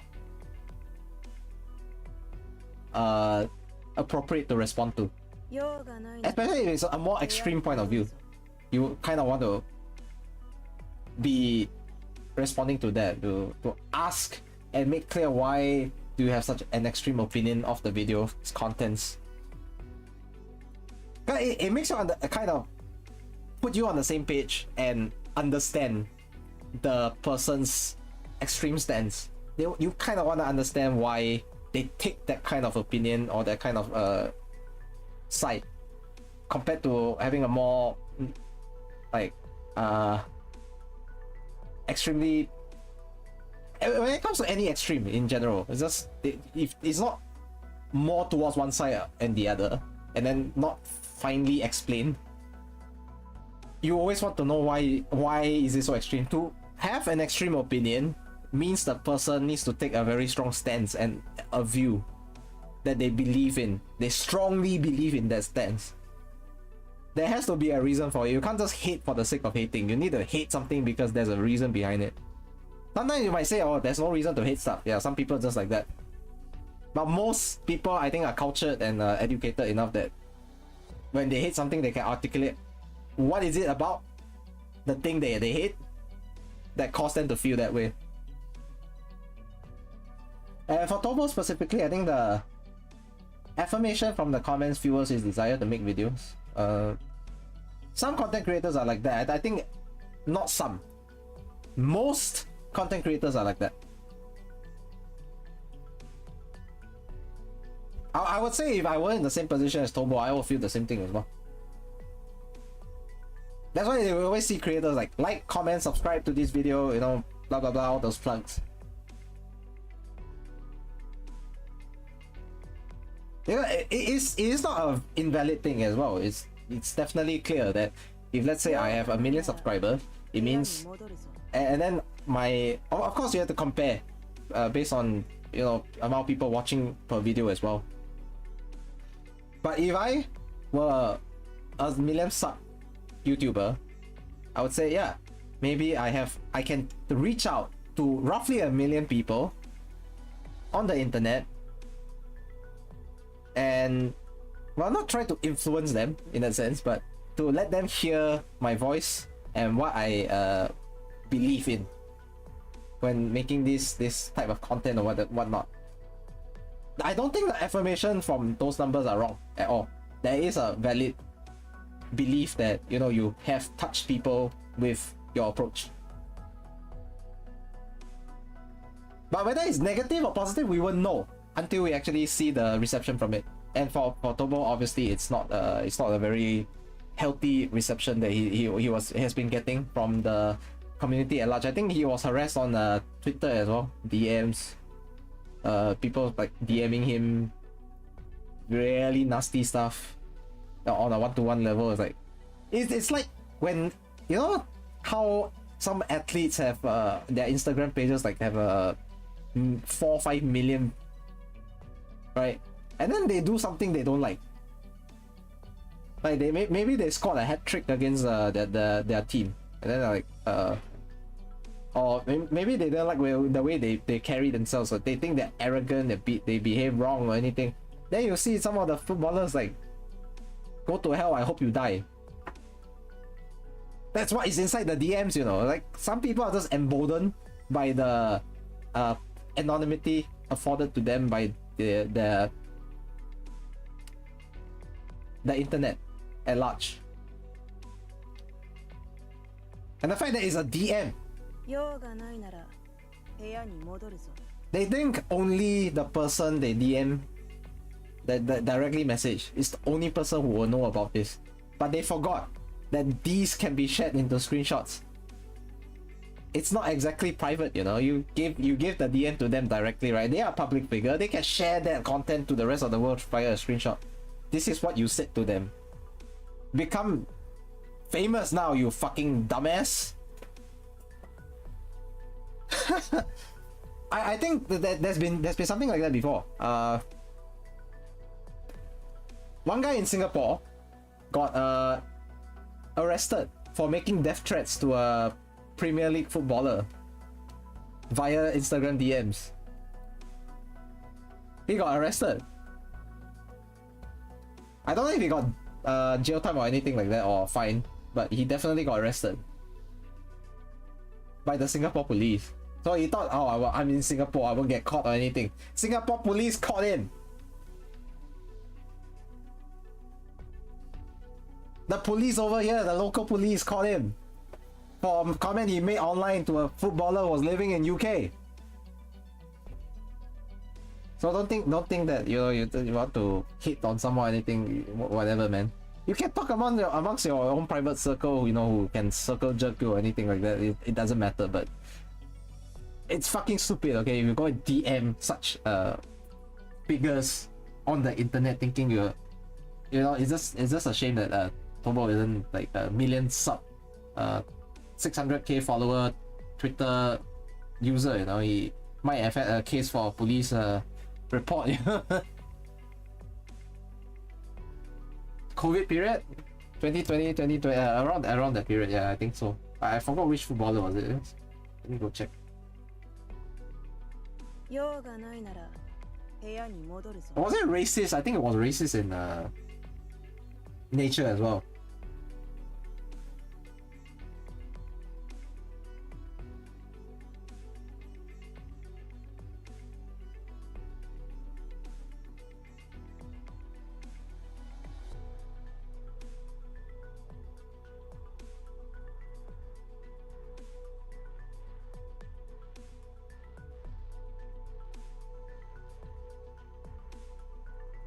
Wait, hang on. Let me go find this out. This is fucking funny.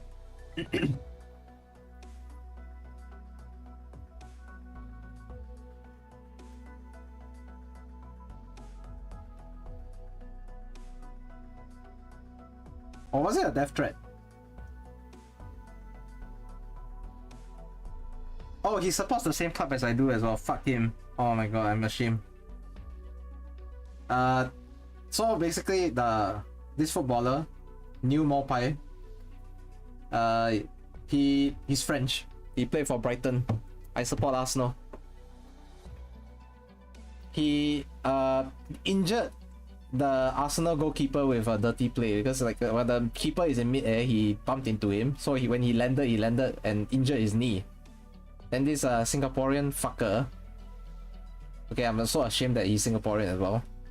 He sent a death threat to Neil Maupai on social media.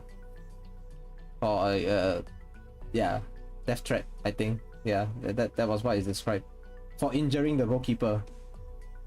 And it was during COVID. I think it was COVID around July-ish, that time.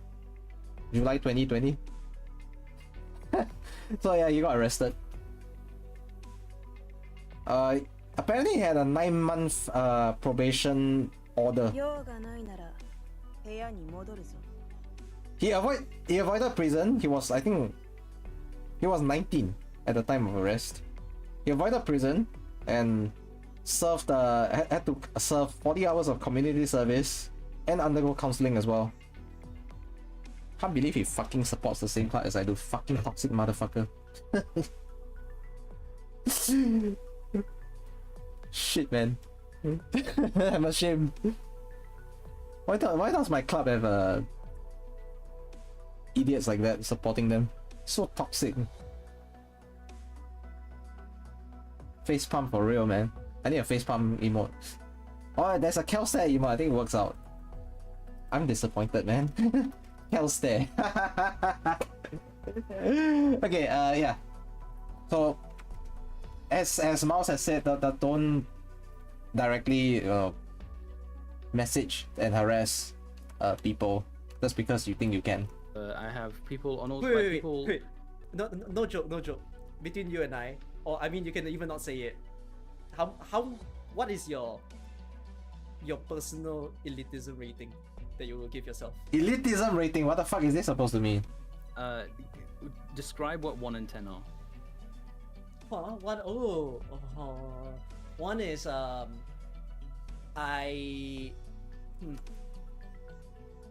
You know what I find one funny? is apathetic. You would do nothing.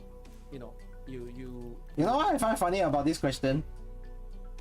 If I'm the one who gives the question to someone, right, in this manner, I should be the one to give them what it means for 1 to 10, right? He didn't even think about it. He just wanted to leave Tobo to think about what 1 to 10 was. That's not a very good question at all. You would say nothing to anyone. Because you can't get a straight answer right away. And that was the point of the question, you know? Like, when you do survey, same thing. What do you think of the survey between 1 to 10? You want a straight answer, right? Between the 1 to 10 scale. It's a very simplistic scale at the end of the day. 1 to 10 is quite commonly used everywhere else, but you want a straight answer from these, you generally. Actually, no, but 1 does imply that you might be a hopeful person.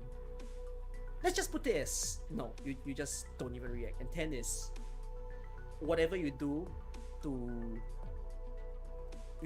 who the fuck was that? The good features. Who was it? Tobo's our sociopath. Huh? So now he's viewed as a sociopath in some people's eyes as well. What the heck is going on, guys? Chat, what would you put 1 and 10 as? This part made you realize that Tobo didn't mean to be elitist, but his argument is just so confrontational that it comes across as elitism. Okay. I can't figure it.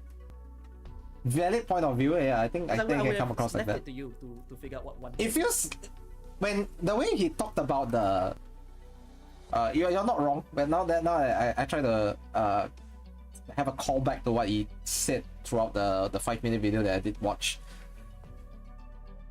And the fact that he kept saying you are the problem and like pointing fingers at players or potential players or people who propagate this kind of thinking, right?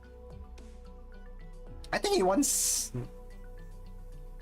a very deep combat system.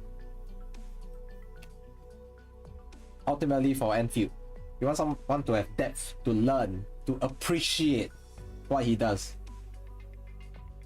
And what it does sound, I'll be very, very frank. It does sound like someone talking from a high horse. Yes. It does sound like it. And that's what I think a lot of people didn't like. You're talking down to me. What the fuck are you? Who the fuck are you to do that? But it became more of a, oh, this guy has an attitude problem, I don't like him anymore. Yeah, you don't want to come across as condescending with your point of view when it comes to such intimate aspects of the game. Like, it's such a core part of the game that if you want to just keep the entire thing from the audience at large, like the majority of them, then it's clear that you want the game to be made in your vision, in your idealistic imagination image, and that you don't want the game to be accessible to everyone else. Like, it's no longer a game for all, it's a game for you and you only. And that shouldn't be the case, by the way. That should never be the case. If you don't put a rating, how would you describe it then, rather than rate it? Personally, I don't think elitism is a bad thing, by the way. Please don't get me wrong. I think elitism is completely fine. Well, no, I don't think I'm an elitist at all. I don't like. I've got this reputation somehow because of like people interpreted the Wizardell arc thing as me saying play my way or don't play at all. And you know, that's people who don't. And I mean, here's the thing, right? Tobo mentioned about the play my way or don't play at all. This is what the AK elitist group are about, you know. If you don't play our way, then fuck off. Don't play AK. Really, that's just how it is, you know. I'm not. We don't welcome you if you don't play our way. I don't hate casuals at all. Thank God we found a way to block those people out. Thinks that, like, casual is synonymous with brainless. I think I saw Dark Black White Wolf as well. Are you there? You appeared in the chat, to be fair. It then comes back to the problem of we will then have to see how the presents it, right? You see, I don't think my videos present casual. I don't think my videos. Someone ping the tag the. Yeah, but I think that a lot of the times. Yeah, you don't think like the arc thing they did? Can you refresh my memory as to what that was, because I think I have lost the impression of it already.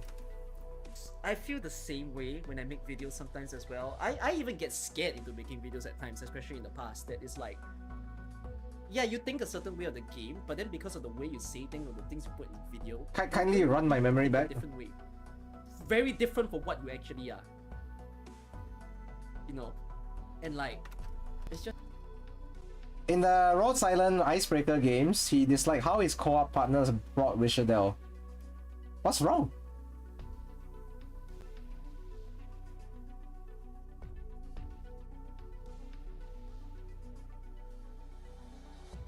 What's wrong? I thought, you know, with her range and her ability to...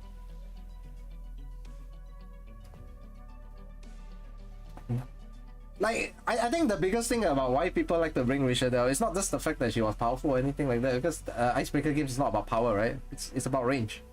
And Wishadel is one of the fucking most ridiculous ranges in the whole game. She has 5 forward tiles. That's equal to that of, I think it's just short of Ifrit. Ifrit is the only one with like 5 as well.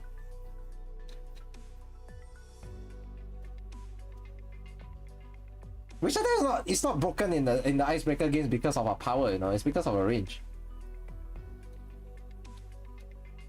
I just talked about it, you know, her range is ridiculous. Like, I think it's a 20 tile range or something. She can reach everything.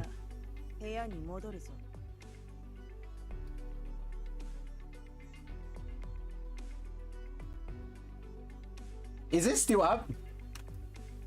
Or did you take it down?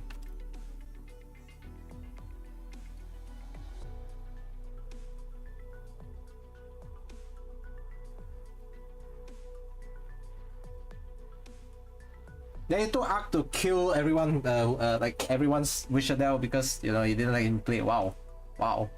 Now this is something new. I didn't know about this. It's very petty. It's very, very petty.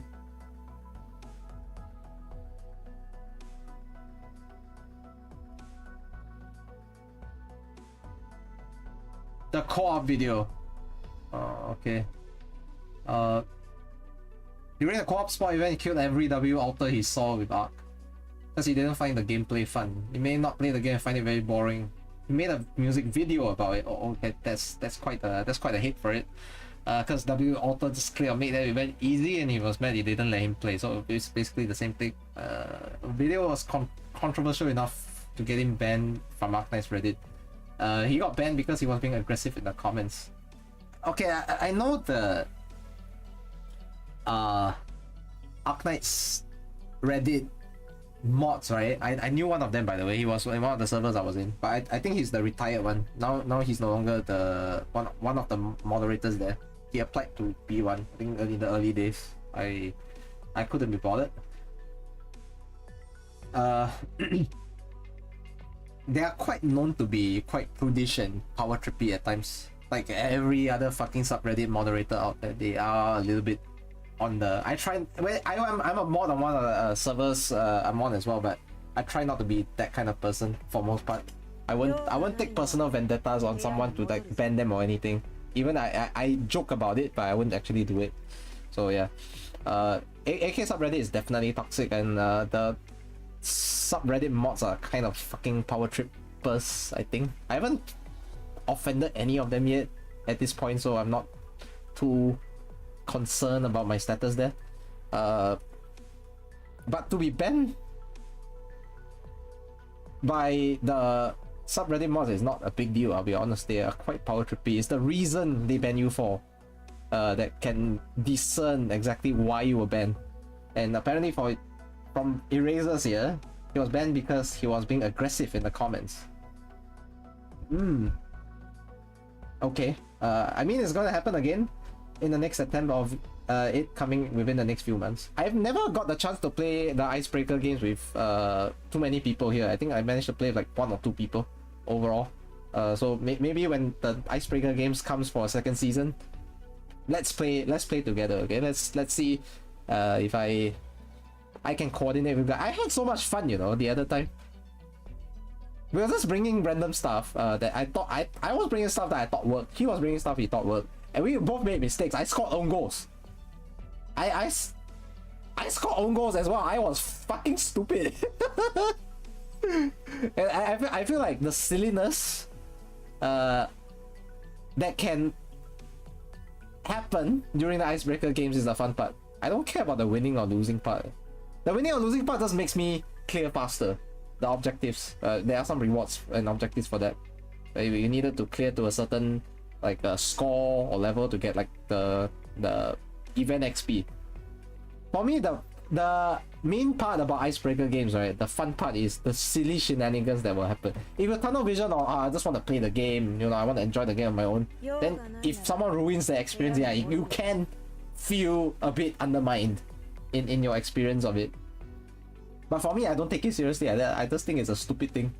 Like, shit can happen. Like, if you guys want to troll me during icebreaker games, I might crash out during like and like go on a fucking rant or something. But rest assured, I know at the end of the day it's just funny. It's just for laughs. But of course, I need to have the mentality like I don't go in too seriously because I can expect these things to happen. So if I go in with a casual mindset, then I'm gonna have a fun time. If I go in with a more serious mindset, obviously the competitiveness in me is gonna speak out instead. Didn't recall correctly, the start of his infamy. Also, that was when he was starting to become a bit of a polarizing figure within the Arknights community. I think before that it was quite... Yeah, people knew him as pretty chill until then, probably. Because I think before that he had the reputation of being fairly chill, right, as a person. The problem is co-op, not single. So the other person's actions can impact what you're playing. You're absolutely right, Kings.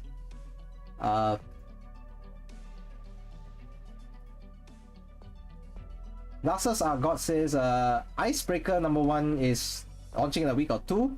They actually patched out Ark's ability to kill in the second iteration.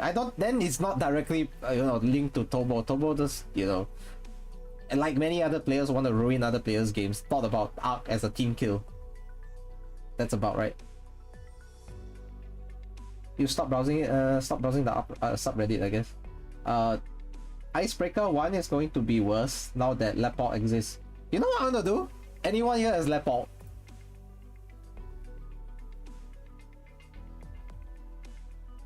Like me, like S3, M3. We'll have a competition during that Icebreaker games if I do play on stream. Let's see whose wolves kill more.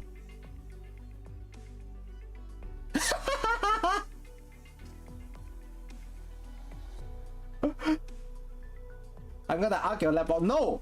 I want to see whose wolf is superior. My lap is better than yours. Let's play the elitist Lapland games. I mean, whatever it is. You can only bring. Did they stop people from because of people bringing Wishadel all the time? Did they stop multiple? But whatever, man. It's not that's not possible. Let me think of another zany way of playing it.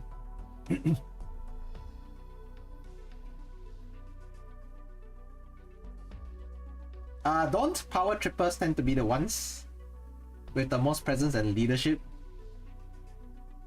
You know, that's what I kind of feel about some of the content creators in certain spaces, where the big ones are the ones with power and they're the power trippers. Because I think that yesterday I was on NGQ's stream. I don't know if anyone else here, too many other people here know about him. NGQ. Kyo is working at AMD if I'm not wrong. He's a long time streamer. I've seen him around since 2021. thereabouts. He was doing high risk as well at the time. CC Blade. He looked very different back then than he does now. Now he has like the dyed hair and everything. I had the fortune of meeting him in real life when he was over here in Singapore back in last November for AFA. So he's a very nice guy. Tries not to make too many enemies all about the place as well. He did say something about a very insightful thing as well. The smartest people tend to have like some kind of morality compass probably that stops them from rising to higher positions, while the not as smart people but are fucking psychopaths, sociopaths or whatsoever, they are the ones who always rise to the positions at the top. And I think he's actually quite apt in that description. People don't mind too much about the others around them, right? That much. They're not conscientious at all about the impact about the they have on others' lives. Then they are likelier to climb like corporate ladders or power positions much quicker, and they'll reach the top. Yeah.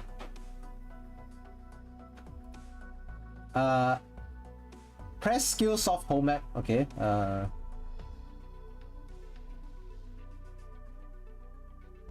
You wonder how common Lapalter, GG, and US3 is gonna see for sure. Lappy plus GG plus Wiz.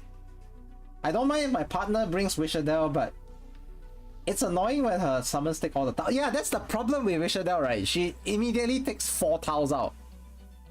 She has 3 summons herself, so she immediately takes fucking 4 tiles out. That's done. And you only have a limited amount of spaces in Icebreaker games. You can't put on everywhere, you know. Especially if you want to maneuver the scoring in the kicking the so-called ball in the goal. I could never bring multiple. Is that so? I think I forgot about that part probably. So you have to find a way to coordinate. It's meant to be a coordination thing.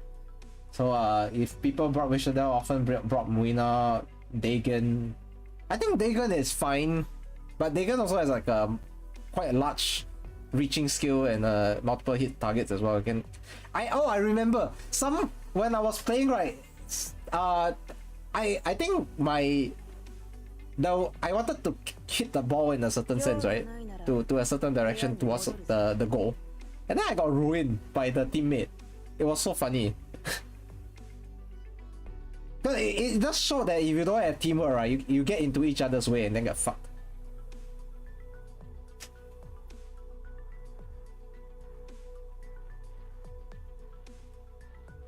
Popped in for a second. As high advices, they should add the Diablo boss in the mode Bitcoin Fiesta. Which Diablo boss?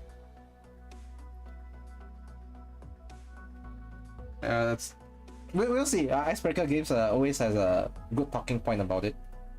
Just what it is. Remember the Debacle over Haimao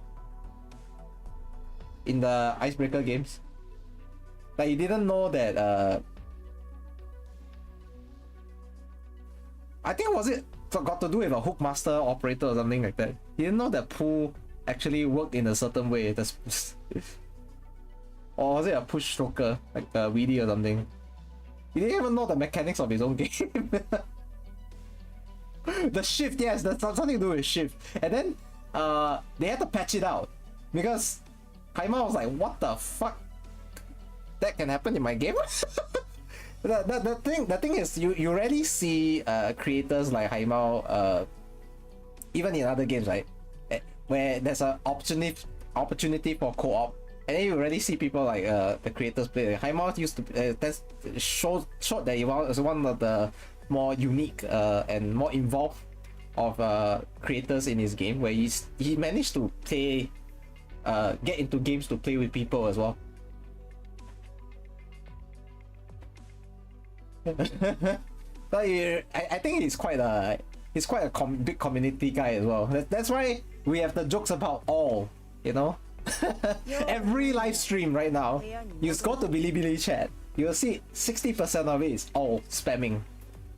Because like it's a joke at this point. Like he's always been a big community guy, I think, and I think we all love him for that. You can't just go saying, oh, why, when it's like the only person who can possibly Design of Strife. Oh yeah, that one. Was it the one that locked your operators in a cage or something? But it's just really it's not a position I've been in before. Something similar to the IS5 first boss where he locks you in a coffin, something like that. Design of Strife is like a design of fucking suffering, bro. I call it design of suffering for a reason.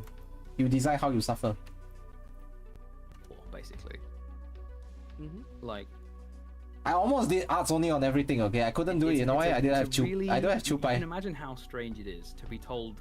If I had Chupai, maybe there's a different thing altogether. I want the game to fail when my passion for the game is very obvious in all 3 videos. Chupai would have made me clear arts only entirely if I couldn't do it without her. Hopefulness or like success. Because she has that bind. I don't have that bind. The fucking boss, I think the enemy that ran past me.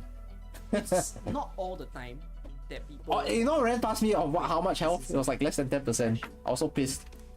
Some people do. Some people. Maybe like, now oh, shit, lap alter is not that bad, but back then we didn't have lap alter. Really love what it is, which is basically me and like the fucking Yo Star Crash Out video that I did. You know, like I'm so fucking pissed throughout the entire video that I really needed to call them out. You know, and I express it very clearly. But one thing I want to point out as well, right? As much as this pristine image that Cookie Kaze wants to present to people, right? Cookie has a problem as well. You look at some of his like bigger viewing videos, right? There is some clickbait involved, and he also has some negativity inside the video as like the main hook. I think I remember his Wishadel video last year. I wasn't happy about that one. I up until today I haven't had a chance to talk about it. We will talk about it soon when we approach the content creations talk that I want to do it, because if I do it today, we're gonna be here for 12 hours. All right, I just want to talk about this and that's it. And oh yeah, and the IS interview as well. Of course, there's gonna be some people who think that maybe I hate the game, but my video probably don't come across that way because people know I've been an AKCC for like 6 years, and like I'm always making good videos about them. So for them to suddenly see that off the charts, it's like, wait, this guy's actually crashing out the game that he likes. You know, that's probably when. I don't think longevity has a. His Wishadel video is a common sentiment shared, but I don't think so. I think it's blown out of proportion, exaggerated. I'll show you one Reddit post I came across that was puzzled why this was the case. But when we get to that, but I mean we'll leave it at that here because I will go on a fucking diatribe about that. Yes, I know it was a sentiment shared by a lot of players. But I wasn't affected to this extent, like by Wishadel's release. We had stuff that happened before. Chowter, we had Ling, we had others that thought that also ended up breaking the game several times, and we came out fine every single time. So but yeah, that's probably going off a tangent on a different thing altogether, which we should leave for another stream or video instead. Yes, hi Icebreaker. Speaking of Icebreaker game. Criticism looks alike. But I used to call it Juice Breaker, by the way. It looked like it to me. Juice Breaker sounds funnier though. Okay, we'll stick with that. Juice Breaker. Juice Breaker games, guys. But as that goes on, the fact that your biggest video that people got to know you from is from Endfield, it's very much like this is the first impression. And I know you've kind of like been pissed at me with the way I react to your videos sometimes, but I feel like I've never changed the point I'm putting across in all 3 videos. That is, you're putting Scream Elements. an image. I'm not gonna log into Scream Elements right now. A bit. Yourself. It will be fixed by the next stream. Because of the way that you presented it. I think there are ways to criticize I'll fix it later. Yeah. without that happening. Can you repeat that last line again? Sorry. I think there are ways to criticize without. Try again on the following stream. Don't do it here. I won't be fixing it now. Because the next stream is likely not tomorrow. Okay, sure. We'll see. Yeah. I like. And I'm whining. I'm whining about like you know, people being mean. Sure. Yeah. Like fair enough. But yeah, but we've had this conversation the previous time. Yeah. And I remember this from the previous. Oh, someone made a very good point in the cookie chat that I just saw. Someone's talked about some people talked about how there's this user over there that I think was the YouTube site. They talked about how they felt like gacha games companies are just presenting a product to them, and that they view it as a product and not much more than that. So there are people with this sentiment as well. They're not as invested. They are quite more realistic. Like, okay, the game turns out great, fantastic. Game turns out shit. You know, fuck me. I'll just move on to the next one. You kept emphasizing to me that you're not very bothered with how people see towards you and whatnot, simply because like you know what you intended, you know what you're going for, you know what's the message you want to do or the purpose of the video. But like at that point I just had to let you be because that's what you say. But I'm on this perspective of like I don't think people think that hard or that deep. You're just here to know what's going on or doing other things. Nice. Hope you're going well with your chores or stuff or whatever you have to do.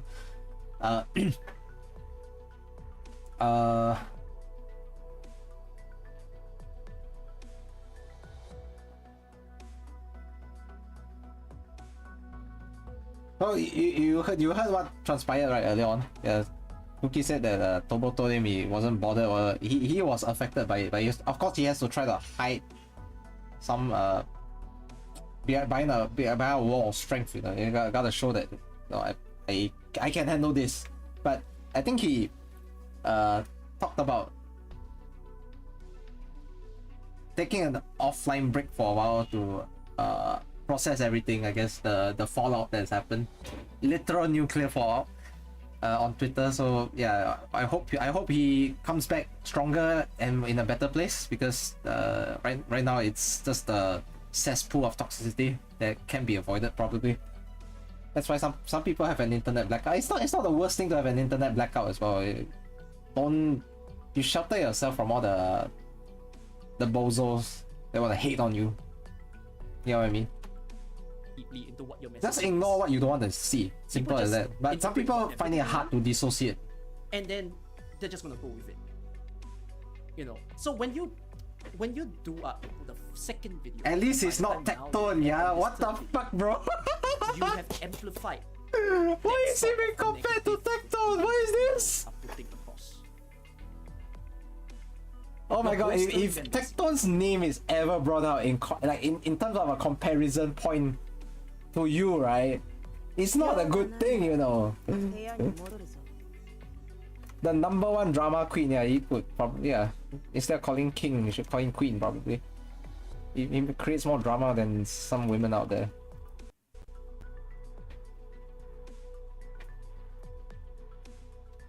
I think the AK community was so glad that he was not a part of us anymore. You're basically reaffirming whatever image that they have placed on you on the first video. If Tectone is still in your head, then I don't know. Some people still keep him in their head. I don't really think of him, you know, as a creator that I would. This is just me explaining. Okay, here's the thing. Isn't it like 4+ years? You know, I will still keep up with whatsoever that you're posting about Endfield and whatnot.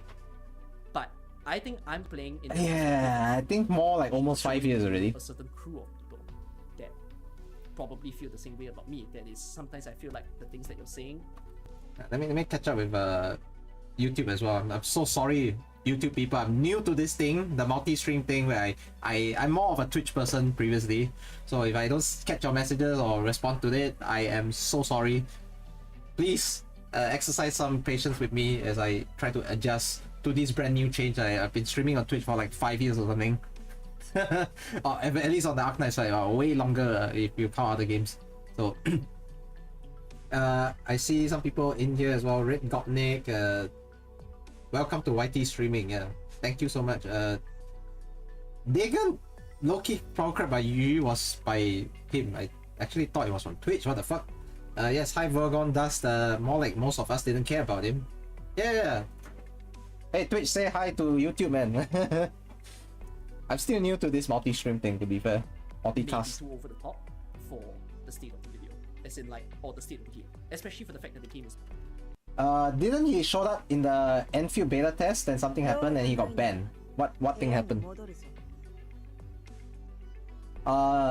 Hilarious. Even Endfield didn't want him around. What the fuck, bro? Then tried on the viewer's account and got it banned too. Hey, the viewer must have been molding, bro. I haven't even finished playing. What the fuck, bro? It's not out yet. You know, I think there's a certain amount that we can talk about with regards to the... Imagine implicating a viewer's account for this. Holy shit. If I got banned, I'm like, fuck it, I man. need to say something here to someone in your chat who said Cookie versus Tobo. I need to call that out. No, this is not a versus. I am not trying to like. Please don't paint this as Cookie versus me or me versus. That's not what this is. I am having a conversation. Guys, if Tobo was living in my country, I'd invite him out for a drink right now. It's the same if you were in my country. I like Cookie. I like. That's to make it clear. If any one of you come over to Singapore, shout me out. I will. Like, get that out there. I will. Please don't paint this as a versus thing. I will bring you around to have food. Yeah. Sorry, carry on. I'll introduce you to a place that sells great butter chicken. Really, I think, yeah. The only thing I'm more so curious. The butter chicken is really one of the best I've ever had. More sort of videos or at least in this country. Put forth. Yeah, I will buy you dinner. You don't have to pay. I pay. And if it does invite my reaction, then just anticipate for it, I guess. Introduce McLoutside. Hey, I will eat McLoutside with you. Yeah, like it's. I think there. No, if you're in my country, I'll extend my hospitality. Like, you will be treated well here. Yes, for sure. You know, opening your. What the? Why the fuck did I come back to? You know, saying things like. Is that 6,666 seconds already? What the fuck? You know, being very cynical about my motivations for making the video, it sort of like tipped me over the edge a little bit, and I got triggered basically. It's civil discourse. Whatever I say in my gacha community, that's why it's great. I just need you to understand. I know you're not. Yeah. I'm always about the more nuanced discourse. I don't like to funnel everything into, unless I crash out, then I will funnel everything into one line. But I am someone who always appreciates a nuanced sense of perspective, because I want to know what good things you have to say, and I also want to hear if you have any criticism. Why not? Surely something's gotta be bad about, or something's gotta be existing inside this, whatever we are talking about. Could be a product, could be a game, could be life itself. Something you gotta be dissatisfied with. You can't possibly say you're happy every single little thing in your life. There gotta be a little bit of discontent somewhere, and that's okay. That's what makes you human. It means that you think things still could be better. It means that you have hopes that it could be better still in aspects of your life, and there's always something to strive for. Like, if your life was perfect as it is, there's nothing to work for, then then it kind of doesn't have as much meaning, you know, as to something you have worked for. Yeah. I think important is you need a conviction in your beliefs. Very important. Yeah. You think it doesn't matter as long as you make up your mind. I think having a very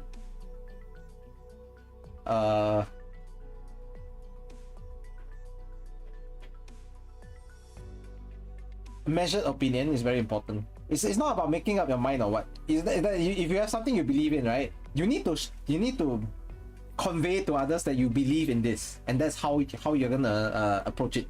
We don't want to be this robotic follower who just mindlessly goes on following every single little trend and things that suit them. It's good to be flexible and fluid with your thinking, but it's not when it removes your sense of identity. Because what you believe in, how you approach it, is what exclusively makes you you. The individualism that will seep out and transmit to others that this is you.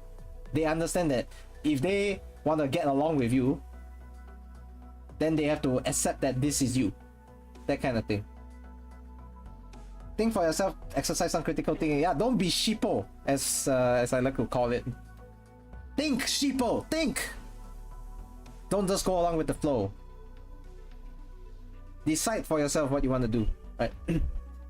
can you have a real TLDR about the discourse? So we've been talking about the Arknights Endfield discourse about how the entire thing and drama has been centered around the dodge button, which is frankly extremely silly, to say the least. Again, I don't like it. Okay, I don't like it because it devalues the product as a whole and focuses entirely on presenting an image that Arknights Endfield is centered largely around its combat, which is not true, by the way. It's not true. So we have to call that out.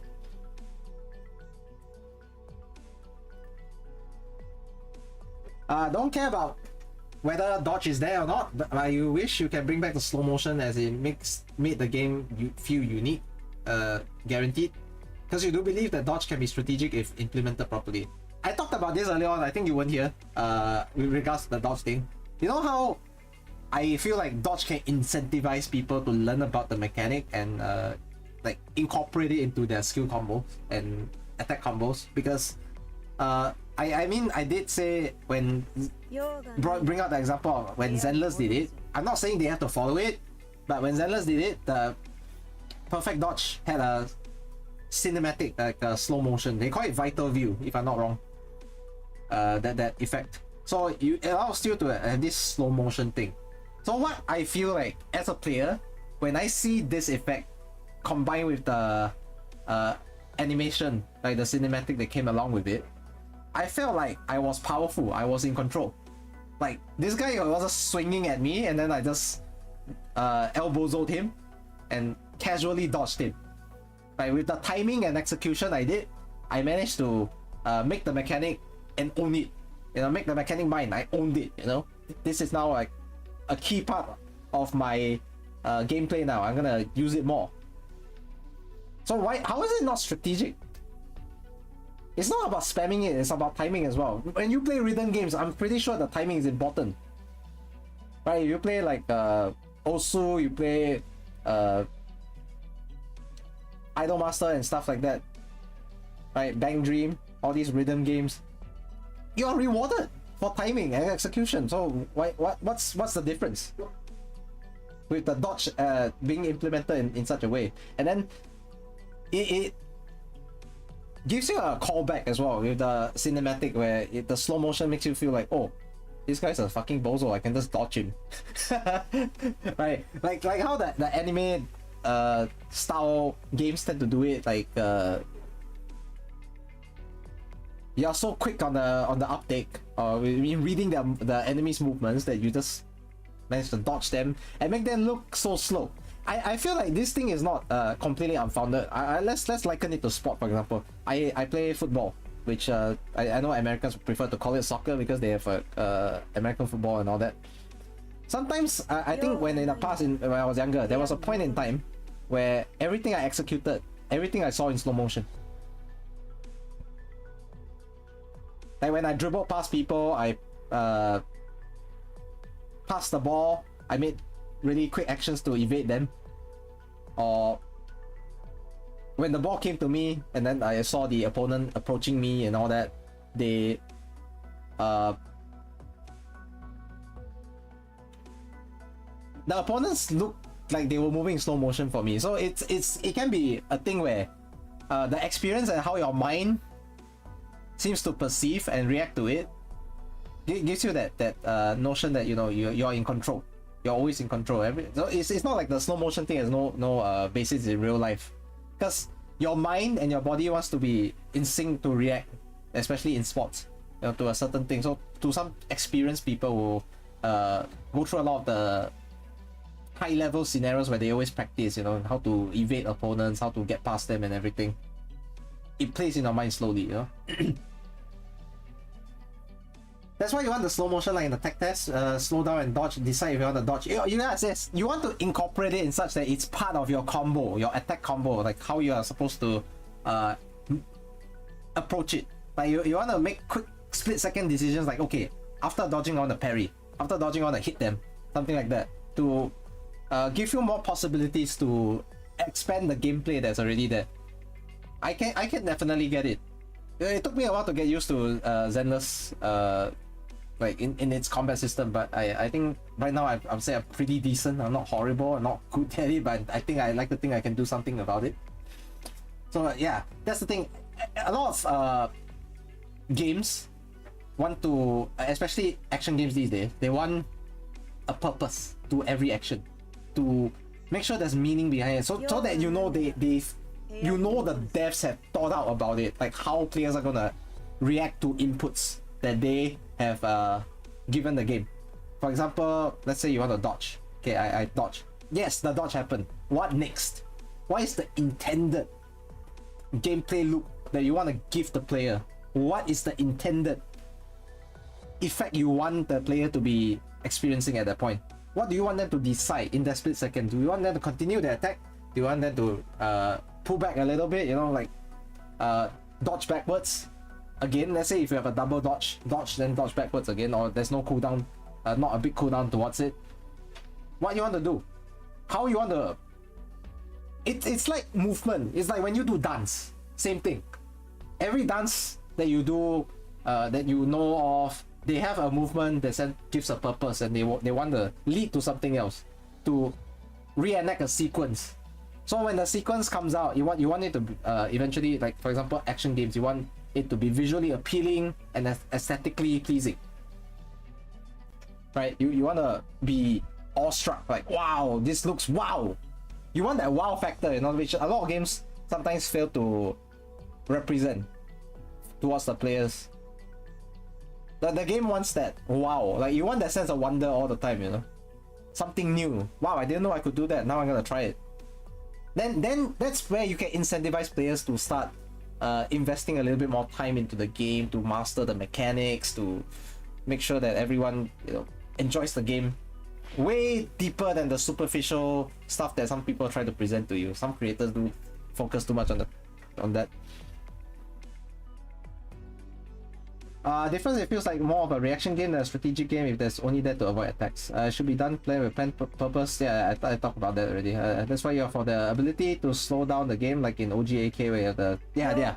That's the thing, right? The so-called slow down when you click upon an operator, right? It slow down to I think 0.1 speed, something like that, thereabouts. So you are able to plan your next move. There's a window that's not punishing but not super generous as well. You still need to I use the mechanic a lot, so I should know. With niche runs, we have to. You reserve my judgment since you never got to play the beta in person. Same thing, right? I cannot say more for sure. I can only say based on experiences that I already have had. For example, Zenless and Genshin and stuff like that. But Genshin didn't have a dedicated dodge button. You only could dash around to avoid the... So in Genshin you needed to observe the battlefield from a bigger picture rather than in the moment. Because sometimes you have to watch for the movement, right, of the enemies and the attacks. Then you have to dash away from the area of effect or the hitbox. Maybe the dodge contradicted with how artifacts provided defensive stats to units. I don't think that's a problem. Zenless had a defense stat, but the defense stat is not super impactful or anything. You still need to parry, you still need to dodge. The defense stat is just to give an impedance, so to speak. It's like when you put resistance in the way of electric circuits. You just want to put something to impede the player from doing too much damage or dying too quickly. That's why the defense stat occurs. That's why you always have an attack defense stat, like a 200 attack and maybe 70 defense, something like that. Is that to slow down gameplay so that you don't kill too fast or something like that? You have to understand it from that perspective, and then you understand why they put defense stats in games. At the end of the day, as long as HG produces something in their vision that aligns well, it will be great. Okay, great. By the way, Dr. Socrates made an RA Endfield video where he discussed about the dangers of carelessly adding new unintended mechanisms to a game mode. Always, See, if you establish something about a game mode, right, then you add new stuff just for the sake of adding new stuff to shake things up. Right? It can screw up a lot of stuff. Yes, like a lot of the suddenly you have to relearn everything, and I don't think that's the intended thing. You're RA lover, by the way. That's cool. I personally haven't played much of RA or outside the original one. I was forced to study it the other day because my game had some weird corruption, which I should probably post it soon on Reddit. You know, get karma farm and everything. Just kidding. The game's still in beta. Arknights Endfield, yes, not yet. The new one is fun. I will experience RA eventually. I like the idea of the mode itself. RA reminds me a little bit of Age of Empires, something that I used to play a lot of.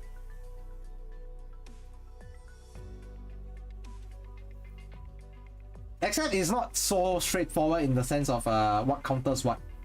That one you have to rely on your knowledge of what the enemies are, or what they're weak about. It's a major L to have the default difficulty set to hard. That wasn't the case for IS, which I think was a minus point. Yeah. Because normal IS was not like that. They gave you the hard mode after you cleared the normal mode. I don't know why they went hard straight away. That's fucking awful, by the way. It's crazy. Yeah.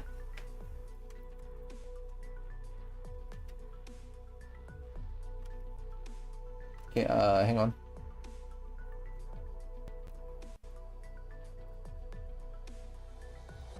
Alright, so let's move on. In this one, I think I've seen drone on too much. I'm gonna be here for 8 hours for sure. Holy shit! And I have stuff to do later. Days that you stream to where you are now. Okay, I know your character and I know that you really love AK, but time and time again, I kept saying I'm not against you as the person. I keep trying to re-emphasize this. I feel like the volume okay, or I gotta go higher? That your videos can give forth to the game. And this is why that monster appeared on the fucking street as well. What the fuck, bro? Criticism is a form of help, but like I said, there are ways to criticize that may cause more damage. Okay, sure.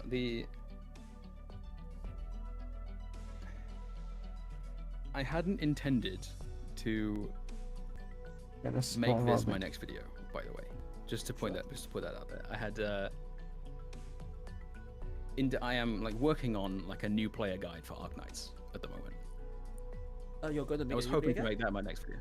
Yeah, sure. I was hoping to make that my next video, but this just happened to come out. But like, I know there's not a lot I can, you know, that's just the way it is, and that's, you know. Starting to be really childish there. You got criticized, bro. What happened there? It's pointless to complain about it, but that's just, I just wanted to make that intention clear. But yeah,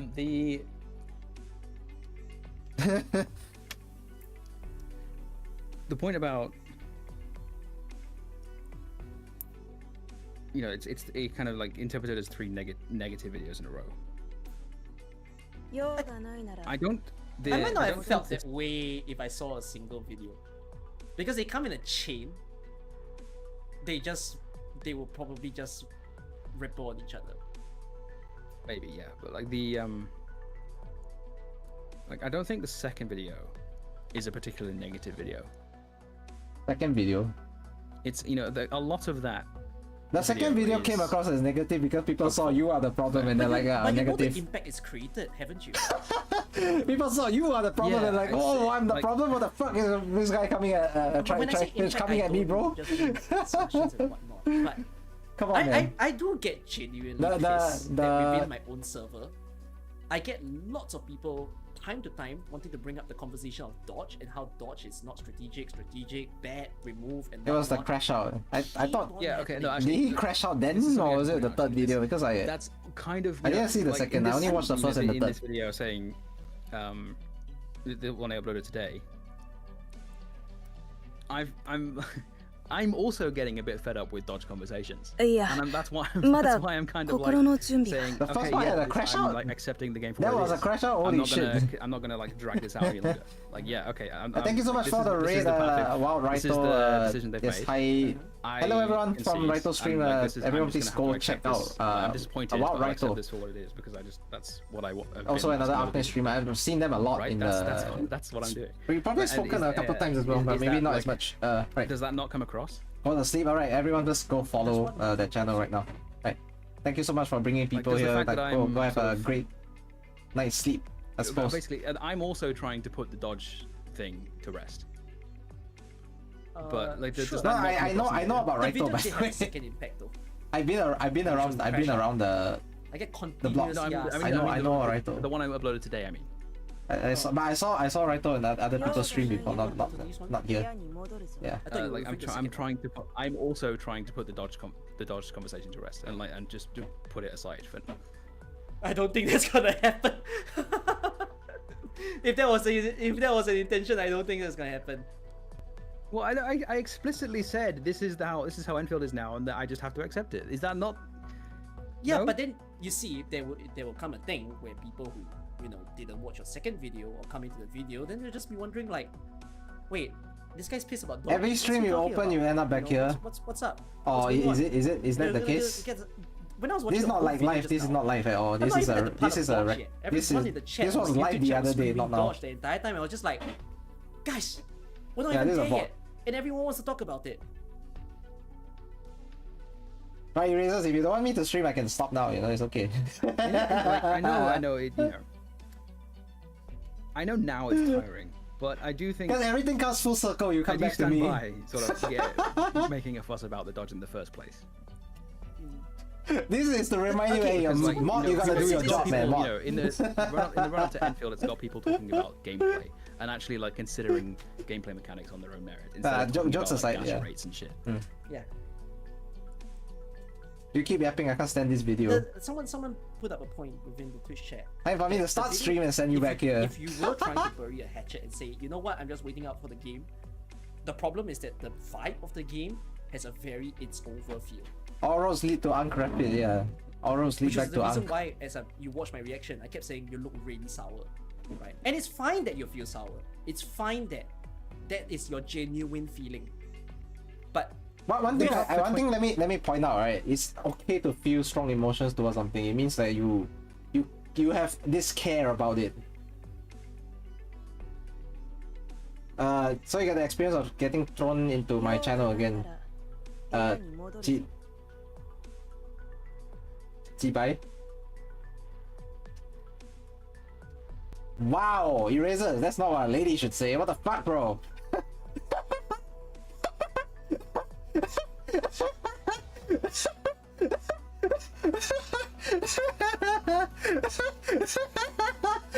the fuck? That was so sudden, man. What the fuck is that crash out? That was a legit crash out from Erasers right there. That's a legit crash out, bro. You guys taught me the swears, yeah, I suppose. You want more? Legit crash out right there, right? I tell you, when you say Chibai straight away, that's a crash out right there. If you ever hear me say that on stream, like, yeah, I crashed out already. Really hard.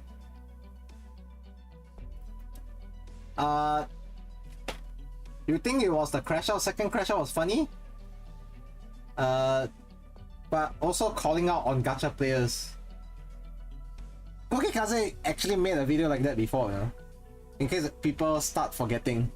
He talked about Arknights players don't want to learn. Like 2 years ago or something like that. It's not the first time such a video has ever popped up, at least in the AK space.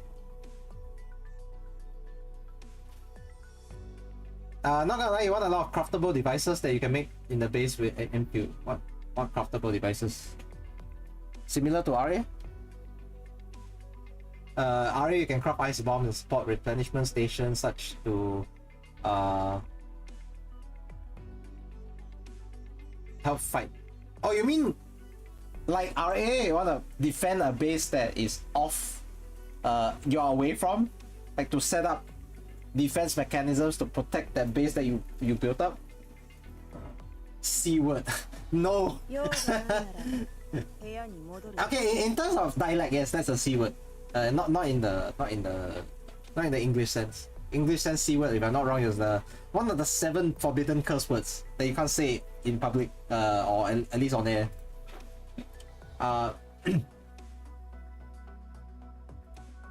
Time down and then 43 that messages was deleted. What the fuck, bro? Suddenly it's fine? Fine for what? June taught you Jibai Lanjiao. Yeah. Jibai is the P word for women. Lanjiao is the P word for men. PP, yeah, basically.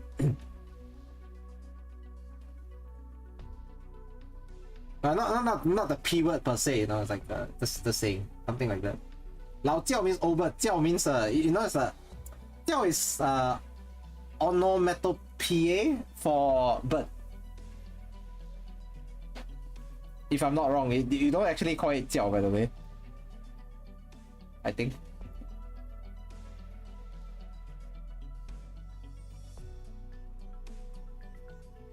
You don't use that lao, by the way. That's lao as in labor. That lao I don't think is the right one.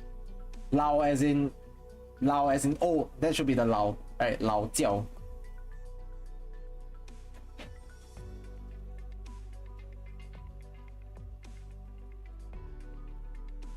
Lao jiao is not a Falcon word. What the fuck? I'm about to crash out here, man. I'm about to crash out here.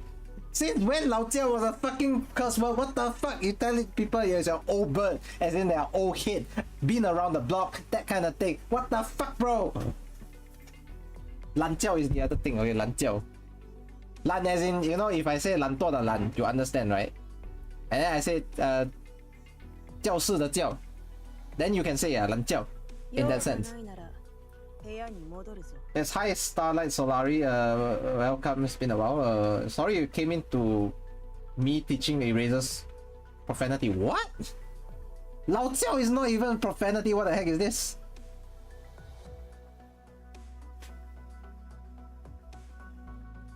Yeah, Discourse always comes to like off course. If Discourse stood for off course, yeah, this is what this conversation is about. It went from, we are talking about like the Endfield shit, and all of a sudden like I pivoted to teaching people fucking slangs from Singapore. What the heck, bro? What the heck?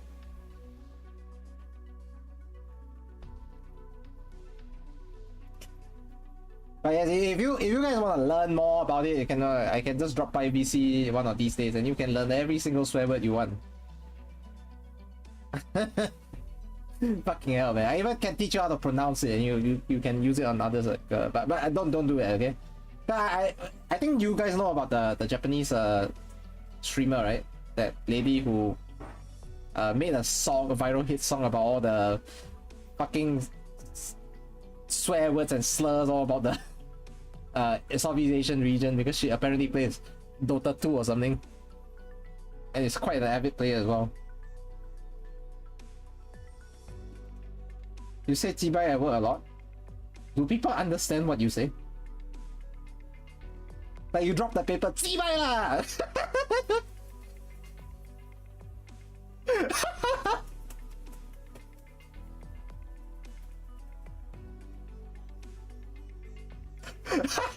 Of course not, that's why you say, oh my god, you are evil, man. Imagine someone secretly understood. Actually, that was a case here.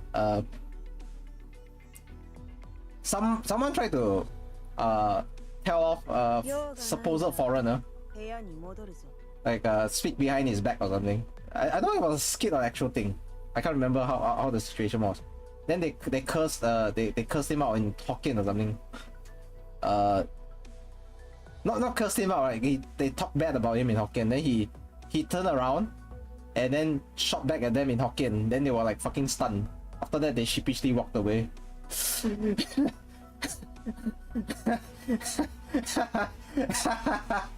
So yeah, never discount the fact that someone might know that, you know, a swear word that you just spoke somewhere. They might actually know it.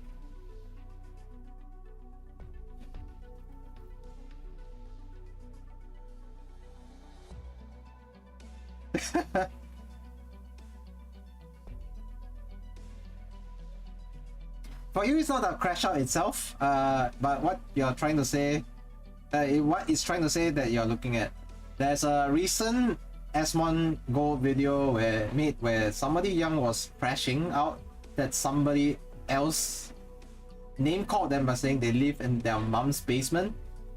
Initially, as he agreed, but when S1 saw the young guy's crash out reason, he agreed with the young guy, even though chat was saying that the young guy is trash and nonsensical.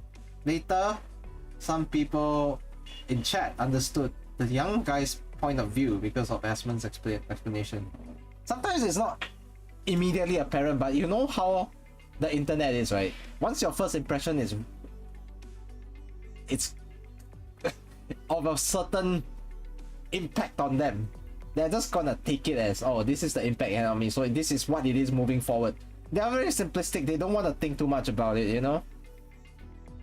This equals this. They literally just want to get on with their lives. This equals this. Okay, thinking's too hard. I have enough to think about, and enough on my plate to think about for my daily life as it is. I just want to shut my brain off and just like, if I get to hate on someone to let out my frustration or something, then let's do it.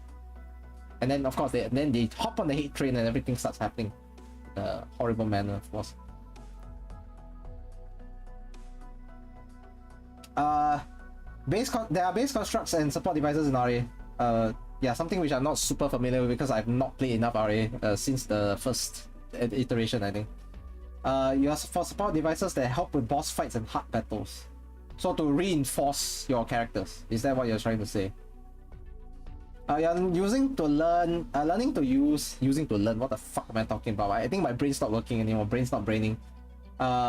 You're learning to use foreign obscene languages. Truly an educational stream. No. I'm not someone who teaches people swear words all the time, you know.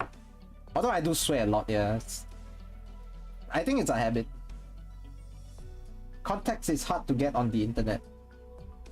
With a video, with body language, with emotions, with tone of voice, it's very easy to convey what you want to people. Unfortunately, if you are too focused on what you want to, the type of content you want to push out to people rather than the full package of what your video is trying to represent, then that could be a problem. Because that may be why people who can associate a content creator with a face, an actual like human face, compared to someone who's camless like me, get more popular. Those are very popular. They tend to have the biggest subs, followers, whatnot, because they have a face to associate with. Get what I mean? People often want something they can associate with, and a face is good association with someone's like name. The brain always needs something to associate with. For example, if you guys do not know about me, right, and you only have my voice, there's not much to go by, you know. You can only tell about my voice. I mean, sure, I'm quite emotive. At least I believe so. I can show anger, I can show frustration, exasperation. At least I try to anyways. But if you're not here long enough, how are you supposed to assume any of that from me? You know what I mean? That's why a face helps. I look like uncle. Actually, there are people who thought I was 5 or 6 years younger than I actually am. I don't... As they say, right, Asian don't raisin. I am one of those, apparently. I've been mistaken for someone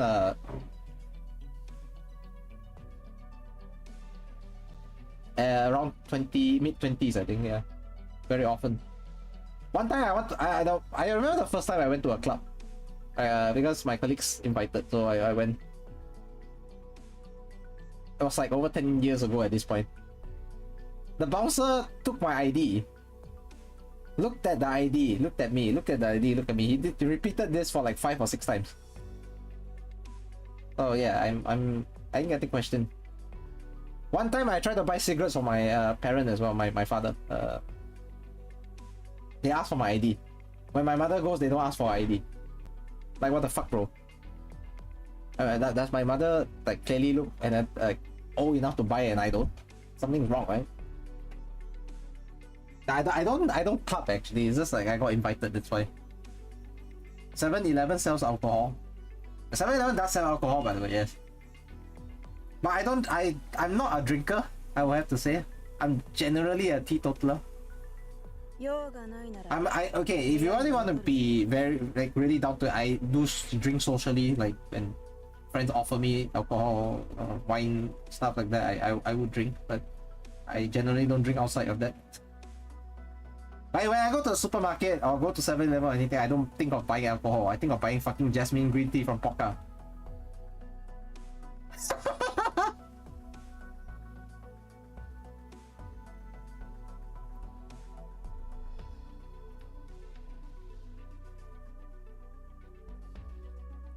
So what's my take on the Endfield drama? We'll see how it is. That's a matter of giving me enough time to tell what kind of stream this is. I'm clearly here for simple discussion from your perspective so far. It's not totally wrong. I cannot go too deeply into Endfield discussion. I never played the beta. I cannot give you full rounded views about what I feel is supposed to be. And I'm not gonna pretend that I can. So I will as much as I can draw experiences and I try to extrapolate. I will not go too much into it because I know I cannot deliver to the same extent as someone who's actually played it. So I've said it before and I repeat it once again. I want to present people with a fresh perspective when I actually do get to play Endfield whenever it's released, and I want people to feel like this content creator decides to play this game for the first time, experiences all the rubbish that can happen, you know, that other people have experienced before in the beta, maybe, I don't know. I want that sense of wonder, of discovery to show to everyone that it's sincere, it's real, it's genuine. Like, people want real, and I'm gonna give you real. That's why it's a discussion and not a review or critique. I'm not definitely like going hard on anybody's view. Like, I'm not supporting one side strongly at all. I'm here just to give my perspective of what I feel in the moment when I hear what they've been going on about, you know. There's a high Sempi DXD. I think I probably fucked up the pronunciation, whatever it is. But yeah. What the fuck? It's midnight, where your evening go? I stole your evening.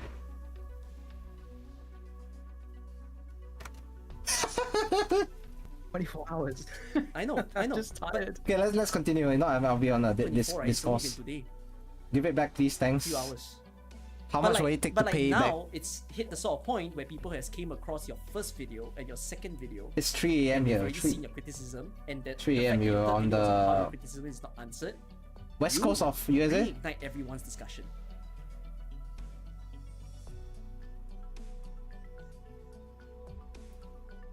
Like temporarily, yeah.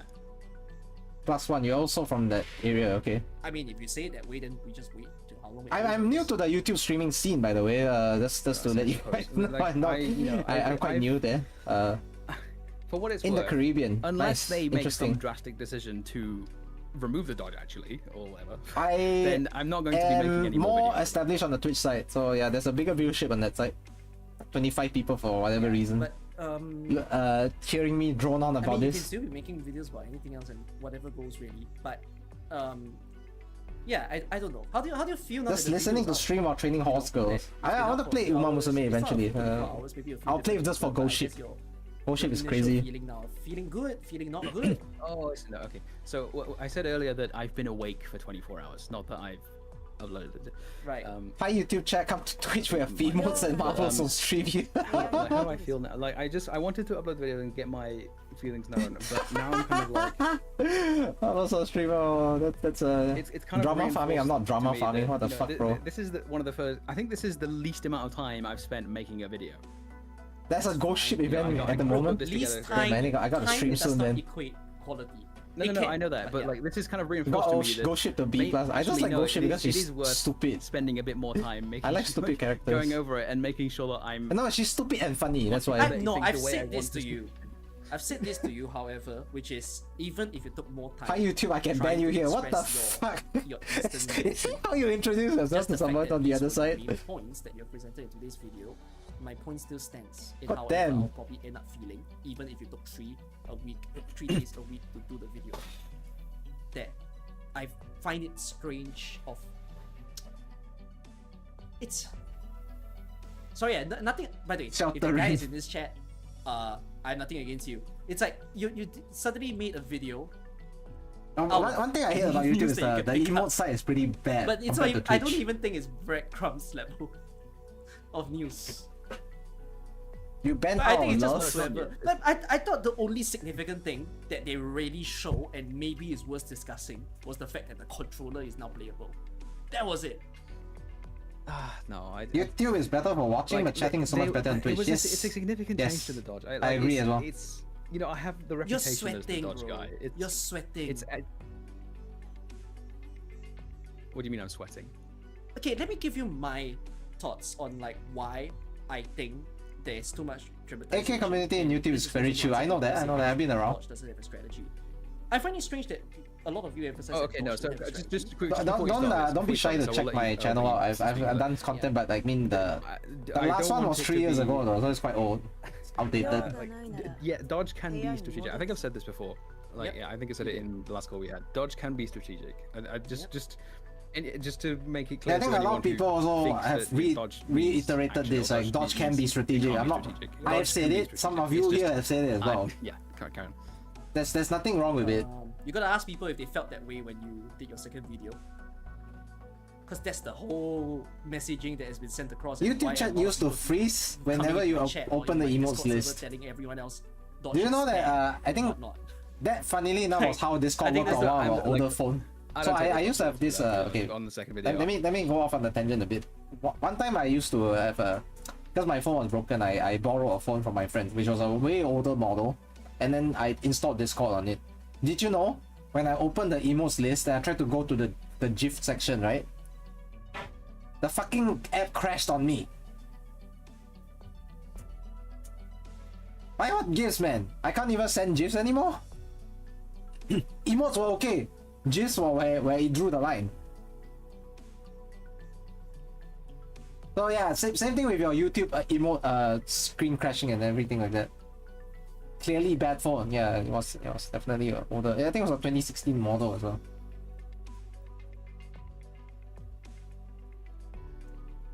But be warned, once you join, it will be full on RA propaganda. Join the Discord. I mean, if you guys want to join my Discord, anything, I mean, go ahead. My Discord's dead. I need someone to induce discussion, and because I don't see anything going on as well, I don't feel like sometimes I do try to start discussions, nothing happens. I'm still trying to regrow my community because like I used to be much bigger as a Twitch streamer way back a couple years ago. Those were my glory days. Back then there was a lot more activity. Now it's just done. It's fucked. I basically have to start from scratch again. I don't care. I think we always have to work to where we want to get to. It was started from the bottom, now we're here. So it is what it is. Yeah, sure, spread RA propaganda whatsoever. Let's see if you can convince me to actually play for once. Because I have not been playing RA since it came out like as a permanent mode, I'll be honest. But I think I spent a lot of time articulating that. I made it very clear that it's not about, the dodge isn't. What you want to ask? What made me want to think about streaming this cookie VOD or get into the Endfield controversy? I feel like a lot of people got things misrepresented, and I want to set the record straight. From my perspective, I want to offer my view as in what I feel and hope Endfield can be, right, based on the Hypergriff track record later on as well. Because we are going to reference the IS interview for that to reinforce what I want to bring across to people. I feel like this needs to be like clarified properly by a third party, not the people involved, because nobody else has done this, I think, except me. You got four people to play RA this week. You increase the player count by 40%. Make me 50%. Do it. I challenge you to. The issue is that like, but probably like when I start, it's not the matter. It's like when you convert me to play it for real. Was I like the concept of it itself, but I think right now it's a bit of a tedious chore to play at the moment. Just I got other stuff I need to deal with, like my IS is not even clear. completed There's and only stuff so like much that. I can do to make that clear. Yeah, but I think the point that I got to make is that Yes, good afternoon. one of the things that I see, and I'm getting more of sort of reinforcement the more. Yeah, based on your name is you're from Vietnam. There is honestly a lot of things that you get to do. It looks like a fair number of Southeast Asian people dropping by as well. I got a couple on the Twitch side as well. But if you think about the number of actions that you have to do within the game, right? Which is cool, which is cool. I like to see. I used to have quite a very like there are a lot of Americans at some point in my stream as well. Indonesians, Malaysians, but it's a lot, man. Used to be Mr. Worldwide, International. So that's another +4, and then you also have. You only checked my Discord today when I didn't stream at 8 AM. 15.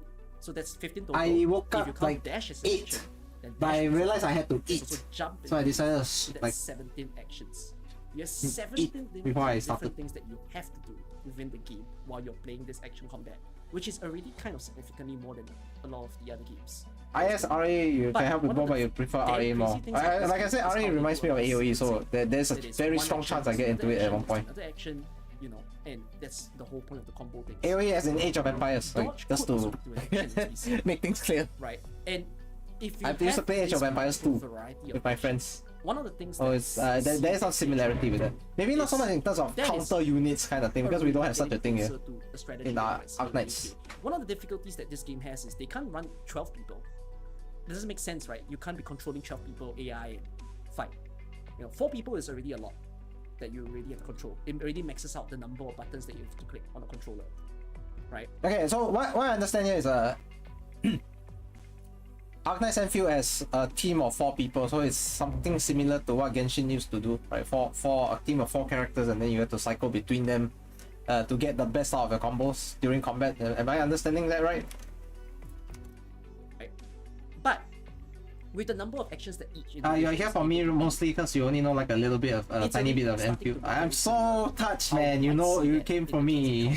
You came over here for me. 12 Damn, operators in AK, so touched. they have a normal attack and they have a skill. You have to look for a bit as you'll be doing some work while we'll listen to the stream. Oh, go ahead. I'm There's always a lot of been depth. Now, if you said that I make for good background yapper, big book, like a good background yapper for people who need to do work. So I appreciate that I can be of help in that sense. Block count, your DP cost. There's a lot more intricate. Have I ever seen an Enfield gameplay? No, not the full combat. No. Then if we then The go demo, back yes. to Enfield, right?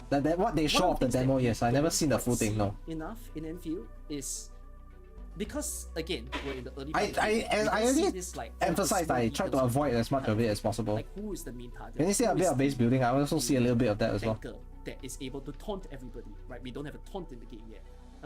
Or like who is the one that is going to continuously apply status ailments because of a certain skill? How many sequences that you're going All to see? 4 are on field at the same time, but can fight and switch I between each find other. that when What? you start narrowing All in on the 4 dodge on so field. much, you're That's a just lot to take concerned in, you know. about, oh, the dodge looks flashy. The dodge is just Already able there's some action. complexity to But the you don't level of seem like to combat, understand that dodge the is a depth of step combat as the well. Entire strategy, No, I do understand that. you know. It's not And just about it looking flashy. You does expect the but combat that's the thing. to be like I don't Honkai think extra things. That's something that you Taunt. quite put across within your video. Taunt that should more be so in the your game video at some comes point across because as like Arknights has taunt as well, this like game might really increased target look at priority. for strategy. But if you see the way that The most like we've said before, prominent example I can Spider-Man think of is and Bison. Bison has that for as us well to really in his see what S2. goes on. But we can definitely sense that sort of flavor that's going to happen. Characters They also run will by AI care and fight when not controlled. They will care. I think about that's the good number of because it takes a lot of burden away from the player. If they're all 4 on field, That's kind then of why I think find that should be the case. You could have maybe sort of presented that sort of different imagery, and instead of just harboring in on this whole dodge issue.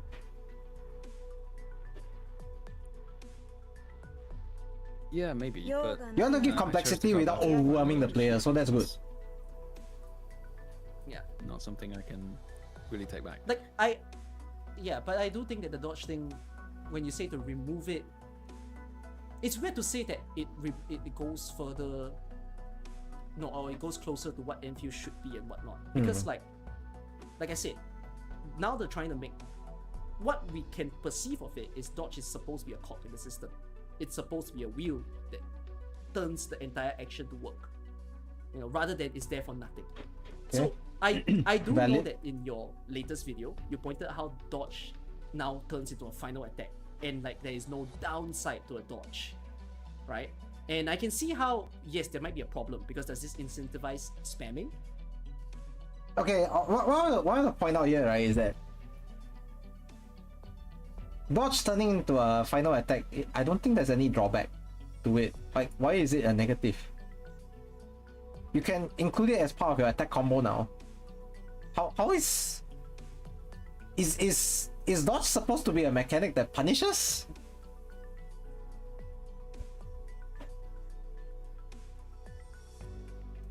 I fail to dodge, I get hit. Like, there are some games with very wonky dodge mechanics, okay? So I miss my dodge just by like a half a second, and then it registers as, oh, he hit me. Where's my invincibility window? It's supposed to give me that, you know? It's like if I time it correctly, then I miss it by half a... Like, the window. Like, it's 0.5 or something like that. Half a second, and then like I get fucking punished for it. Like, my character dies completely.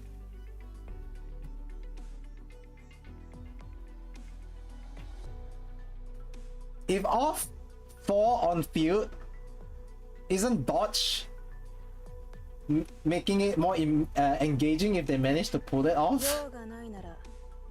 There's no dodge limit in combat. Oh, I think I can see why some people take issue to it. Yes.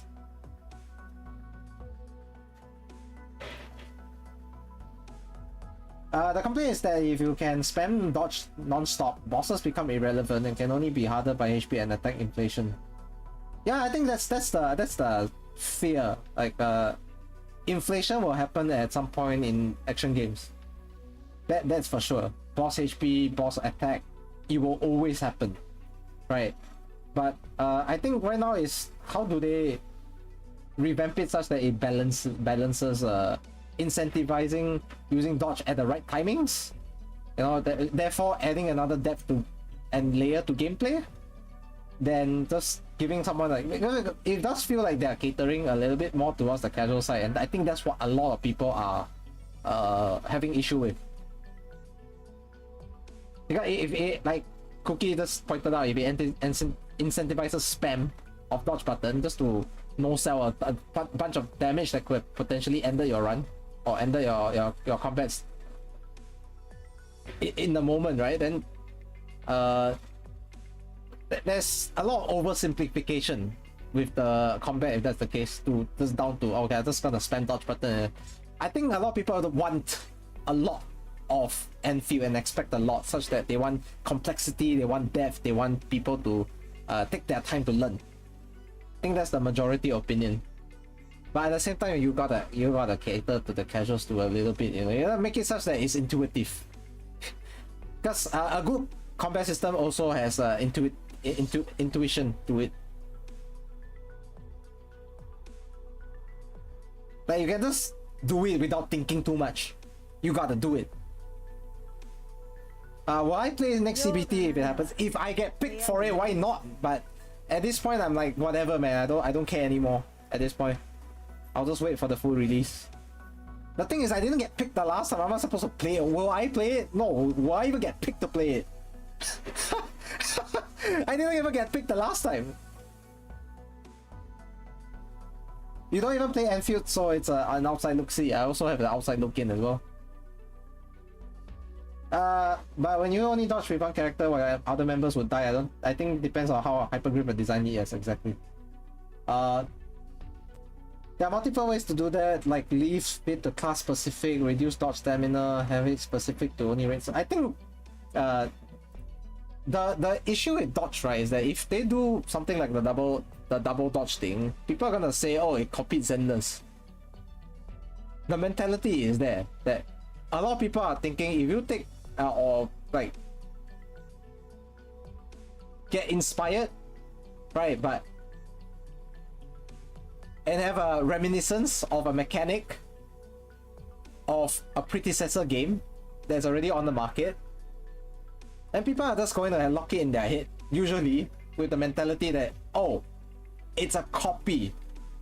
The moment this gets in people's head, right, the value of the game's mechanic dips by a large amount, and the interest will wane as a result.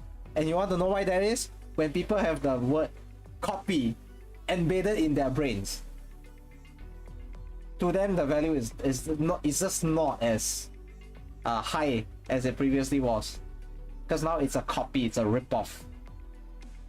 So that's the danger of it. Right, they make something look extremely similar to, like, for example, Xander's having the double dodge thing.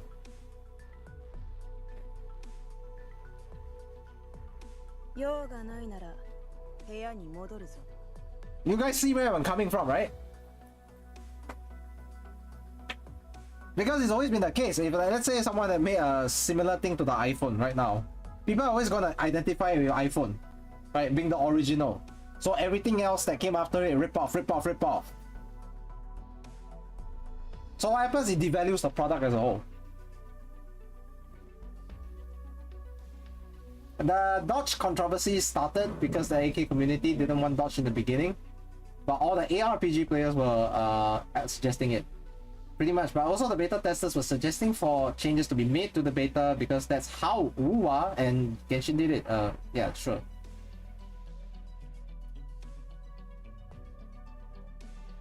That's why you're more for slow motion to make it more unique. Okay, fair.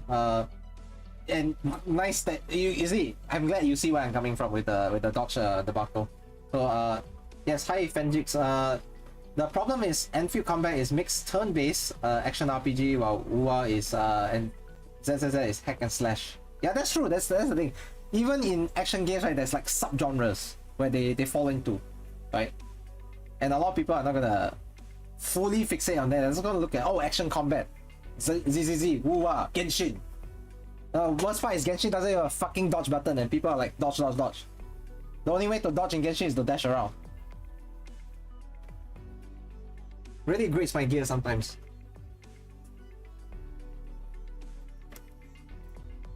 There's this okay, let's continue. Make it seem like, oh, everybody will just be dodge knights and they'll just keep dodging everything as they want. But it's a bit too quick to judge that dodge has no downsides, because dodge still uses stamina. We don't know if if you dodge too many times too often, what happens to stamina exactly, right? And even if it does reward on the SP and stuff like that, I don't think it's all too bad that the SP matter makes it such that the people can spam skills a little bit more. It was a complaint. You highlighted that in, I believe, your first video, that a lot of people said the SP requirement is very small, and you say how it's important for people to manage. But as the game then goes on later on, we might end up seeing that where else we can go from here. Even though in the early part of the game, it might look like we can just abuse it, you can be pretty much certain that there probably will be things that would disallow us to be so button mashy, that kind of thing, right? As soon as they implement a character that ruins your stamina, that ruins your SP. Okay, one thing I want to really point out and present to you people, right, with the viewers, something to think about. The idea of the SP management and all that, right? Those are further depth and flavor and layer to the combat system itself. So what Endfield beta test was all about at this point, right, is that they came out with this build system. They wanted to test things out. So they just said they needed a system that worked without breaking itself, and then let people try it out. Then based on feedback, refine and improve it. This is not the final product. You cannot mistake this for the final product at all. It's a beta test only, and there's only so much you can go by because it's not the finished product yet. So they're trying to refine what they implemented into the system. So there may be changes or anything like that, it's fine. But this is the basic stuff that we're getting already. People gotta understand that. Some of these are 100% going to be in the final product. It's the little things that they haven't fully worked out in terms of making the gameplay fluid and smooth and completely free, seamless. They don't want it to be clunky when the final product comes out and then they have to patch things in, patch things in. The first impression is good, right? Yeah, the system looks, but for whatever reason, people are fixating over the combat system so much that I think oftentimes people forget, right? There's also a base building element to Endfield, and nobody's talking about it. Everyone's just like combat, dodge, and like the only thing you're dodging here is talking about the fucking base building system. That's the only thing you're good at dodging. What the fuck, bro?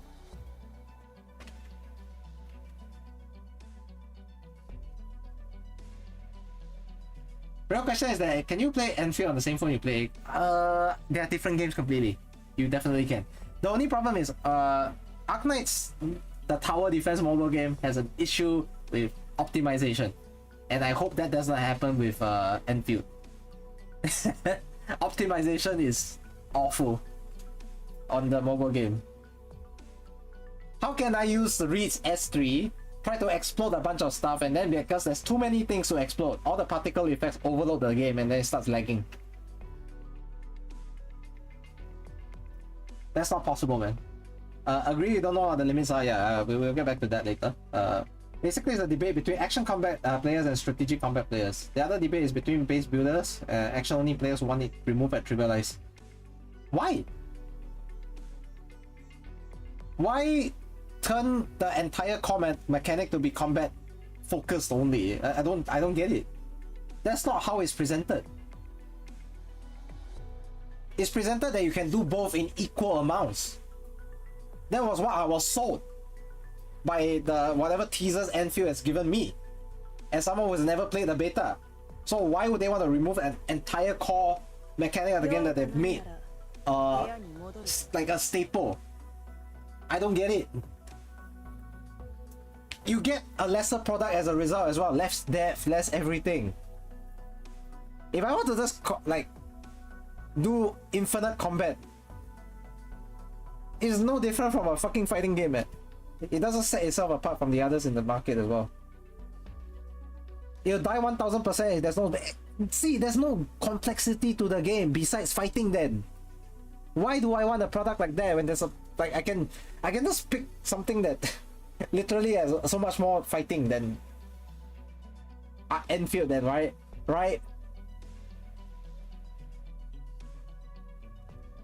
Because I am an ARPG player, I play Genshin and Wuwa because I suggested dodge in the game, and now it's there. That's what's unique about it. Endfield is supposed to be RA plus some action combat on the side, you know? Like, you're supposed to... Okay, well, I say it's on the side. It's like... It's not that it's just tacked on for that purpose. It's the fact that it's also another aspect of the game is what I want to put, right? So...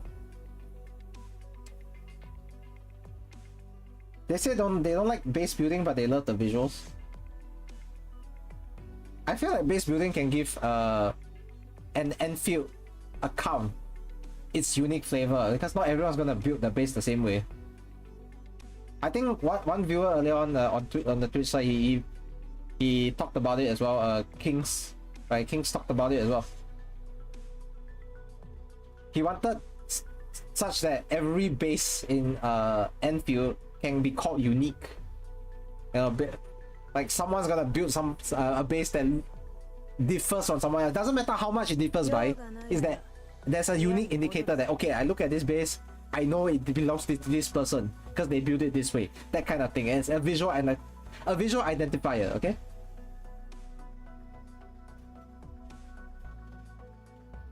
Going to be GFL 2 combat with base building. That is still an assumption because we don't really know what Endfield is supposed to be. It's not that what I know about Endfield is supposed to be. It's what I was sold at this point of time. Because like I said, I haven't played too much of the beta, so and it doesn't seem like it's too much different from what they sold to me in the first place. It's only on a single normal enemy. We don't see that on a boss yet, right? There's a lot of these mini things that are could-be's. You know. You think HG has their own destination about how they want to go about this, but we don't know where is it. To reach a destination, there are many different paths. But because it's a could-be, Tobo's path One of the and things all that I recommendation is to didn't remove quite dodge. like Okay, about fair. The way that you presented the video. To is, you, it's Honkai then why with base don't you building ask as a for game. these Okay. keys? Okay. Maybe some Right, open world instead of exploring. combating the systems Enfield doesn't that look they super already are trying open to world at all. implement. Like, No. there's no more slowdown combat. Now they're going into this quick time event. Now they're implementing this dodge, this more action-based kind of things, right? Sure. You see, someone on complain one the side combat say, looks kind of let's janky to remove it, them. Let's change something. See, there are about still it, gripes and about the combat go still. your side. But why not? Let's then discuss the other possibility that can happen, which is okay. If you are going to do this, then can you make these significant? Right? That is, will you give me enemies? Will you give me environments that will make me feel like, oh, this isn't just there for fun. This is there because I have to think about it.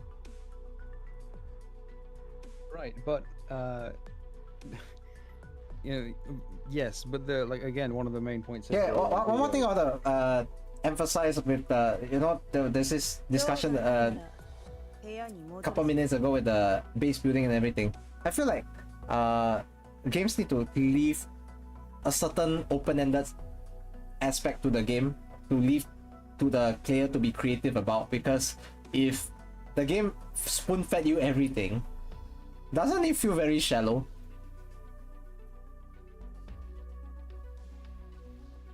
If I just give you the blueprint for every single little thing that you did,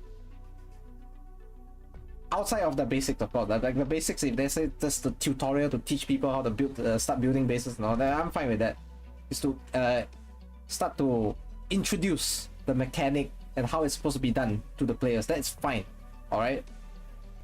But once that stage is, we pass that stage of the game, right? Then you gotta understand that you want to leave a level of creative liberty to the player to think about how they want to construct stuff. You want to give the player an ability to invest time, you know, and their own creative ability to explore their own creative abilities.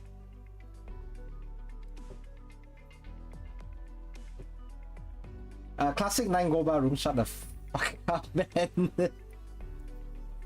9 Goba room is insane, bro. That's so ridiculous, man. Whenever I think about it, I'm like, no, man.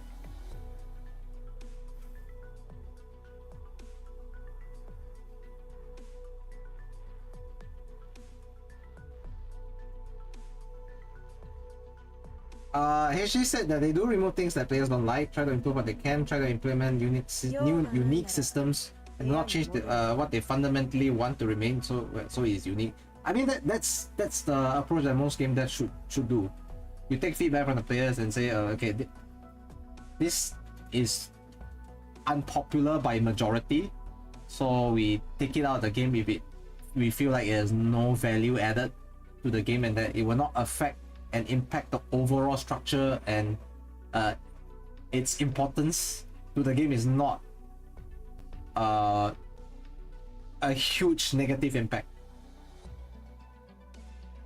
But if players don't like a core mechanic, right? Then they have to tweak and adjust it such that people like it. The problem is it's not such a straightforward thing where you just say, oh, I just wanna remove and take that thing completely out of the picture, because it's just not possible without breaking systems, especially if it's a core and part of the system, you know. That's the thing. You were watching another CC. They said they were hyped about Endfield when they saw the oops. My mic dropped, by the way. Fell to his side. Okay, sorry for that. You were watching another CC, they were hyped about Endfield when they saw trailer and demo in December last year. In their YouTube video, they were saying, I like the combat because it's Final Fantasy VII like. I hope they double down on this. They don't become Poyo ARPG like, because I hate base building, and I hope they only make it one time only, so I will never have to touch it ever again. But these are the people who are more focused on the combat side. They want action. They don't want sedentary stuff that makes them sit sit down and say, oh, I'm gonna sit down there for 5 hours and not engage in any fighting and just do a base completely. Like, what gives, man? Some people like it. You know, there are people who go into their base in Arknights. Okay? They go to their dormitories and spend hours trying to craft the perfect room. I did that at one point. I've done it before. When I say some people, I'm part of the some people as well. I've been doing it before. And for me, that was near the start of the game as well. Because I was trying to find stuff to do. You can find fun on your own inside the game. The game doesn't always have to present fun to your face. If a game has to always present fun to your face, that means you cannot... There's nothing to explore in the game, you know? Why do people play games to have fun, right? So if I play a game and then all the fun aspects has to be shoved right directly right into my face, it has to be so in my face, then there's almost nothing to explore about the game. Where's the depth? Is what I'm trying to say. It doesn't intrigue people. Part of why certain games succeed, despite the deep mechanics of the game that and the deep complexities that present itself to the players, right? Especially, for example, IS, integrated strategy, is a perfect example of such things. Reclamation algorithm, another game mode that presents such things. Why? Because it enables players to explore on their own. You give them the freedom. And some players, and many players do value the freedom to explore. They love it. Like, oh, I mean, sure, I'm supposed to do certain stuff in the structure, like like the clear story stages and all that, and all that stuff. But I'm still allowed to explore, you know? I like that. So it turns out the game doesn't show everything right away, right in front of the player. You have to go and find out a little bit more about the game yourself. And this is where the time and emotional investment comes in, and it helps the players bond better with the game, you know? Not you, because IS takes too much manual time. Yeah, I can see it's a very time consuming mode, much like reclamation algorithm. That's why they're permanent mode. You can't please everyone. Could have both easy auto and complex do everything your own base mode. I don't like that kind of distinction, actually. Don't full on going for that kind of thing. It's not worth it, actually. When Tectone was making a review video about Endfield, they were saying copy paste that base building system. We don't need that. Make it like HSR auto button. Why do I have to touch it again, bro? Much of the current gacha climate, right, is shaped by the popular games. So the games that cater to a lot of casual playing and auto farming and all that stuff. So HSR and all that. A lot of people feel like they just want to enter a game, go in for a maximum 15 minutes and get out of the game. They want to move on with their lives. At that point, why even play the game? FOMO? Jumping on the trend? I thought you want to have some fun time with the game. If I auto everything, what is that even a game I should be playing? Do I even play at that point? I'm not saying you gotta force players to play 30 minutes to an hour every single day, you know? I'm not saying what's the reason of playing the game then.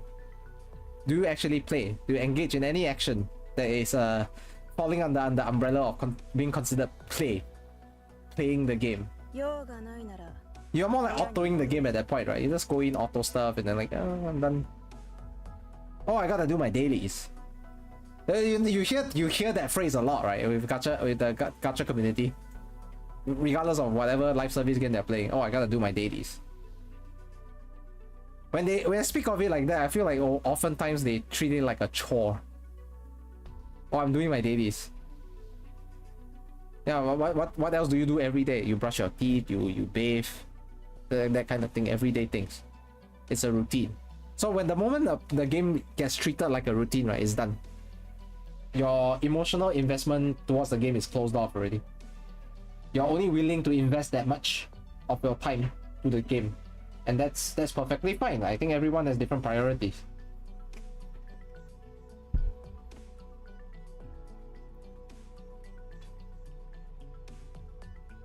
I think the topic I managed to touch on seems to have generated a lot of like responses from you guys, so I think I'm doing the right thing, right? I'm discussing about the thing that is relatable. Everyone thinks it matters, right? And it can be negatively or positively affecting someone's gameplay experience, right? So I think I hit jackpot with this at least. You need to somehow get those niche what 15-minute a day spenders kind of niche. I don't think that's a niche I want to touch. It's worth pointing out that a lot of the Wishadel users in the Icebreaker games had a 15-minute mindset. They just wanted to grind out the reward list at the expense of people trying to actually enjoy the co-op. Great. Now that we're on this topic, right? I understand people would like want to grind out stuff. You see, I hate to use the word grind when it comes to games. It makes it feel like work. It makes it feel like a chore. It makes you feel like you have to do it every day. And what's the worst part? This is usually fostered by the FOMO mentality. I do not want to miss out on the rewards. I gotta get every single last bit of reward from the ladder. I need to reach level 45 in Icebreaker games, complete every single little thing.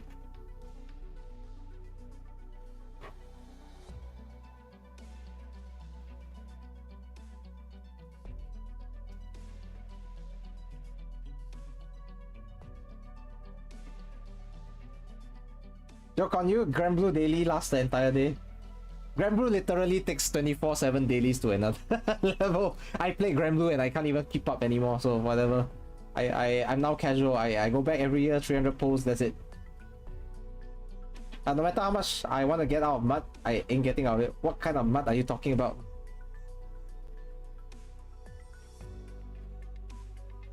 I'm not describing AK as a chore, you know? I've missed out rewards on the Icebreaker games and all that stuff, you know. I didn't finish the entire 60 levels or whatever that is on it. I couldn't be bothered, man. You want to see if you want to see how much like in terms of materials I have on hand, I can't even be bothered if I miss out a couple. That's why I'm not in a rush to finish 150 levels on any of the IS. The highest I have, I think, is IS2, 97 or something like that.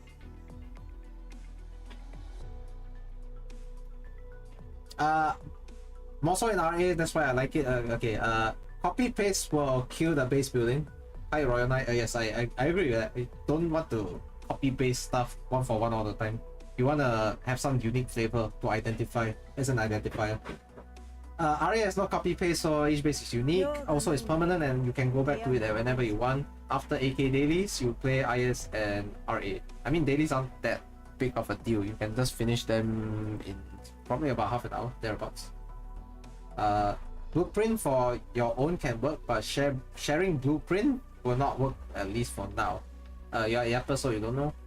That was done to RA with the glow stick cheese strat to farm all the rewards even though it's permanent. Huh? Oh right, there's always a cheese strat somewhere, to be fair. There's always a cheese. Actual 24/7 CAC W. Yeah, like I said, the people who do the casuals, right, are always gonna be part of the and Juice Breakers said one thing very important, that people tend to play one more than one gacha these days. At least I would say 2 to 3. I personally have 2 right now that I play seriously. More than that I can, but it's a bit too much time investment. So, because some games really do require you to play a little bit more to get like to progress. And usually people set goals in gacha games, generally, but not everyone does that. And those are the ones that don't set goals, right, are the more casual players. They are the first to leave if they find out they don't enjoy the game anymore. The others are more invested, so they have this sunk cost fallacy where I can't leave the game yet, man. I still have unfinished business. The moment you start treating a gacha game with the sunk cost fallacy mentality, you're screwed already. It's either you're stuck in it to end of service, EOS, right? Or you get so jaded of the game that you hate it eventually when you do quit. There's some AKCCs who burnt out already and then they quit. They quit, they're no longer making content for it, they're not playing the game anymore, they move on to other stuff. Yeah.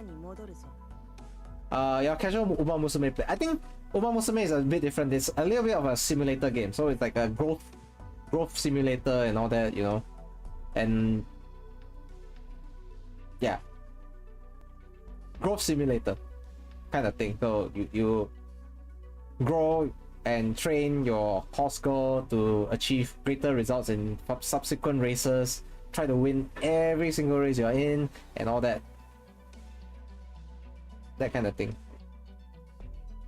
That's right, rap people, I've spent too much money in AK. I think you spent probably 1,005 maybe. I spent none, by the way, at least on my own. On other people, maybe close to $1,000, probably 900 right now. Uma depends, you can casual or 3 hard, it depends on you. Only 1,000, I mean, I said could be 2,000. And then they released Tragodia. More than that. More than Kings? Kings I think spent 50k or something like that. At least, minimum. More than 2. I don't think you're big Kings then. More than 2 means less than 50. You probably spent 3k-ish. Spread over 5 years doesn't sound that bad, does it? Actually, it does. Couple $100 a year for fucking AK. What the fuck, man? Thank you for keeping the gacha sales up. Thank you for being part of the 8.4 million last month.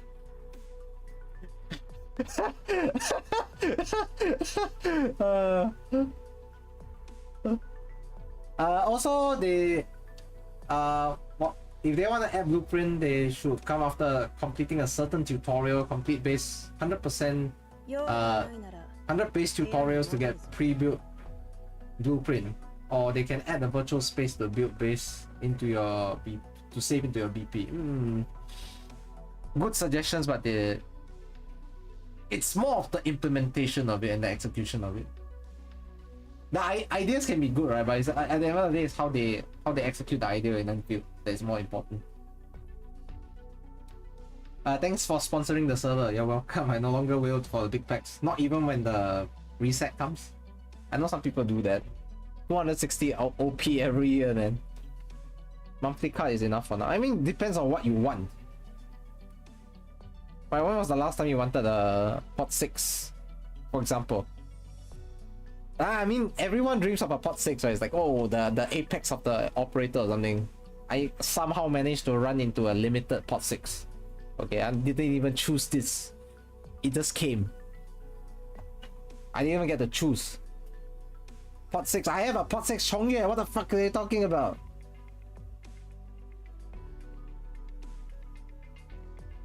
I didn't even choose the pot 6 life. The pot 6 life chose me. You pot 6 wife. I mean, that's fine. Someone you like and appreciate a lot. You're forced to pot 6 Exia Altar for 1 copy of Immune. Damn.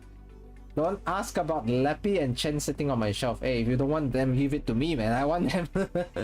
My swimsuit wife. It's Swire. I think they need a swimsuit Saria as well. I've been clamoring for this for years, man.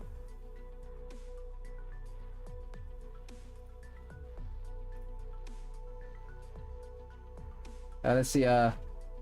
It's either EOS or you quit, was it? Only money you spend on my account was 1 monthly card, 1 on another CC stream. I've won monthly cards on 2 CC stream before, and I gave them away to someone else. I didn't want it anyway. I just wanted to join for the fun of it.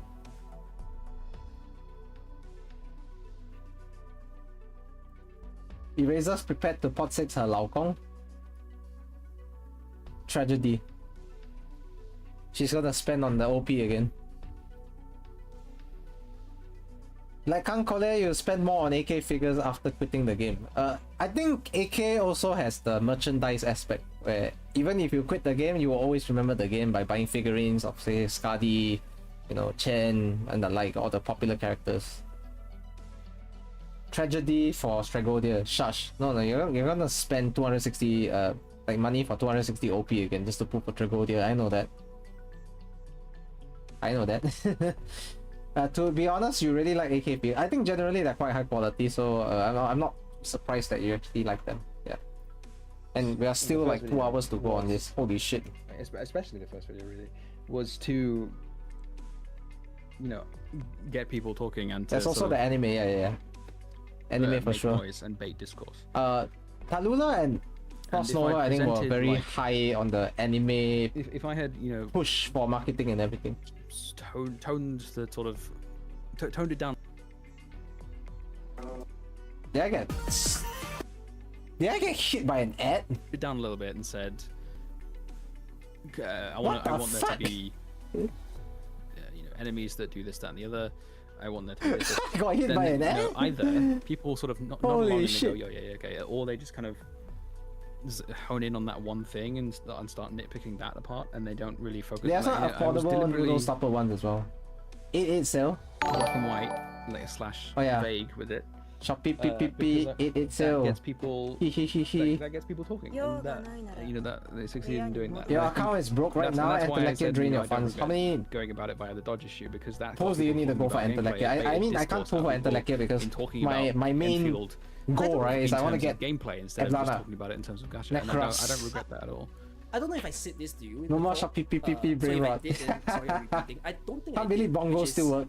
Yeah, that do was it. your intention. You want to create a discussion. The free delivery is such a scam. My point that I'm trying to say is because you've opened Shopee is our e-commerce platform locally. Yes. You don't control the direction. You've allowed. And the jingle was like Shopee PPP, something like that. Whatever it is. So this is what I mean by it can. By the way, fun fact: they hired Cristiano Ronaldo. Yeah. To feature in one of their actual jingle commercials. Yes. Like, the thing is, because you leave it so open, now everyone in this perspective. It's not the Asian equivalent. It's Shopee was started in Singapore. Of an issue and whatnot. But unfortunately, the way that I'm seeing, like the way people talk about it after watching your video or just talking amongst themselves, it's almost now being painted as it is a rampant issue. Shopee ads, yes, hi Royal Knight. Shopee ads. And I really hate that because you didn't guide them as to how they should feel. This is what I mean by when I ended your video, I was so pissed because everyone's talking about how your video is a crash out. You know, fun crash out, funny, makes it seem like, you know, you're more listenable. But the thing that I think about when I finish the video is, what the fuck is the solution? You can say I don't want to present a solution, I just want to open the floor. But because you didn't present a solution, you've allowed the sheep to run amok. People can think whatever they want anymore. June sends you Shopee link sometimes. Can't open in US. VPN. VPN. Like, obviously, it's not. When it's unrestricted, it's a problem. But like when it's, I think to an extent, you know, having just opening that floor and not presenting is kind of. It's kind of the goal. It's what. Yeah, lots of people kind of take it too far. Lots of people present some dumb solutions. So, you know, all the stat. VPN to SG. The important thing is, I got a free VPN, by the way. Even if they come up with.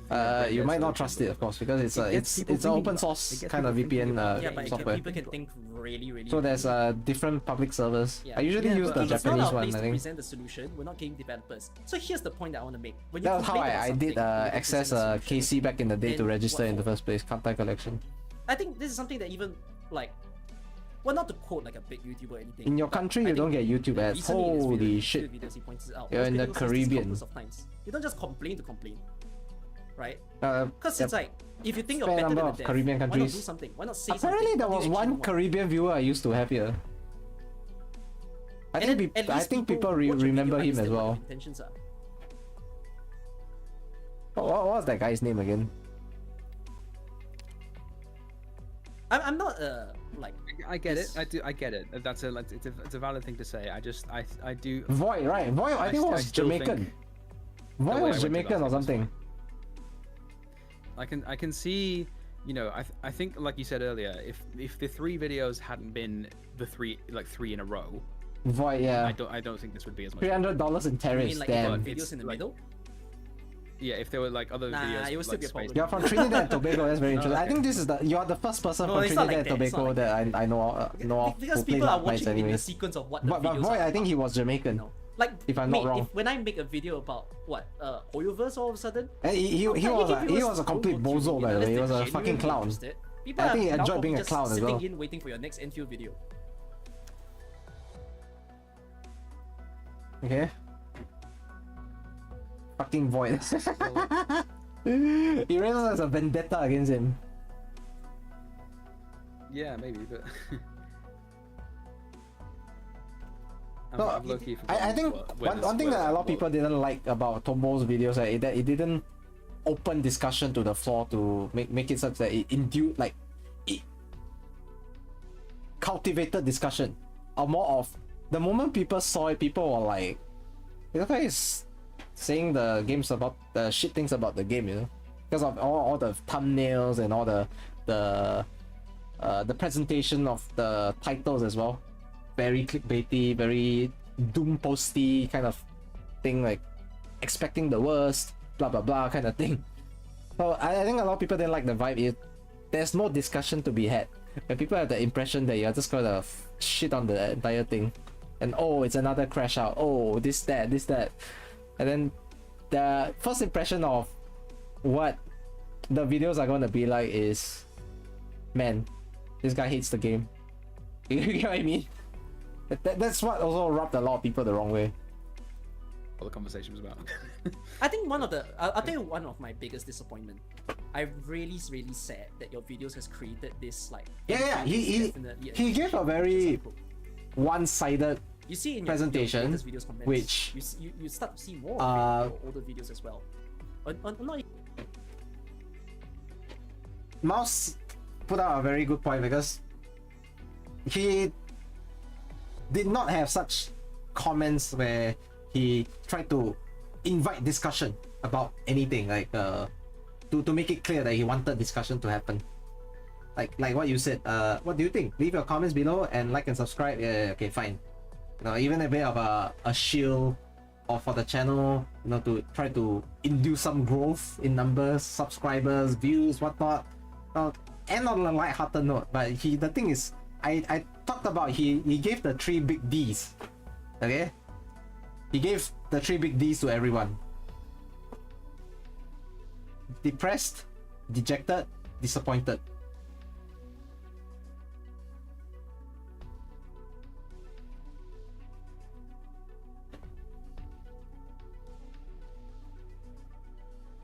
You could even hear the tone on his voice, you know. Okay, not depressed in the first one. Maybe it's too strong, but deflated.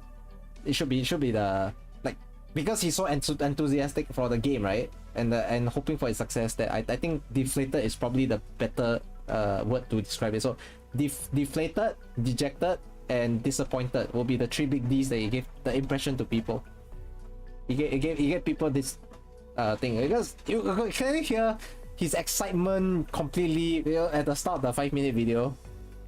There was some level of excitement. Towards the end of the video, he just felt like flat. He just gone. He didn't feel the enthusiasm anymore. He was disappointed, in fact. So, yeah.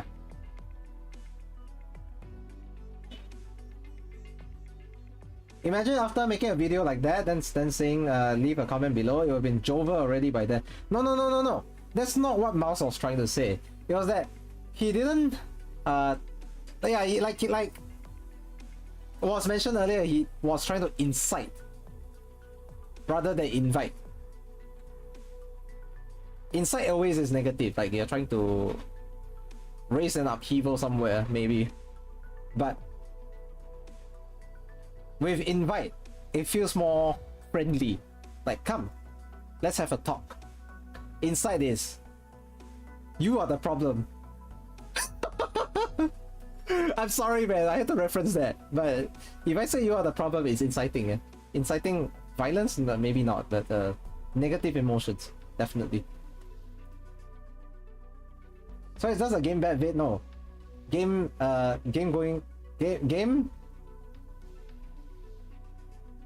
not in my idealized vision.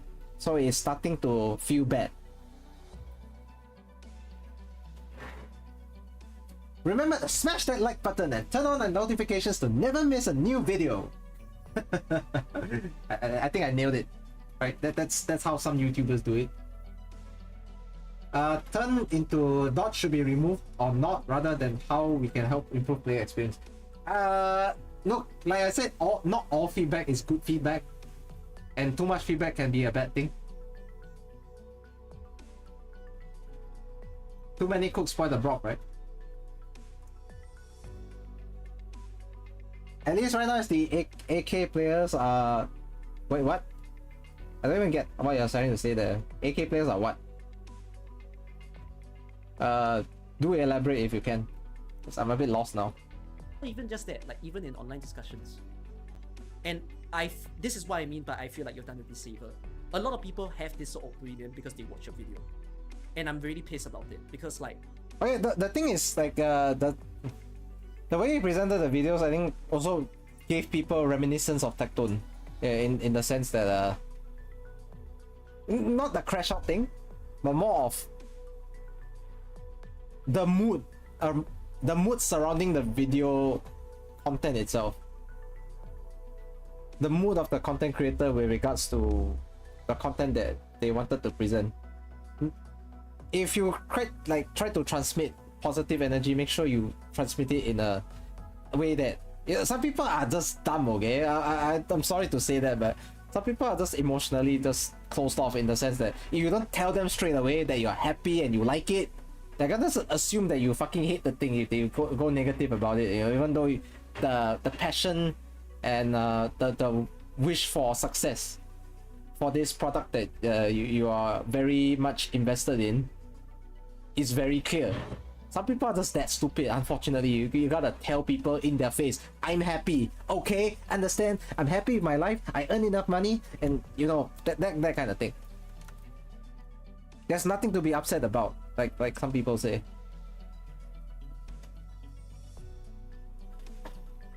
Sentontas of Endfield. Oh yeah, I heard about the Sentontas comparison as well. Holy shit.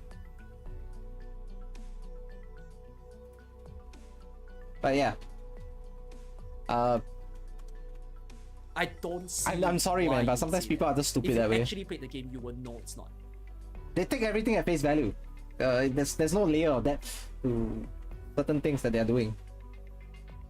I think so many people don't know that you're mad about the game because you care about it. That it's a Genshin. That's how. Let me just like tell I you said, this. first impressions. No one exactly said that. Not when the beta test was on. no, people did. Not as many. No, yeah, not as many, but they did. That was absolutely not. People who watch the gameplay. So people who watch the gameplay or people who tried the game might feel that way towards it. But then this video is way too long and dry. I'm trying my best. I'm trying my best to keep you guys entertained, with my own takes. Right. I'm trying I know it could be. People who don't play the game. Maybe this is just like you're just so over it. You're not a fan of the style of presentation on this, but I'm trying my best. People in the but if it's 1 AM, please go to sleep. What the fuck? Please go to sleep. There were people. There will be opportunities where we hear longer and everything. Have to work tomorrow, yeah. It feels work. There were people who it was like not an uncommon. You can tell Erasers is not a fan of long form content as well as a result. Yeah, which is in a sense like even if it was the case before, I definitely don't like the extent. Tired of seeing Uncle Cookie's face stories. I'm glad I don't have a face for you to see. Like the bigger this amplifies, you see, this is where I'm again back to the very first point when you first came in the call and what I'm angry about. The image that is starting to just paint all over Endfield is not an image that I would Where see. Ikemen, look at Phantom, please. Do it. Sure. It's You have lots of players, you have lots of patience. Some people don't, Some people don't. Everything is now. Give it to me now. I want rewards now. Don't make me spend 2 hours playing RA for rewards. Give it to me really now. I think like last time, it just comes down to. A lot of people want the payoff without the investment. It's just normal. It's normal in the gacha game sphere as well, especially actually. Than any other genre of game in the world. The criticism, I just. Really. It's funny that we say different approach. I Bunch of haven't made a single entitled video yet, so I don't even know. Babies. I don't even know what my approach is, to be honest. Well, okay, the difference in theoretical approach. For sure. But it'll be interesting if I have to spend 20 minutes to play this event to get rewards. Wah, like, baby rage. Wah. For goodness sake, man, stop it. So like, it's a very fair. Thank you so much for the sub, Fua Satoshi. Welcome to my YouTube stream. Maybe it's just like a me thing where instant gratification. That's basically the gacha community at large. Actually, most of the mentality is like that. I don't really see as a bad thing. You just wait for PC client to play RA. It's too laggy. Optimization is horrible in Arknights, so not just RA itself. There's some. I was playing the event yesterday and I was lagging. You definitely know the term mod mentality, Why? right? Yes, yeah. We can put a different analogy here. You definitely don't like the fact that in your own video right now. Deleted message. Oh my god. It doesn't have to be a lot, but it's countable enough that it's annoying. Finally, times to post some sassy stuff. Let's just amplify this by 10 times, by 100 times. That's freaking sucks, no? If that's what you're receiving. But now, you put this in the same way when you say abundance of criticism. That's kind of the imagery. No. I wasn't finished. So an abundance of criticism is different from an abundance Cookie, not ikemen. I mean, it's hard to be ikemen, yeah. To be honest, hatred. It's hard to be good looking. To be fair. There's constructive criticism where. This is where you disagree. You want Tobo to be genuine. If he divides the community for the right reason, so be it. The problem is that he divided the community to a large portion of being I hate Tobo right now, compared to I respect Tobo and want to value his views. Right now, there's a very huge contrast between the numbers on one side compared to the other. Of course, I wish that Tobo can remain genuine and himself when presenting all this, but he's not. He's not going about it the right way, man. You want Tobo to be genuine, but you also want Tobo to filter his aggressiveness. I think he needs to tone down, a little bit. Yes, definitely needs to tone down, but you can see how the conversations between Cookie and Tobo ended up, right? Don't you get the feeling that Cookie's trying to mold Tobo into a different presentation, or maybe tone down this, tone down that. Of course, you want to tone down certain, but he needs to come to an extent where he needs to find a balance between the real, right, that he wants to give to people, and also giving room for people to impose their views on. Well, not really impose, but introduce their views to or perspective to him, because he does have a very high tendency to double down. I think he was quite also outspoken about the Viviana kid, right? Because Viviana is one of his favorite characters, also one of my favorite characters. But his reaction to Viviana's kid not incorporating her Candlelight boss design, right, and her skills and everything, he took a lot of issue to that. I didn't. In fact, I was thrilled to just have Viviana playable, man. I didn't expect much. So you can see the two different reactions, even just to a single Arknights unit between two different CCs. Me, who was just thrilled that Viviana's playable, and I absolutely wanted to get her back last year during a banner, and someone who was quite disappointed about her not getting her kit implemented, from the Candlelight version. But if she were implemented from a Candlelight version, my first thought would have been that she would have been a Phalanx caster, but we already have Lin and Carnelian as Phalanx casters, so I don't think they will add a third. The only so far class, or rather the branch Okay, branch aside, the only, I think the only one so far, rather no, or the only two, sorry, classes so far, right, where they have more than 2 of the 6 stars of a single branch are the guards and snipers. I'm pretty sure. Someone correct me if I'm wrong, but that's what I remember. Because marksman has like 4 or 5, 6 stars at this point, and guard I think is the lords that have at least 3.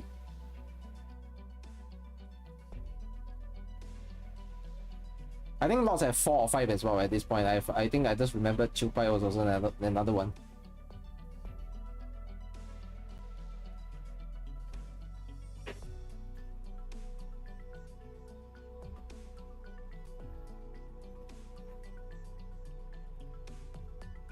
So I would say, in terms of, you want to just find a contrast between like Tobo's tendency to go a little bit ballistic with his approach, right?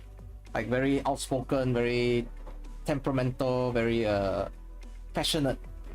But it's not a bad passionate. I just feel like the presentation comes across wrong, right? You compare his Viviana reaction and mine. I was so chill about it. When I got Viviana, you couldn't believe how happy I was. I was like, yes, finally I got Viviana. Not only did I like her design, character, and like the entire background of her, I was so thrilled that I got a second arts fighter that wasn't Amiya guard to put on the who could block multiple, like +1 block, put and then use in gameplay. I was happy with the gameplay as well. I wasn't even picky about it. So the fact that sometimes there may be CCs who are like Tobo, have a level of expectation with regards to something that they really love, but unfortunately when those expectations don't come to pass, then their reaction can be a little bit fiery, so to speak. I was so thrilled as someone who can block more than 1. Arts fighters only block 1 generally. I love Viviana's kit. Yeah, Viviana's kit is very nice. It's simple. It's a bit simplistic, yes, I agree. I would say if anyone criticizes, probably the only critic I have of her kit is that it's a little bit too simplistic in terms of how she plays out, but I like that she has the boss gimmick. I can actually duel bosses. It's actually fun. You get what I mean? Like, who doesn't want to duel a boss? Everyone dreams about dueling a boss 1v1, Because not many operators can do that without dying straight away. While Viviana can absolutely do that.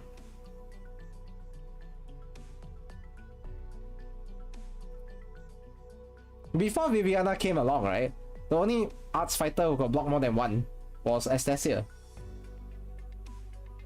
So some people I think reduced Viviana's role to being, oh, she's just upgraded Estacia. No, she's more than Estacia. Estacia ultimately is limited by the fact that she's 5-star.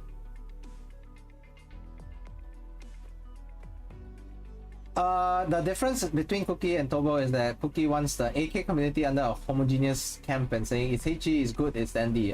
Yes, I think this is not said out loud all the time, but Cookie is very communal in his beliefs regarding community, and he doesn't like too much strife within the community itself.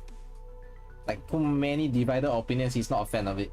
So you can see why he tried to shape Tobo's views into aligning with his. Tobo is more individual focus, where he's just maybe a bit too focused on what he wanted for the game and what he thought the game should be and what he expected the game to be. So it's a clash between individualism against communism, in a sense.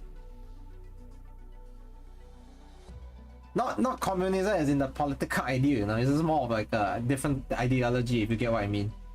Just to make things clear, okay, I need to set the record straight, because on the internet sometimes, like how the Tobo sticks are like blown out of proportion, my words could be as well. You love your communism, okay? What the heck? Do you think people have been constructive to begin with? No, right? Because especially from your second video. Okay, let's continue. What, being constructive? Yeah, do you think people have been constructive in criticizing?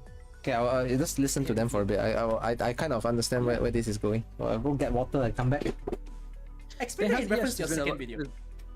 There's been a lot of there's been a lot of people who have just kind of said, oh, it's more Genshin, we were slop, blah blah. But like most of the comments on my videos are essentially saying that, you know, it's not just, oh, it's more Genshin Wu. It's like, oh, you know, they want Genshin to remain. Not sorry, Genshin. You're confining yourself to only. You're confining yourself to your comments. I don't get why. I'm talking about the content of your video. Because you're talking about like how the video is interpreted. Are we not? No, but I'm also asking. And the comments are a good indication of that. Are they? Okay, I explain to you what I'm trying to say here. In your second video, you remember you presented about how a lot of people want features that they see in other games to be a part of Endfield as well. That is correct, right? Yeah. Do you consider those constructive?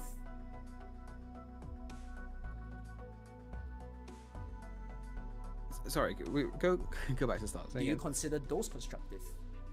No, before that, sorry. Those people who want, you know, okay, the comments that you personally highlighted, especially during your crash out in the second video. Yeah, okay, and are those constructive? Do I think those were constructive? Okay, right. The crash outs, no. Okay, the crash outs are for entertainment purposes. In the second video, the crash out was purely for entertainment. The first video, the crash out served a purpose. Oh, you've short-circuited my brain. Okay, whatsoever it is. Okay, I'm back. You know, those are the kind of criticism that you've seen from. This is where Turbo lost. After your first video was made, you know, you've seen the way that people. Then you say you like both his crash out, but I forgot what the second crash out was for. So Satch, you can rewatch it again if you want. But there also comes this trouble where you are just confining yourself to the space of what you see in the video comments or the Bilibili comments, but you're not really seeing like how the discussion is taken beyond just that sphere. You know, it's almost like saying, "Oh, I'm a bit surprised. Currently, there's 18 viewers on my Twitch grass is green. And 18 viewers on YouTube. Therefore, how is this possible? You get what I'm trying to say? That I find that when you invite so much voices without guidance, there's it was Turbo for Gore. Okay, fair. Comments are going to be constructive or good for us. You think a crash out added to the doom posting sense? You don't need a high energy. Why do you feel like we're convincing him to admit what he did was wrong?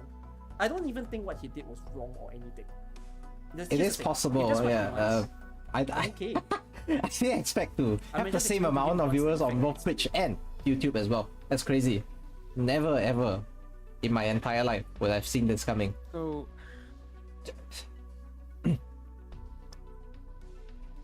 there's a lot of the people, the dismissals of stuff I've been saying. You don't look at a crash out as a crash out, but the underlying message. It tends to sometimes be it's hard to read between the lines, man. What do you expect most of the internet to do? Read between the lines. They can't even read the first line.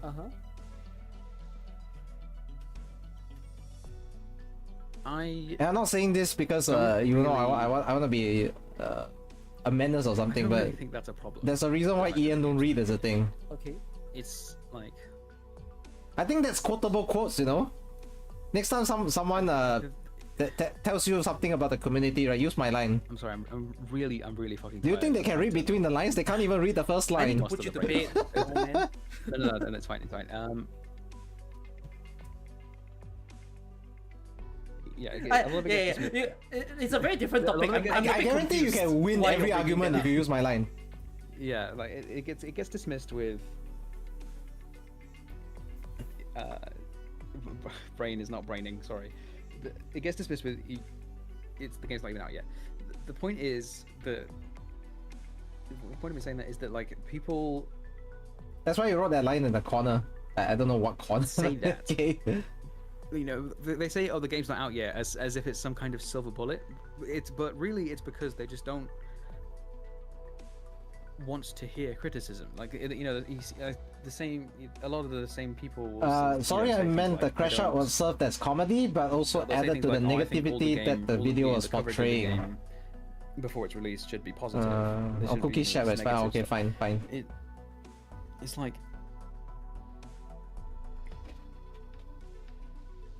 I think a lot of this interpretation of this criticism as you know. Okay, the thing is, the way Tobo did it, right, is he wanted to open the discussion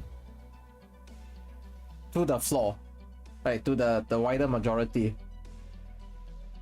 So he kind of left it open-ended. Yes, that was completely established from the beginning. But I think he didn't realize that if he did such a thing, right, it's out of his control what happens next, how people will react. It's not even about the comedy thing or whatever you're talking about with the crash out. Once the energy is not transmitted to the viewer via your video, right, you're done. It really is. You need to transmit the energy that you want people to think about through your video. If you do use the video as the medium, you want to transmit that energy right out there, and that people can feel it, can understand. Because the moment you fail to do it, right, that's it. It's just GG. Then if you invite those negative, like those, not even doomers, you know, those people who love to absolutely hate on someone where there's an opportunity, those hate bandwagoners, they'll just jump on the hate train, man. They just keep coming on and on and on and on and on. And the moment you start receiving one hate message, a second, a third, a fourth, a fifth, 100 will follow. 100%. Instead of a hype train that you get on Twitch for celebrating a bunch of subs, gifted subs or whatnot, you're not inviting the hate train where the only thing you're celebrating is the 100 hate DMs that you finally achieved as a content creator. What the fuck? You know, some people are incredibly like tribalistic about it, right?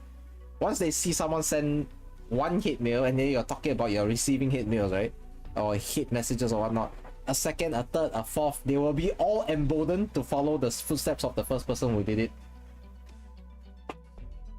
It just takes one person, really, to start a hate train. To be fair, the way of looking at Tobo's video and other people's views are completely, of course, they know how to form their own opinions as well. They're independent. They're not robots, right? At least I would like to believe they're not all sheep, who bunny follow.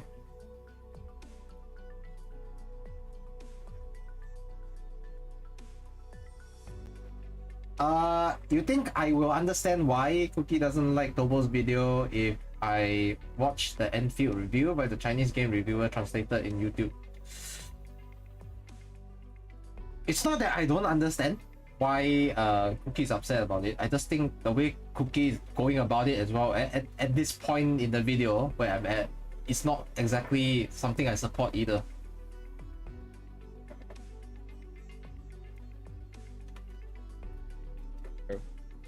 Being antagonistic and wanting to feel stuff like this. Because the thing is, he doesn't want to come across as encouraging and sympathetic to Tobo, because if he does it, then his image to his viewers will be like, oh, so you sympathize with him, huh? So it will ruin his image. Maybe privately this is not the case, but on video it's a different thing. It's because call me skeptical, but I think that's one way of looking at it. We don't really see this. Say my point. Yeah, it's because we don't really see this for other gacha games in their beta states. Like, where is this? Where are the videos like this? Where are the discussions like this for NTE? Where were they for ZZZ? Or to be fair, like I said, yeah, this is a matter of this is our sphere. So like, we don't see it, but it might exist. Maybe. You see, let's not jump to the what is that question? Space that's discussing like that. Question or what? Elaborate. Yeah. Okay. Well, yeah. Carry on. What were you gonna say? What the fuck, Cookie? Time to trash Cookie. How dare you sympathize this dodge remover? Fuck yes, smash. let me change your perspective a little bit. This is If people didn't know you were trolling, holy shit, that would be a legitimate like hate message from someone. For real. This is a difference in approach. You don't have to follow what I do. But when you make a video that is harsh, you really want to put a point across, I also think there's a difference between criticizing and suggesting. You want me to explain that? Difference between criticizing and suggesting. Mm-hmm. Go ahead. I think there's a difference between telling people this is a problem, this is not good, this is really bad. When you keep telling someone, like, I think this also comes across as our own interpersonal relationships, where it's like you want to tell a friend, hey, you're pretty shit at this, you know, you're very untidy and whatnot. That's like criticism. That's really, really going hard on them. You know, if anyone listens to it as well, they'll just think, oh, this person, it's like a reinforcement. Everyone's just gonna think that it's, wow, this guy is really, really bad and whatnot. But when it comes to suggesting, you can think that there's something bad that goes on in the game, but at the very least, you're also advising as to what can be changed. I think a lot of the videos that you've made, I don't really quite hear what can be changed. It's always about, oh, let's just let everyone speak. I think that's not wrong. Tobo liked to open the floor so much that he never gave his own suggestions as to how to address issues. He kept saying there's an issue, but there's no addressing of any of those issues. Like you could find in his videos anyways. It was the only word I can use to describe, right, when he about is like the crash out and all that stuff. The second and third video is that resignation. Eventually, because he couldn't think of something to suggest, right? He just resigned himself to, okay, this is the way it is, so I'll just have to play it like that. And when he comes out, you know, I don't know if you guys agree, but that's how I see it has come across, at least. But I honestly do subscribe to this, where subscribe to this thing where it's correct that he didn't say anything that sounded like a suggestion for improvement. It was all about complaint, lamentation, and crash out, I suppose.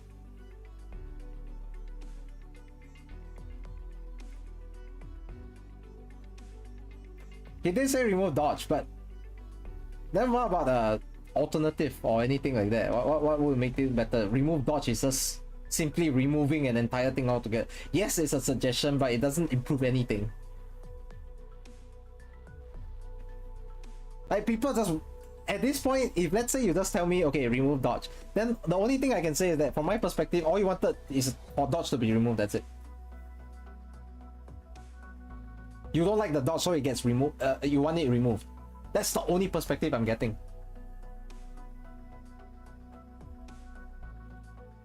You understand what I'm saying here? Like, simply saying, okay, just remove the dodge, then all our problems are solved. It's not that simple. Yes, you remove the dodge, but then what's the trade-off? What is gonna come in to improve it? Simply removing dodge doesn't make the game better, you know?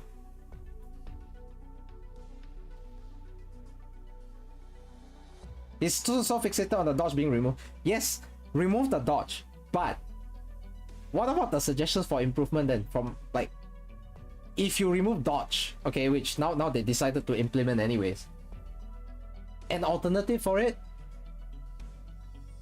maybe adding another combat mechanic, I don't know, something like that, something constructive, something that can help the game improve. In your point of view, since you think dodge is such a negative thing, introduce a positive thing that you feel can impact the game positively. Simple. And then people won't see you as a hater anymore. Just remove dodge. You just don't like dodge then. You just want that removed. That's it. That's what people are gonna think. Yeah.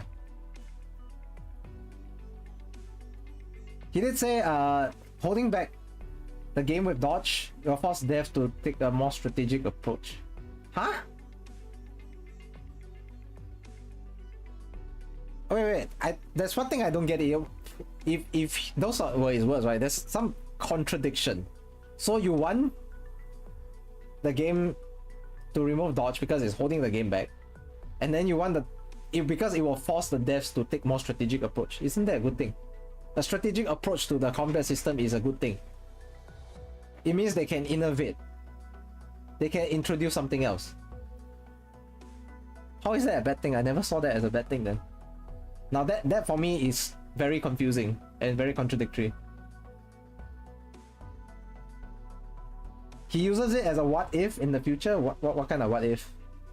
What if this? What if that? The slippery slope fallacy again. Is it not? You take it as him wanting the combat to be like how it was in the technical test. Okay, so he's so enamored with the original combat mechanics that he prefers it to be that way.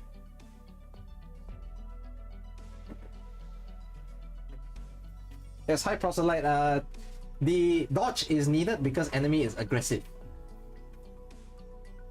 So you're saying they implemented the dodge because the enemies have natural high aggro, so they are always going to go into aggressive like swinging combos that you can swing at your face or something quite frequently.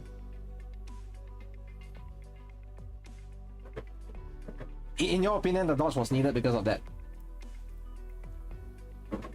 Because if we just take it at face value, right? Like he just says, okay, remove dodge, it will solve every problem. It's a slippery slope. What kind of problems does it solve?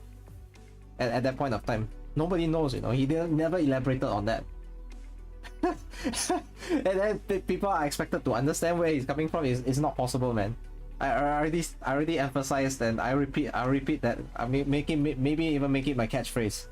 All right, you want people to read between the lines when they can't even read the first line?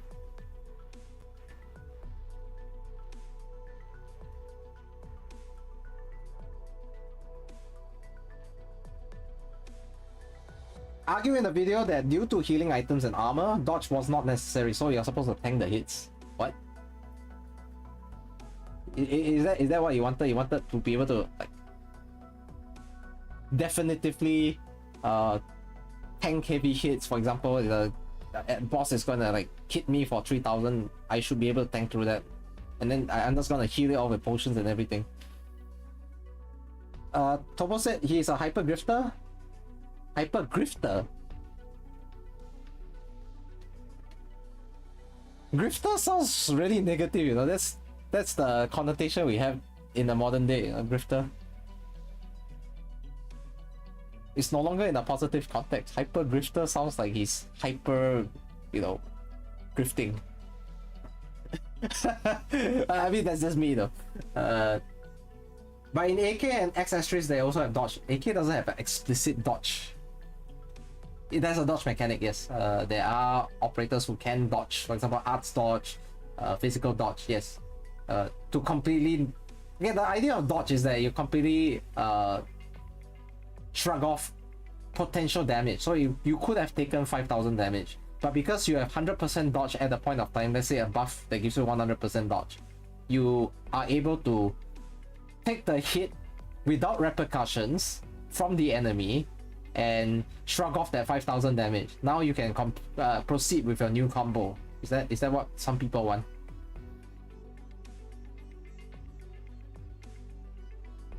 It's basically saying that it was more strategic to decide if you want to commit to completing the chain of attacks to get to a final strike, or tank the damage or move out of the way. And tank the damage or move out of the way. Oh, you see, so I'm getting the right idea with what I was talking about.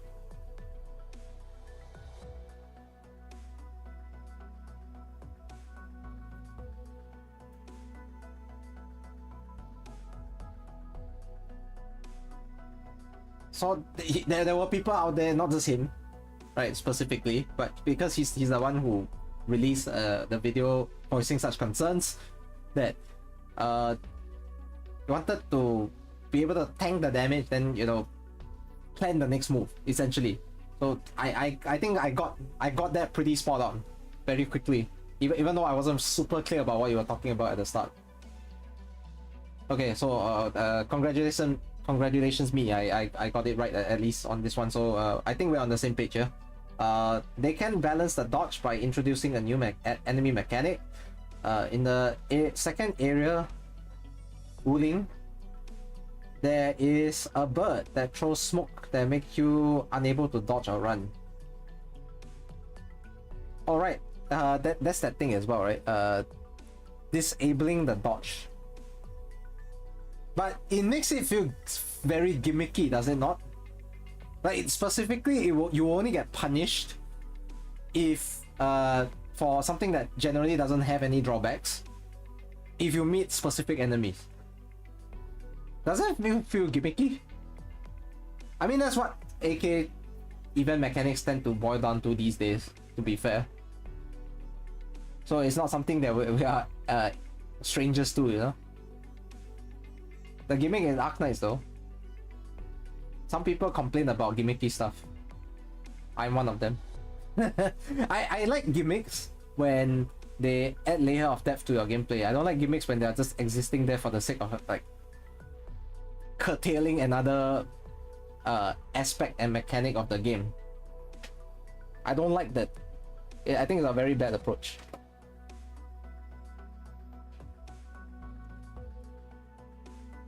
Like, specifically just to counter that, I give you this mechanic from the enemy that specifically counters what you can do on the...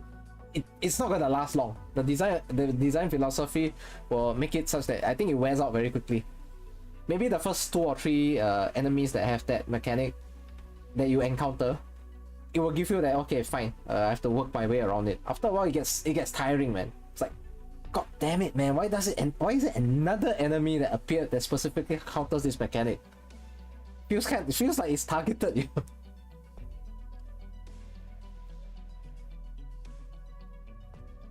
They also can make your make enemy targeting your the lowest defense. Or okay, if they introduce other stuff, like for example, what Arknights have with the I think it was the Dead Eye, the Dead Eye snipers like Fartooth. They specifically target the lowest defense of enemies, right? So you're saying if the enemy does something similar but on the opposite sense, enemy to use player instead, I think it's okay. They can make different targeting gimmicks for sure. They can even give like eventual... I don't think there's taunt yet from what I heard, right? Arknights itself has taunt. We have Bison with his S2 has taunt. So yeah, something like that. And another way to increase taunt for Arknights is deployment order. I don't think that's inside Endfield itself.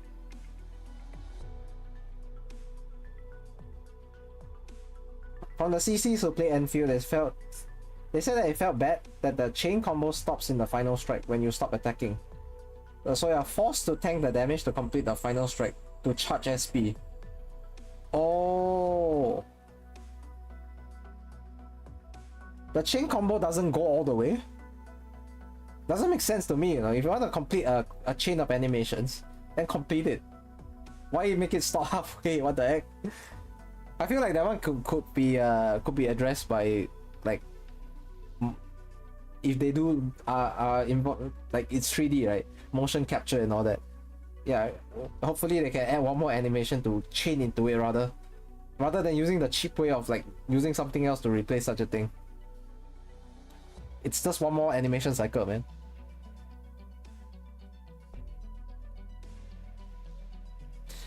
In beta, HG already put some enemy mechanic involving dodge. It's not perfect, but at least you know they're not lazy. Okay, fair. It resets when you dodge. The chain attack resets when you dodge. What the fuck? Okay, he said remove the dodge, then he said dodge isn't the main issue here. So, did he ever have a right stance about what he wanted? If dodge is not the main issue, why remove it? If something else is the issue, then why isn't that removed instead? You know, you get what I mean? The emphasis here is wrong, is what I'm trying to say. Right, even something like emphasize on turrets, give more defensive stats to defenders would help. If I don't know if you can solve combat before without the dodge. I don't think HG added the dodge just because the other game has it. Specific mechanic counter is a slippery slope. I already talked about this early on. Like I don't like specific counters to beneficial mechanics that the players have, because it destroys a fundamental part of the game. Yes, it forces other people to yes, it does force other people, like players in general, to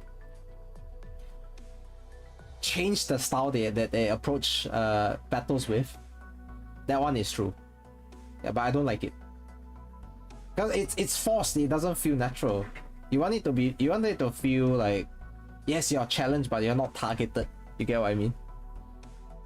Players start to whine when they feel like, for example, just to hard counter this powerful character they had, like the previous broken character, that they get neutered by like the developers deciding to just put out a specific counter for just to block you from using this character effectively. If it feels targeted, people are gonna be upset for sure.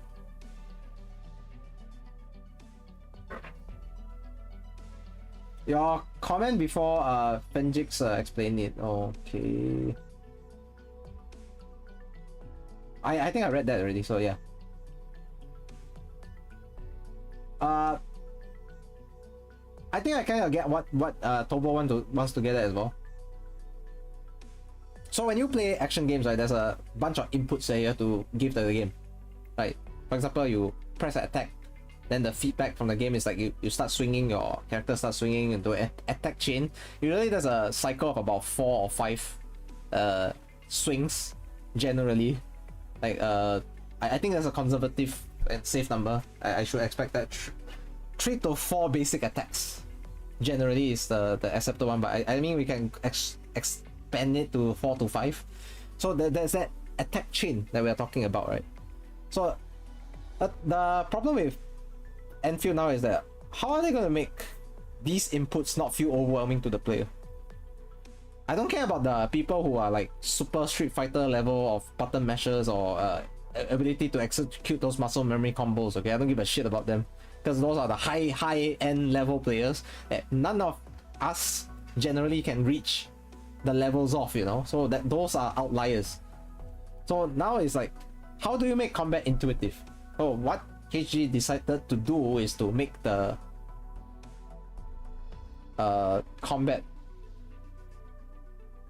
and integrate a dodge button into it to make the transition between certain attack combos seamless. You get what I mean? Because I heard that it turned into a final attack. I didn't actually see that in full action, but they're trying to close the gap between that last animation and the final attack. You get what I mean? Main problem with combat is that it's too fast paced because the enemy is too quick. The character needs to be fast as well to deal with them. Okay, I mean I can see the reasoning for trying to make the combat faster so that the player doesn't get stuck with clunkiness while the enemy is like smooth ass trying to swing at you, and then like this beautiful 4-5 combo on you and then you're dead. I can see that. So that's what healing items are for. Other games make it look like it's bad when you have to use a healing item, but Endfield allows you to craft many healing items. So those are basically extra HP used as a currency or like a failsafe, you know, for your combat. Okay. I mean, no, the thing is, a lot of people got spoiled by Souls-likes and all that stuff, where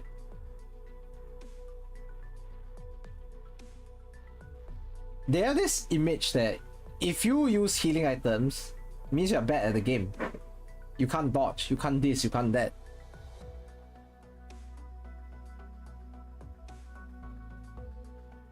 So even if, let's say, the pace of the combat is too overwhelming for you, you're not gonna... Are you telling me you're not gonna take a breather by, you know, hiding in the corner, and then maybe if there's a possibility to heal, you heal and all that? Why not? I don't think that diminishes from your, because it caters to, okay, great, there's this player who can kill this entire boss HP bar and gauge with taking while taking no hits at all. So great, that player is highly skilled. Are they the norm though? No, those are the outliers. You have to cater to the point where it's like the average of the skills of all your players, to a point where the combat is not too overwhelming for them, because combat is too hard. Nobody's gonna do anything. Nobody's gonna bother anymore. You get what I mean? The combat is too hard. Only the best of the best will actually invest enough time to can progress. That is not what we want, you know. That's why I say combat needs to be intuitive. You have to think too much about it, then the average player is gonna get the worst out of it, you know, the worst experience. And the average player is where most of the incomes would start to come from. I mean, eventually we're talking monetary, and it's inevitable because the commercial success of the game can help fund more improvements and brand new mechanics in the game. You get what I mean?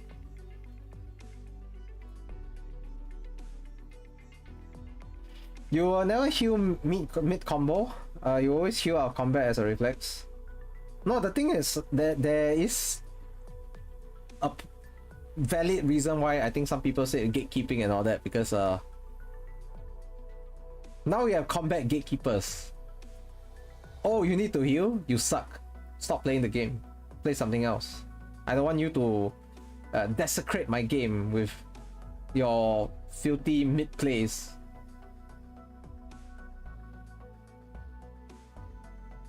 Which sucks, you know. Why should I have to be judged by all these players?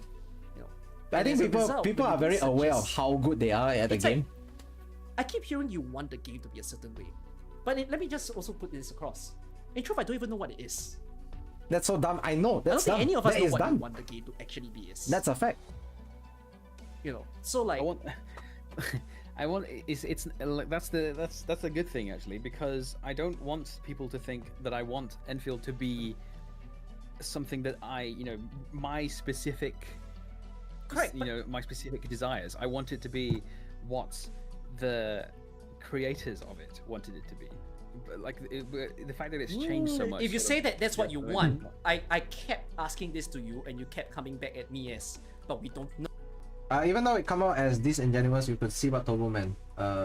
Sure, I can see that. I mean, I've already said my piece at least regarding to this. No, if you want this it to part be what the creator of be, the who are we to assume rewatch what the vision is? I kept telling you that we can't keep judging that they're going for the decision when this is what their creators want it to be. I mean, yeah, that's kind of what this third video is. Oh my god, that thing went off again. Accepted that this is what they want the game to be. But if you really want, like, you see, if you want it to be what the creators to be, then it nullifies your first and second video. What do you think? Someone suddenly like, anyone got an MLB Super Creek? Crazy, bro. That's what you're what? Well, this discourse is going on. The first and second video were me Uma Musume is in the chat, fighting in my corner, and fighting in my side of the duality of gacha game players. The duality. And then the third video I can't conceding that I'm. I'll set up the custom emotes soon. Like I have like things. I have 7 TV now. I think making changes that it's a your Super Creek is a beast. Great. Concede. What's the word? Fuck. All this drama is intense, but you need to train your heart. How intense is it? Oh my god, what is that word? Simplify the words, please. What, conceding? Okay, conceding. I know. I don't know what you said. You said pre-conceding. I'm like, what the hell is pre-conceding? No, I was just mumbling that. So don't worry. Okay. About it. She's only B ranks, but she can compete with low A ranks. Nice. So any S rank haunts? Is her name? Let me shine. Yeah. No, Okay, no, but you see, I find that the more I speak also, you see, this is where I don't quite understand the intentions of the video. The more that you have videos, simply because like sometimes fun, okay, sometimes hell. Confuse you as well. In fact, you should know for yourself. Only blame is in the exactly game. but like, if you really do, she'll be one of the fastest, I think. What you want it to be, for sure. You want it to be what the creator wants it to be, and that is also what I want. By the way, I want this game to be whatever the hell Hypergraph thinks is correct. Like, I'm all for it. If they think, let me give you the worst case No, scenario. these guys look like they need to play Which is not Goo what I Gaga want. Baby with Creep. But Oh, if they yeah, freaking hang on. Genshify this game, What the heck? Oilify this game, They are Honkai all this named game, after and it in real really life looks horses I very know. one for one, just like how I NP looks like followed freaking horse Kenshi racing for a Goro. bit. I'm sorry, I'm being harsh, but In that's the what I think of newspapers. NP. I just found it very interesting. whatever it Why the is, horse is I named kind of agree. Super Mario, for example. Okay, it's not true. Doesn't even There's a horse called whatever it Super is, Mario, but I might be harsh. wrong. The thing is, Ghost Ship is also if not a that's proper what name. Endfield They is name going it. to do, and I don't like it. Railway horses named Skibidi Then Riz and fuck me. Fortnite Dance. That's Fortnite the- Dance the- is the fine, but shit that Skibidi Riz? But the thing is, What in the brain rot is that? I've already gone with the belief that I want the creator to give me what their vision is. What in the I brain can't rot? assume what their vision is. We're not them. We just don't know.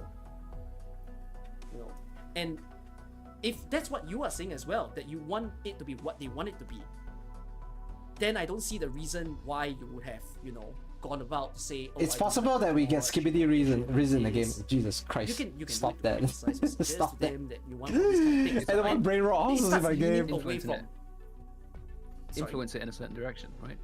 Yeah, but it starts leaning away from what the creator wants already, right? It's Yeah. more so what you want. Yeah, I suppose. And if it's more so what you want, I don't think that's an issue. That's the reason But, why like- I'm saying, what do you want? I want. I want. Okay, right. Let me. Saw revise. people post of the people. I want Saw a Hypergraph post to of make the people game they want drawing to make, horse but I girls don't from want Indo, Hypergraph and to one of make the them was game. named Nuclear Bomb. But if That sorry, one no, ain't I want gonna be in the Hypergraph to game make they want to ever. make, but if the game Nuclear Hypergraph wants to bomb. make is In this what this stream is about. implementing all the feedback Nuclear. that Wu and ZZZ players. Imagine she says Then I don't Skibidi want to Riz make get. that. I'm I don't gonna want Yeah. I'm gonna I'm shoot saying- myself, man. I said this to you before In as the well. foot. If they do that, fuck me. I'm out. I won't play this game. With you know the toy guns we used to have in the past where you have the Did suction you- cup I don't bullets, suppose you noticed those rubber ones. in that the China I used to Joy play with gameplay, them when I was younger. I ever shot my the new dodge animation. walls with it. Yep. I could definitely shoot my. It's strangely Hey, similar. when to you the hit the Wu wall, dodge. yeah, this very interesting suction sound. You know, like the. I don't want to describe it, but I you don't should think know. it's going about. I do not know. I almost thought you were gonna say ZZ, but no, I don't think it's ZZ. Like, don't know Goodies. Hi, Goody. Enfield more like N-Mice. it does. Rubber band gun? No. But it could also be It's not the just rubber band gun. It's the one where you put a know rubber what every bullet store into the gun, right? But Then then when you again, you what probably gets pull the used trigger, is it shoots out, and like those suction bullets. Yeah. Yeah, it's. But you're going by Rubber the band gun my ass, man. What the heck is purpose this? of the dodge. Yeah, I know, but like I just felt it was worth pointing out. Yeah, the childhood, man. Childhood. I really do think we, to me, it doesn't have to be you. I just hope that we're less critical about the looks of the game. Because for me personally, at least in my own beta experience, it's the feeling of the game. This is still the beta. I can't even weigh in on the beta because I didn't play it. Not just the eyes. It's the thing that goes through in your mind. Why bother with a game that isn't out yet? I don't think people just understand play enough Uma that Musume is what Endfield Pretty is Derby. about. Nice. I got ads for that, by the way, so I think they're really trying to get me to play. Yeah, that's. I can't lie. I've low-key forgotten. Yeah, so one thing I want to really point out, right? Goody said something very important, and I think that was one of the things that Tobo didn't want people taking in terms of how interpreting how he valued the game, that Endfield and everything. Why bother with a game that isn't even out yet? I think there was one point where he took offense to that, in a sense that just because the game isn't out yet doesn't mean I cannot say anything about it. See, that's the thing, right? It's very dismissal. It's very dismissive of his points of views, just because the people start spitting out. They're like, it's not even out yet, as like that. I think he said it as one of the so-called the silver bullet thing. Oh, the game's not even out yet, so why even bother talking about it? Like, man, plenty of people talk about games that aren't even out yet. The problem is whether they're speaking of it as a finished product or they're speaking of it as a product in development, which Endfield still is, by the way.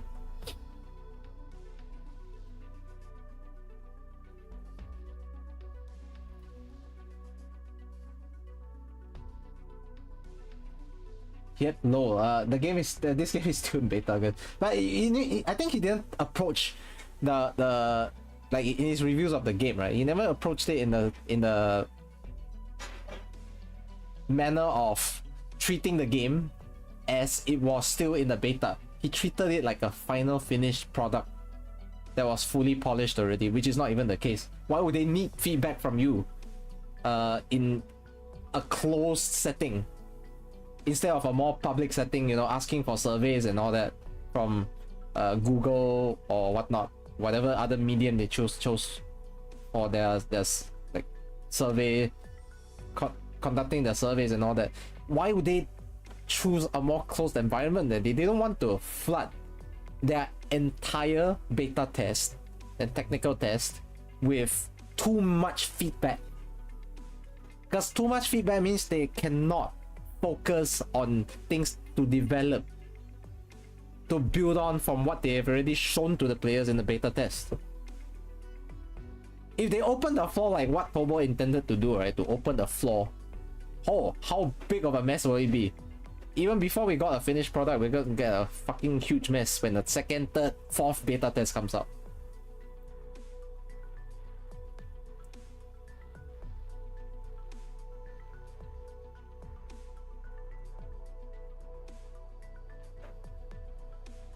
He assumed the beta test should be very close to the actual release gameplay. Have you seen the alpha? I think a few content creators in the AK space and the bigger ones, they got into the alpha. Have you seen what the alpha was like?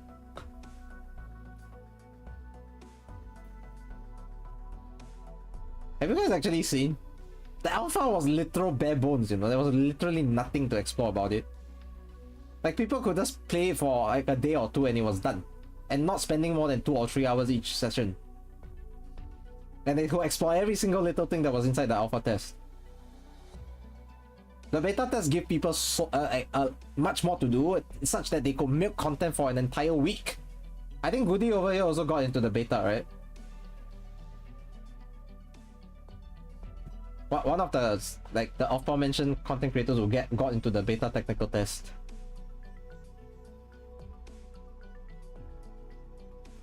I didn't, so I can't say that. So the beta is not even close to being finished. They just wanted a coherent system for people to explore and then give feedback on, so that they can try to improve upon these systems.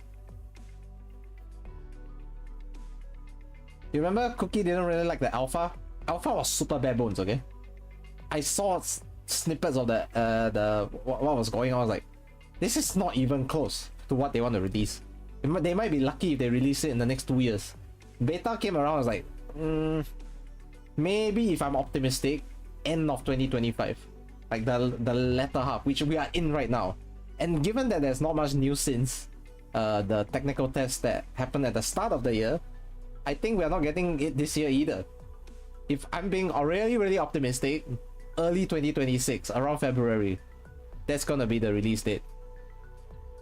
If not, prepare for a summer 2026 release, because I think that's the worst case scenario.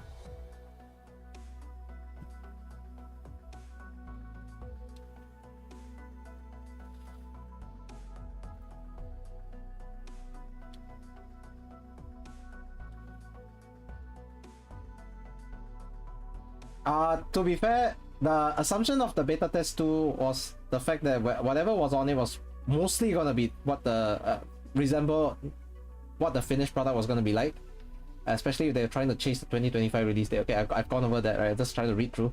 Someone needs to name their horse, famous horse, as Blemishine now. Imagine she won every fucking race. Holy shit. The genius horse, Blemishine. May as well use her real name, right? Mario Nero. Let's do it. Name a horse Mario Nero. Okay, which after all this feedback, they probably don't want to release in 2025 now. I think a lot of I think even the professionals and the in the knows, the insiders, also probably, you ask them, it's not 2025 for sure. You played the beta and you didn't like it. Holy shit, someone actually didn't like the beta. Damn. So it's not all flowers and dandelions, okay guys? No, it's not roses and dandelions, sorry, flowers and dandelions, my fucking ass. Could be in 2 years is like you're stretching it too far. I would say 2026 is quite realistic for their release. I'm pretty sure. I think they rushed XS3 because XS3 the launch was not very good either. You know, you really think that all these came about because someone leaked about the licensing saying they were released by August 2025? Don't people already know that release dates can change? How many times has GTA changed their release date for the latest edition? How many times?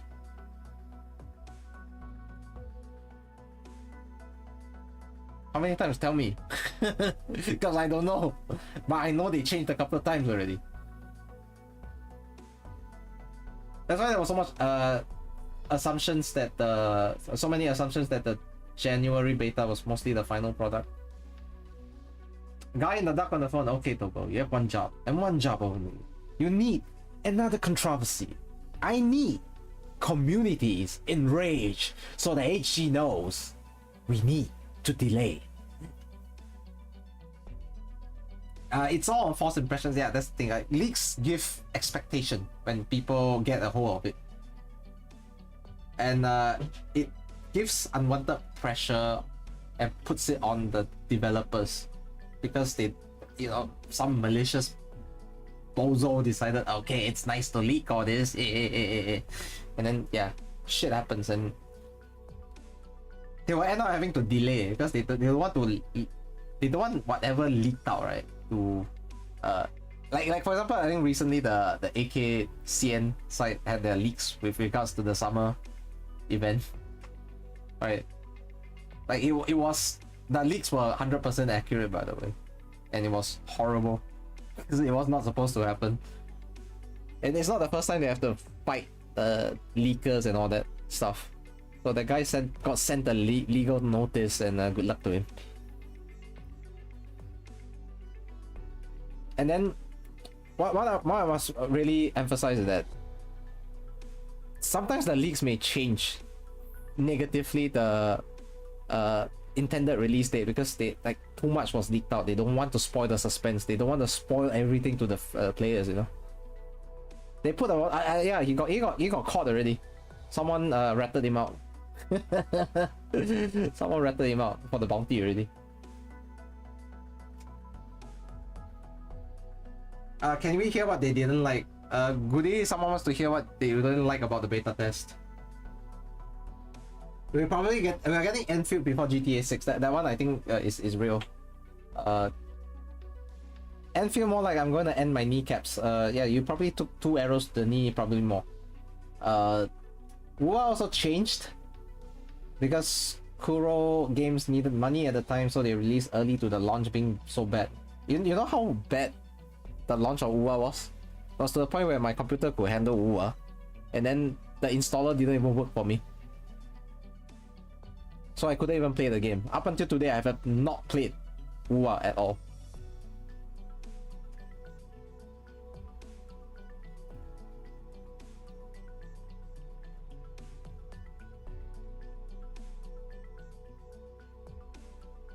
Haimao the Executioner. Hey, he should put himself as like someone to represent himself as an avatar in the game. And then the new 6-star limited. Haimao the Executioner.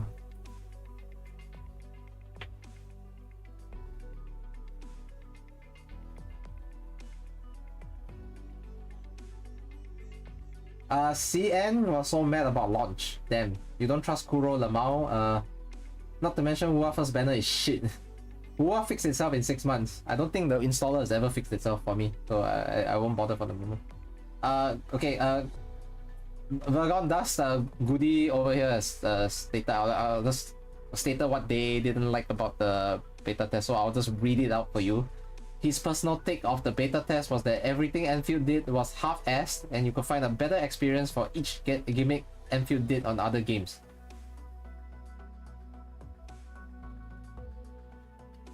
Wouts, Monster Hunter Wouts.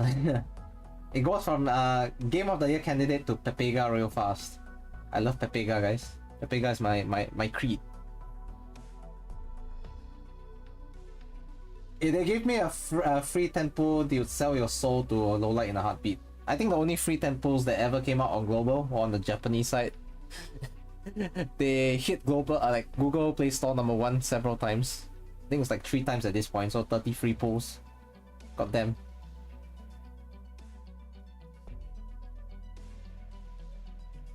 At least Enfield ran better than Monster Shitter Wilds. Damn, that's some hate there.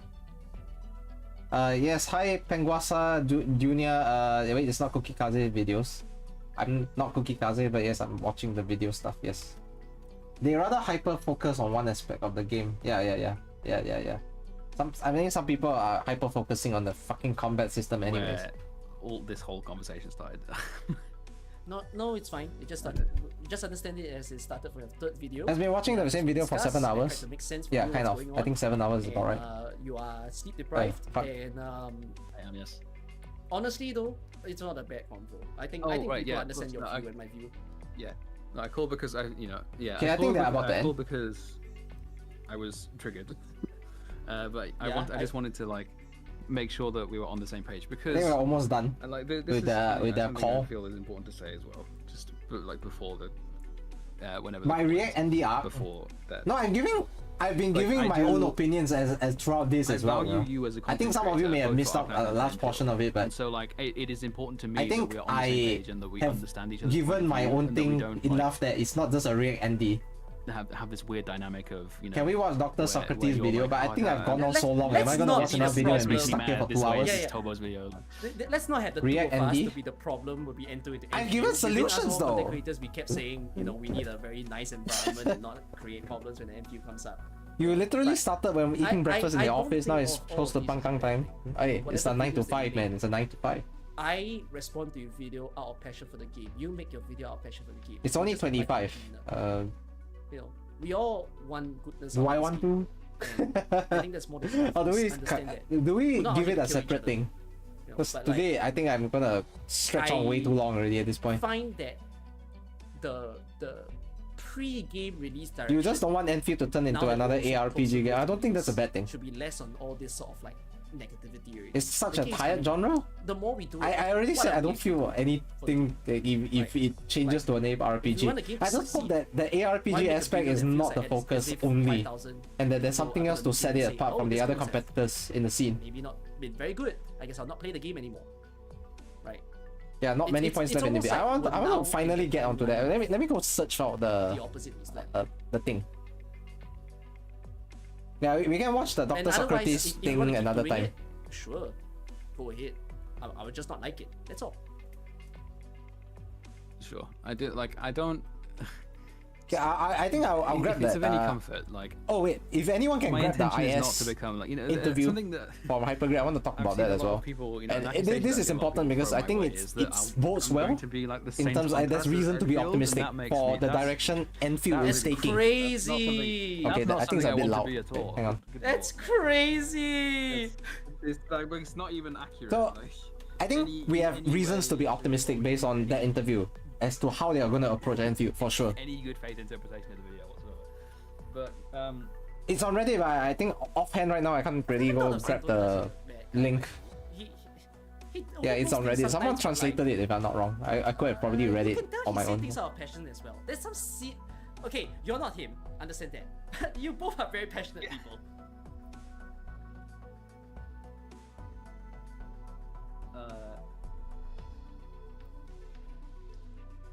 On point, they just reiterate what they say. Okay, yeah, that's just for a summary, I guess, just to ensure that they are on the same page. The thing you like about strategy aspects in the game combat, you really like the strategy aspects in the game's combat, is something you feel like you don't get from other games. Okay, so we have someone here who appreciates aspects of the combat system in SE. So if they go and like remove them, it loses all the appeal for you. Okay, fair. But that's just you, right? It's not like you are not representative of a majority. There may be like-minded people like you, but it's not enough. it happens to be that the. Thank you for the link. I think the mushroom mouse. Had this tone to them. This is not a tone that. Wait, what? I'm not Cookie Kaze. I'm not. All of my Endfield videos. At what point does my voice even remotely sound like his? That's never been my intention. We don't even speak the same way. Played out. You can say it here, but it's not meant to be said here. This is meant to be said on your own space when you can. Yeah, I know, but like, just if it's of any comfort to you. Have you seen the follower count? No, I'm not over 10k, you know. There's no way I'm Cookie Kaze in that sense. Cause you can't. Okay, like I said, unless whether or not the game is gonna succeed isn't what then I think you are personally concerned about. Is that you don't want but I don't think this to lose what it appeal to you even then, I don't think uniquely in the first place. I'm pretty certain. I feel like in this sense you have some similarities with Tobo in the sense that your line of thinking is similar to his. You have this idealized image already projected so you'll be fine. in your mind I never thought of that. You want the game to have this like remain this romantic thing towards like even on launch. Towards all the way from where we are now, all the way to launch, you want that romantic feeling to stay, so that you know, whoa, this is the game I love from beta, and that's the yeah. For me, it's okay to think like that, but it can sour your experience with the game. So try to keep a more open mind. Is my advice. To bring this, the same tone into into. Keep an open mind, you will feel so much better about the game overall. You won't have this idealized image in your mind that okay, the game is like this, this is what. How about loving the game for other aspects as well? Try to find other aspects of the game to enjoy. Hate comments whatsoever. Yeah, I got 2 more actually in the span of this call. And there's no telling they're removing it at the moment. No, we won't know. They might not at this point. I think you just have to accept that sometimes in the end the product isn't meant for you. Yeah. Don't approach the thing with mentality that this game is what I like. I want it to be like that. You are not the only person playing it. Okay. So it feels very individualism coming from you. Am I Cookie? No, I'm not. Yeah, I'm not. But yes, hello, welcome to the YouTube site. I'm not. I'm just watching his video and these commenting are on messages, so you can show. What did Rex say? Your issues is that your issues are that you feel that this fast-paced action is symptomatic of so many RPG games these days. Bots fucking over traditional Monster Hunter, and it makes you sad when you see the initial appeal to you. Correct is cost into something that you don't like. Okay. Than the last one that we did. Fine. I can see that, but I feel like it's a bit too idealistic and romantic that your approach is taking. Hi YouTube.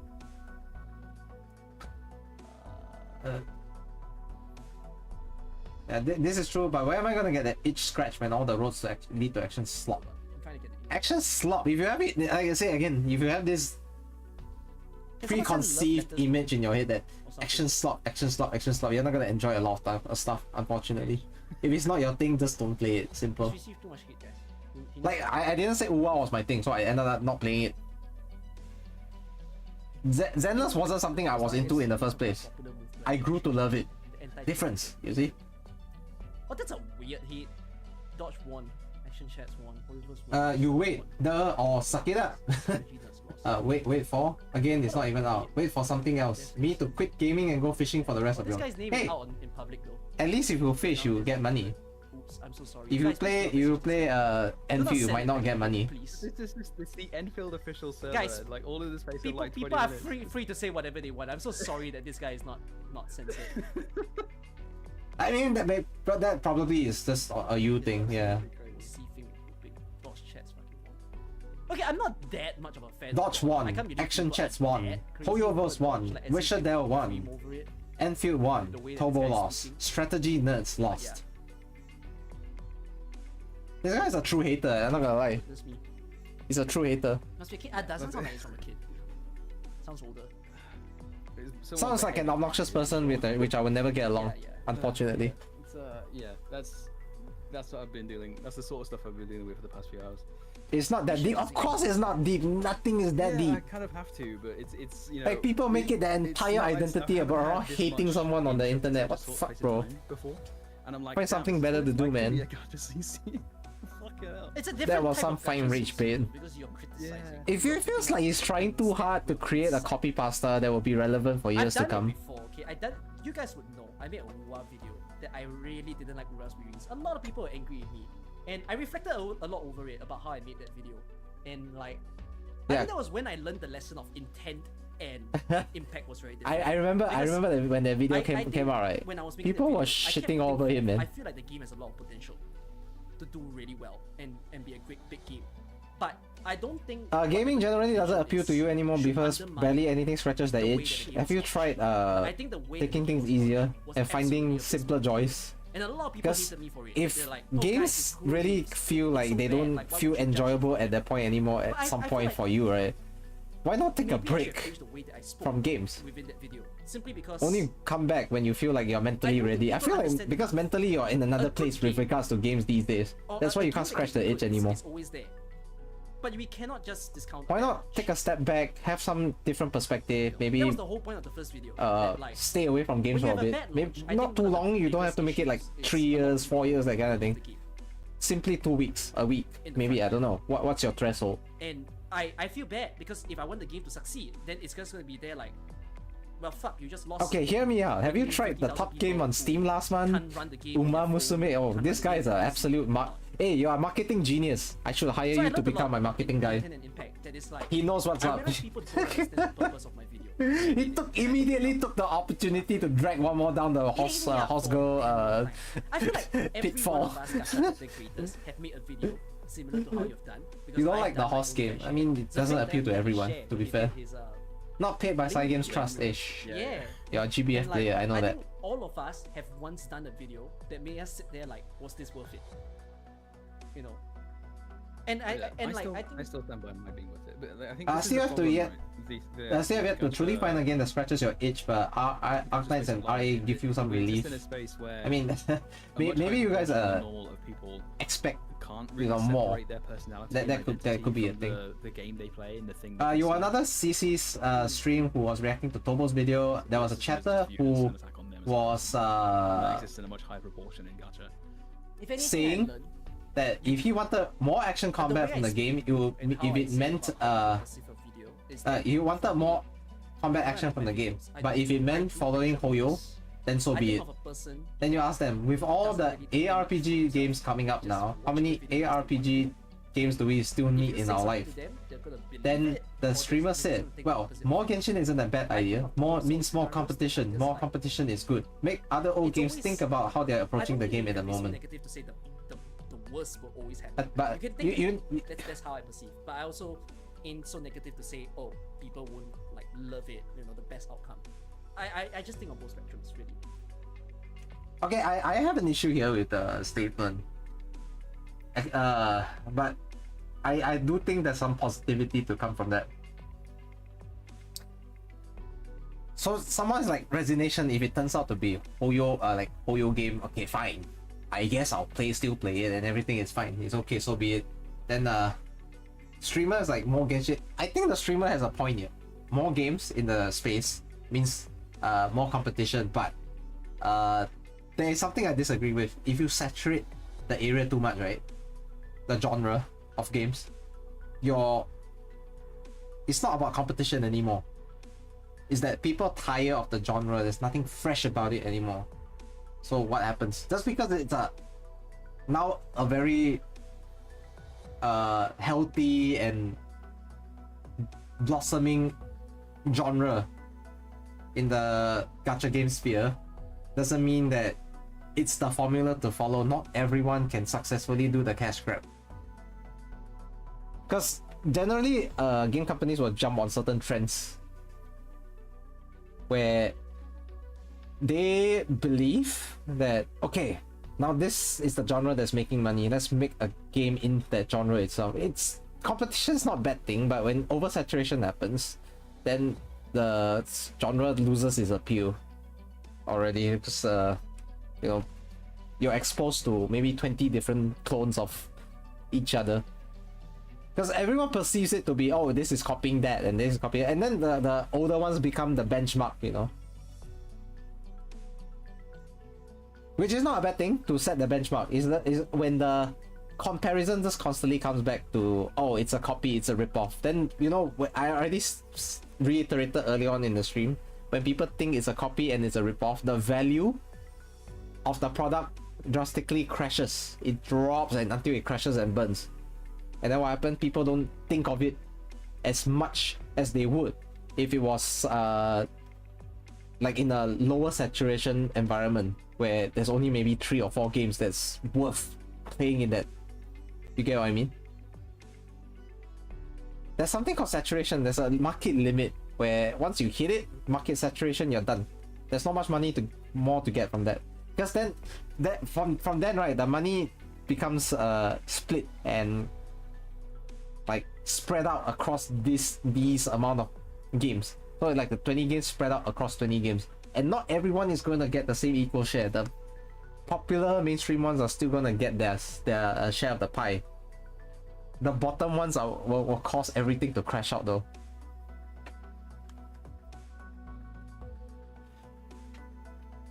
It's always a fad, right? Within 2 or 3 years, people will keep going back to the, oh, there's this genre that was gonna be really popular, and then there's a bunch of games that come out along that period and all that. Some don't even go into development like 5 years ago. It's like 2 years and then they're out already.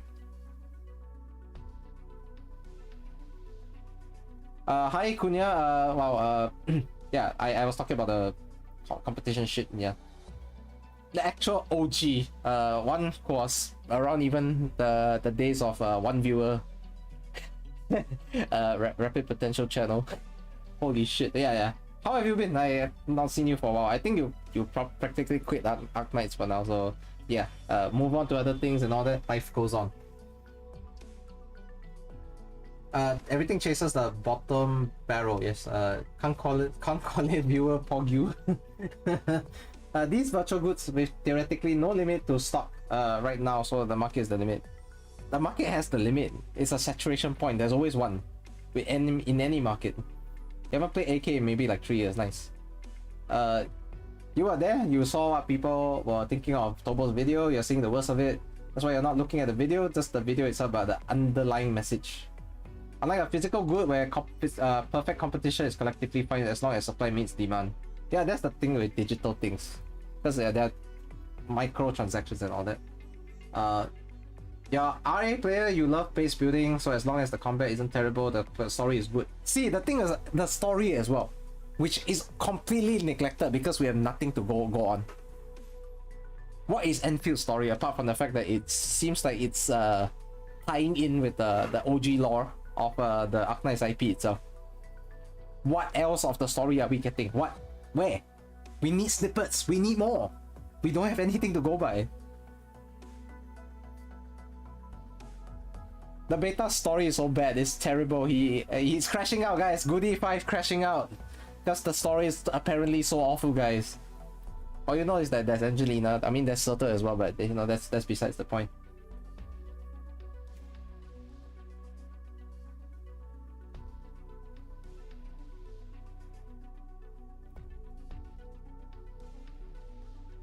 Record it, make it a video.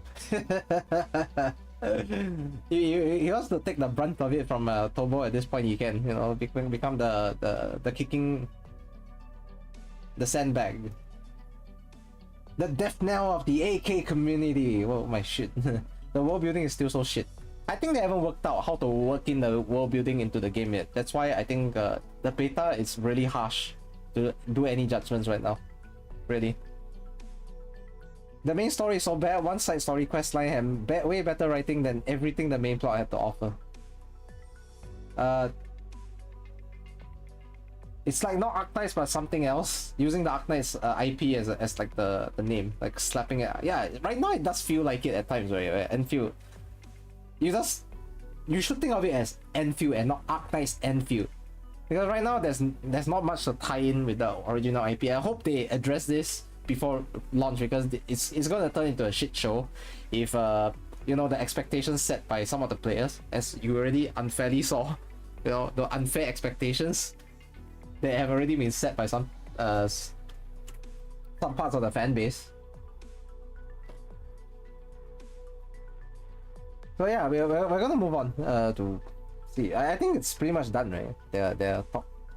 We're gonna do the anything can happen thing already. Make a video. And because of that, whatever that occurs, you've got to be prepared for it. Yeah, and like I signed up to, you know, I say signed up. Like I started streaming with with the knowledge, you know, of fully accepting that not everyone. Yapped about everything, so I guess I can. You start streaming on Twitch, you kind of have to sign up for the not being universally liked sort of thing. Yeah, it's just these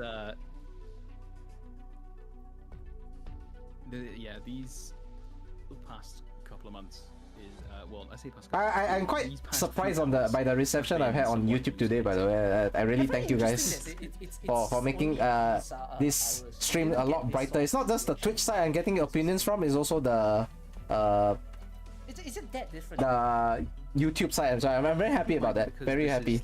It's what I always want to strive. You know, that's why I call it a discourse. I want a well-rounded discussion between people from different parts, you know, of the internet. It could be on YouTube, it could be on Twitch. It doesn't matter. That's why people are reacting a certain way to you. Really appreciate your presence and contribution to the discourse, of course. If Endfield is not gonna, it's going to have a mid-story and world building, then they better keep it far away from OG Arknights. I think even we don't want that association, right? It crashes and burns. It almost feels like there's a loss. That's why I asked why do you lose? But it does feel like if they fail, right, they're gonna have this black mark. They currently don't have that. And that's why it's gonna be a blot on their record, you know, like, oh, this is a complete failure, you know. Then people will be wary about potential second game in a similar genre that Hypergriff will be developing at any point of time. Pangkang lo, nice.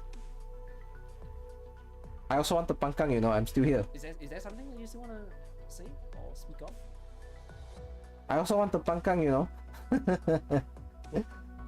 See, Eraser's Pangkang already, I haven't Pangkang. What is this? I can't think at all at the moment. Any last things that you want to say to my own chats before we're gone? They're pretty much done, right? It's quite a while. This is longer than last time. No more already. Yeah, much longer last time. But I think the only thing I would like to say to your chat is that, like, for, you know, I was there watching, well, except for like the 3 minutes of ads when you. Why did I see gacha condom all of a sudden? What the heck is that? I'm so sorry. But, it's alright. You know, I was watching, you know, in the shadows, incognito for that. No, I always know that you are. Once your video, I know. You probably have like a little person telling you, "Oh, Cookie's watching my video," and that's why you're here. So looking at the chat, it was a little bit disheartening to see quite a lot of people just kind of assuming bad faith of me, as it were. Like assuming that I'm doing it for either selfish or cynical reasons, as opposed to doing it out of genuine passion or genuine advice from me to you as well. I don't think people give enough of a fuck if you're doing it for selfish reasons. That's just what it is. Go for it. Because that's just what a content creator is. Okay? Does it imply that selfish or whatnot? But okay, maybe selfish like, is the wrong not word. necessarily, but like it's a whatever. Maybe selfish is the wrong word to use there. Yeah. But like waifu wasn't enough. Now we need content. What the? People assume yes, hi, Plumwin. You think Cookie and Kobo should kiss? You should kiss your homies goodnight or something like that. I assume doing it just to like, content creators are always gonna farm drama, farm views. Ezzy and Tobo should kiss, but to be honest, they make a good pair. Oh my god. I have no intention of becoming a drama CC. I hope this doesn't like cast such a horrible light on Tobo in the coming months. We're leading up to any kind of release from Endfield, because I think that's the only thing I would say to the going into a game doing this for cynical reasons. Official launch, a game's official launch as pretty much like enemy number one. Not say public enemy. I don't think it's that deep, right? But Endfield enemy number one will not bode well for future content that he wants to post out. People are gonna be apprehensive and they're gonna think twice about clicking or watching his content or anything like that. Like, you can clearly tell from his recent video, because he was pointing out how... Do you think Tobo should embrace this Doomer viewpoint? Insane view farm potential. Is he really the type to wanna farm that much of a... I know we talked about it, and I don't know if you were here there. We talked about how his titles were incredibly clickbait and meant to farm engagement, and that I didn't support that kind of thing. And I don't like it. Staring at the comment, and I'm just thinking, I find it very strange when people complain that a content creator or YouTuber... But I mean, it's a fact though. Even if he didn't, he's not that type of person. It's a fact that he's already done it before though. That is literally the point of uploading. What the fuck else are we doing? It's very strange. It's very strange. Like, it's very weird to hate on someone like trying to fund view when the whole goal is to make a good video that you would watch. You know, so I find it very like the fact that his videos got a lot of traction. Like, he succeeded in like clickbaiting people or whatever like that because of the title, because of the thumbnail, whatnot. Because the second one especially was very incendiary, okay? But the first one felt premature. The better the video you make, of course it's going to make more views. So I don't think you need to be bothered when people think that you are farming views. Because that's just what it is.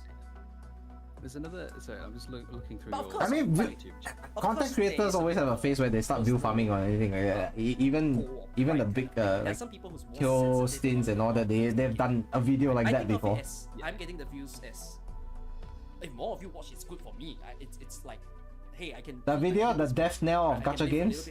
Yeah, it was... You guys are watching me, right? Tell me! There are, of course, some people who... That is clickbait without actually, you know, explicitly saying it's clickbait. That feeling, you know, a bit narcissistic in a way. And if that's like... That's pretty much the entire premise of the title. By saying death knell, right? If anyone knows the phrase death knell, the immediate response is that when you see those two words together, you're like, oh, is this the start of the end? The beginning of the end? Is it really that bad? You know, people start questioning that kind of thing. I'm reading through your YouTube chat at the moment. There's the... You just saw it and skipped because he's Endfield. Oh, you skipped because he's Endfield. That's not a good... That's not... we lost him, guys. We lost one potential player already. He skipped because he's Endfield. Hang on, where is it? Where did it go? Yeah, bad faith from a griefer? Never. Everything that's against me is bad faith. There's no way I could... I think you're on the same page with Marshu with this anyways. No, you need to. Said the same thing as well. You're such a freaking year 1, year 2 CC, okay? I feel you. I read comments all the time as well, but I've come to learn you can't reply to was very... How do I put this? He's very confrontational and very aggressive about like you don't subscribe to my point of view, you are the problem, that kind of like, yeah, the vibe is like that, you know. And I understand because I used to be like him actually. Then I realized dismiss it and be like, no, he's absolutely doing it. I realized people are just gonna believe what they want to believe anyway, so I stopped doing that. I used to be like that when I was younger, I'm not gonna lie. I was like that. I doubled down so much. And if that's the image that you would think that I was the one who launched Double Down. Did I do something wrong? Did I do something that make people feel that way? And if that was the case, then you have one of two options. One, you want to respond to it, but responding to it, of course, has both effects. I am Enfield. Yeah, he definitely needs to tone down and come up with more measured responses towards people. That's about it. Yeah. He's a very articulate man. He definitely can give people and transmit what he wants to no matter how much you like the game, okay? I can be the show people, you know, transmit positive energy, passion towards them. I think passion wise, it's never been a question. Right, with Tobo, he's always speaking with such passion with regards to Arknights. He knows he loves the game, and he wants people to let people know about it as well. That's definitely the case. Videos and help people to gradually ease into a different view that they might put of you. But I feel like sometimes it's not his video, you know, it's how he reacts to those videos that get people really like rub people the wrong way. Have I seen the Because you just heard, right? He reads every comment and every little thing. So there's that. I hope that there was a good combo for you and I. I hope it was a good combo for everyone as well. PTSD with MH Wilds, Okay. yeah. Okay, fuck MH Wilds, okay. Nothing can save Wilds. Everyone's just shitting on Wilds at this point. Okay. Not to the fact where you present it in the form of this game is fucking dead if it changes this way, Lamau. His points are really valid and really enjoyed his genuinely enjoyed his storyboarding of the way he did his first and second videos. Nice. Yes, hi Nanashi, it's been a while. By the way, Let's not talk about Dragon's Dogma. Oh, please don't talk about Dragon's Dogma. I love the original Dragon's Dogma. I even played Dark the Reason as well. And Dragon's Dogma 2 was not convincing. I didn't like it. Okay, so I hope you understand that.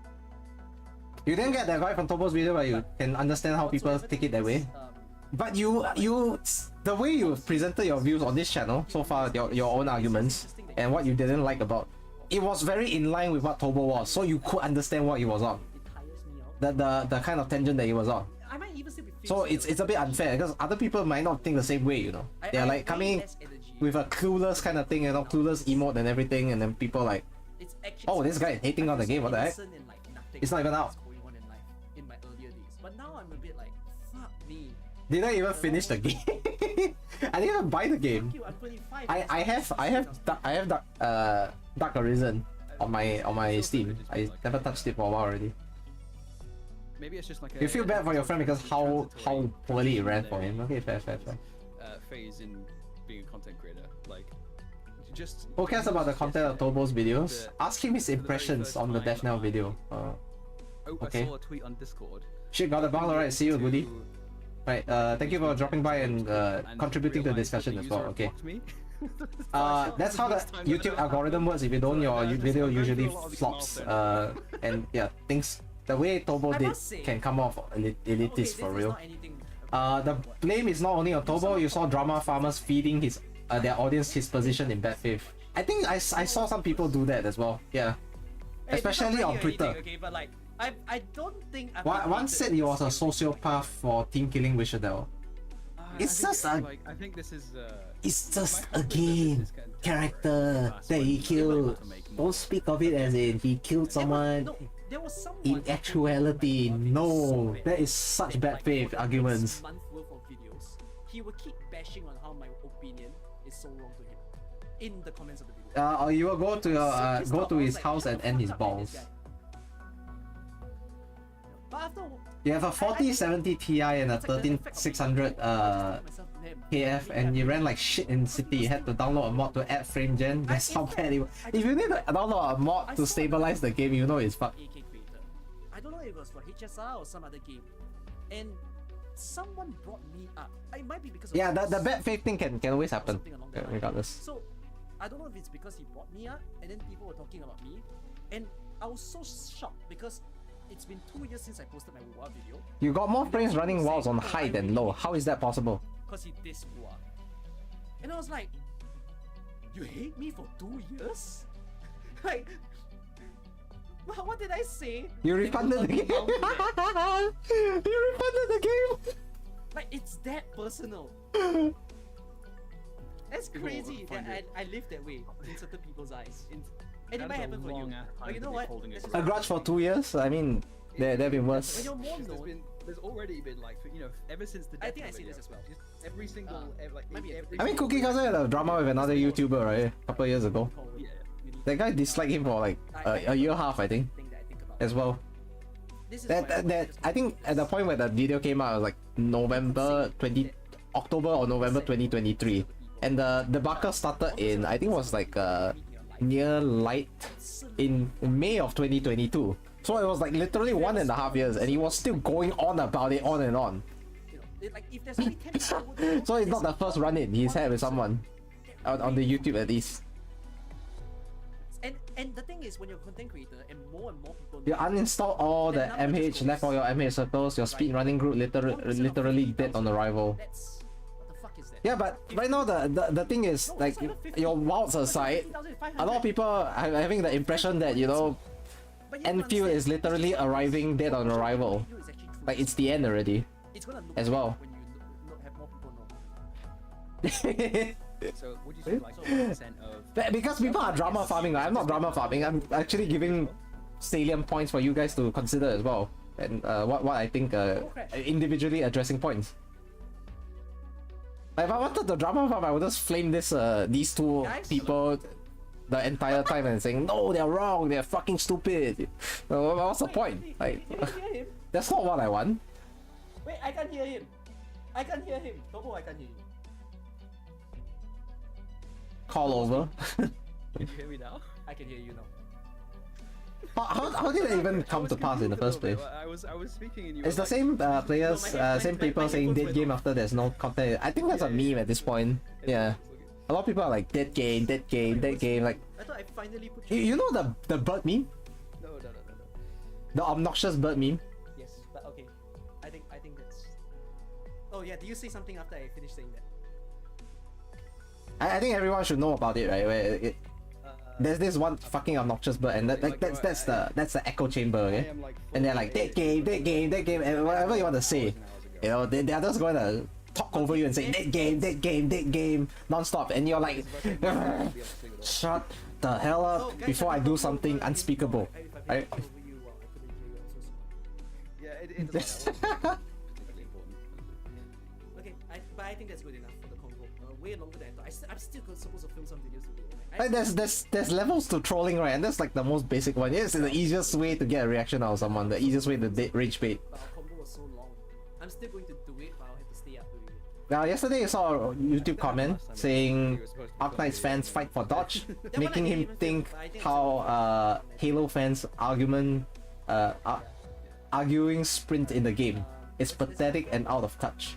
I just said, thank you for trashing the AK community. They replied, but I ignored since they didn't know what the message was about with Tobo. Didn't bother. I have a fun fact to say to you, and then I think we can get off the call. You know I graduated recently, right? Yeah, I did. Congrats on that. So I had some friends who would message me. They'll leave me like some heartfelt words and whatnot. And I think I said something to quite a few of my friends that I realized in my entire life, there's something quite consistent. Every person that I like, Yeah. you know, have as a friend, we will always have a saga of arguing really uglily. Like, it will be horrendous, it will be bloody. But after that, we're just in peace. You need to know me and Zafang could have almost not been friends. Because we really fucking argue. Real bad.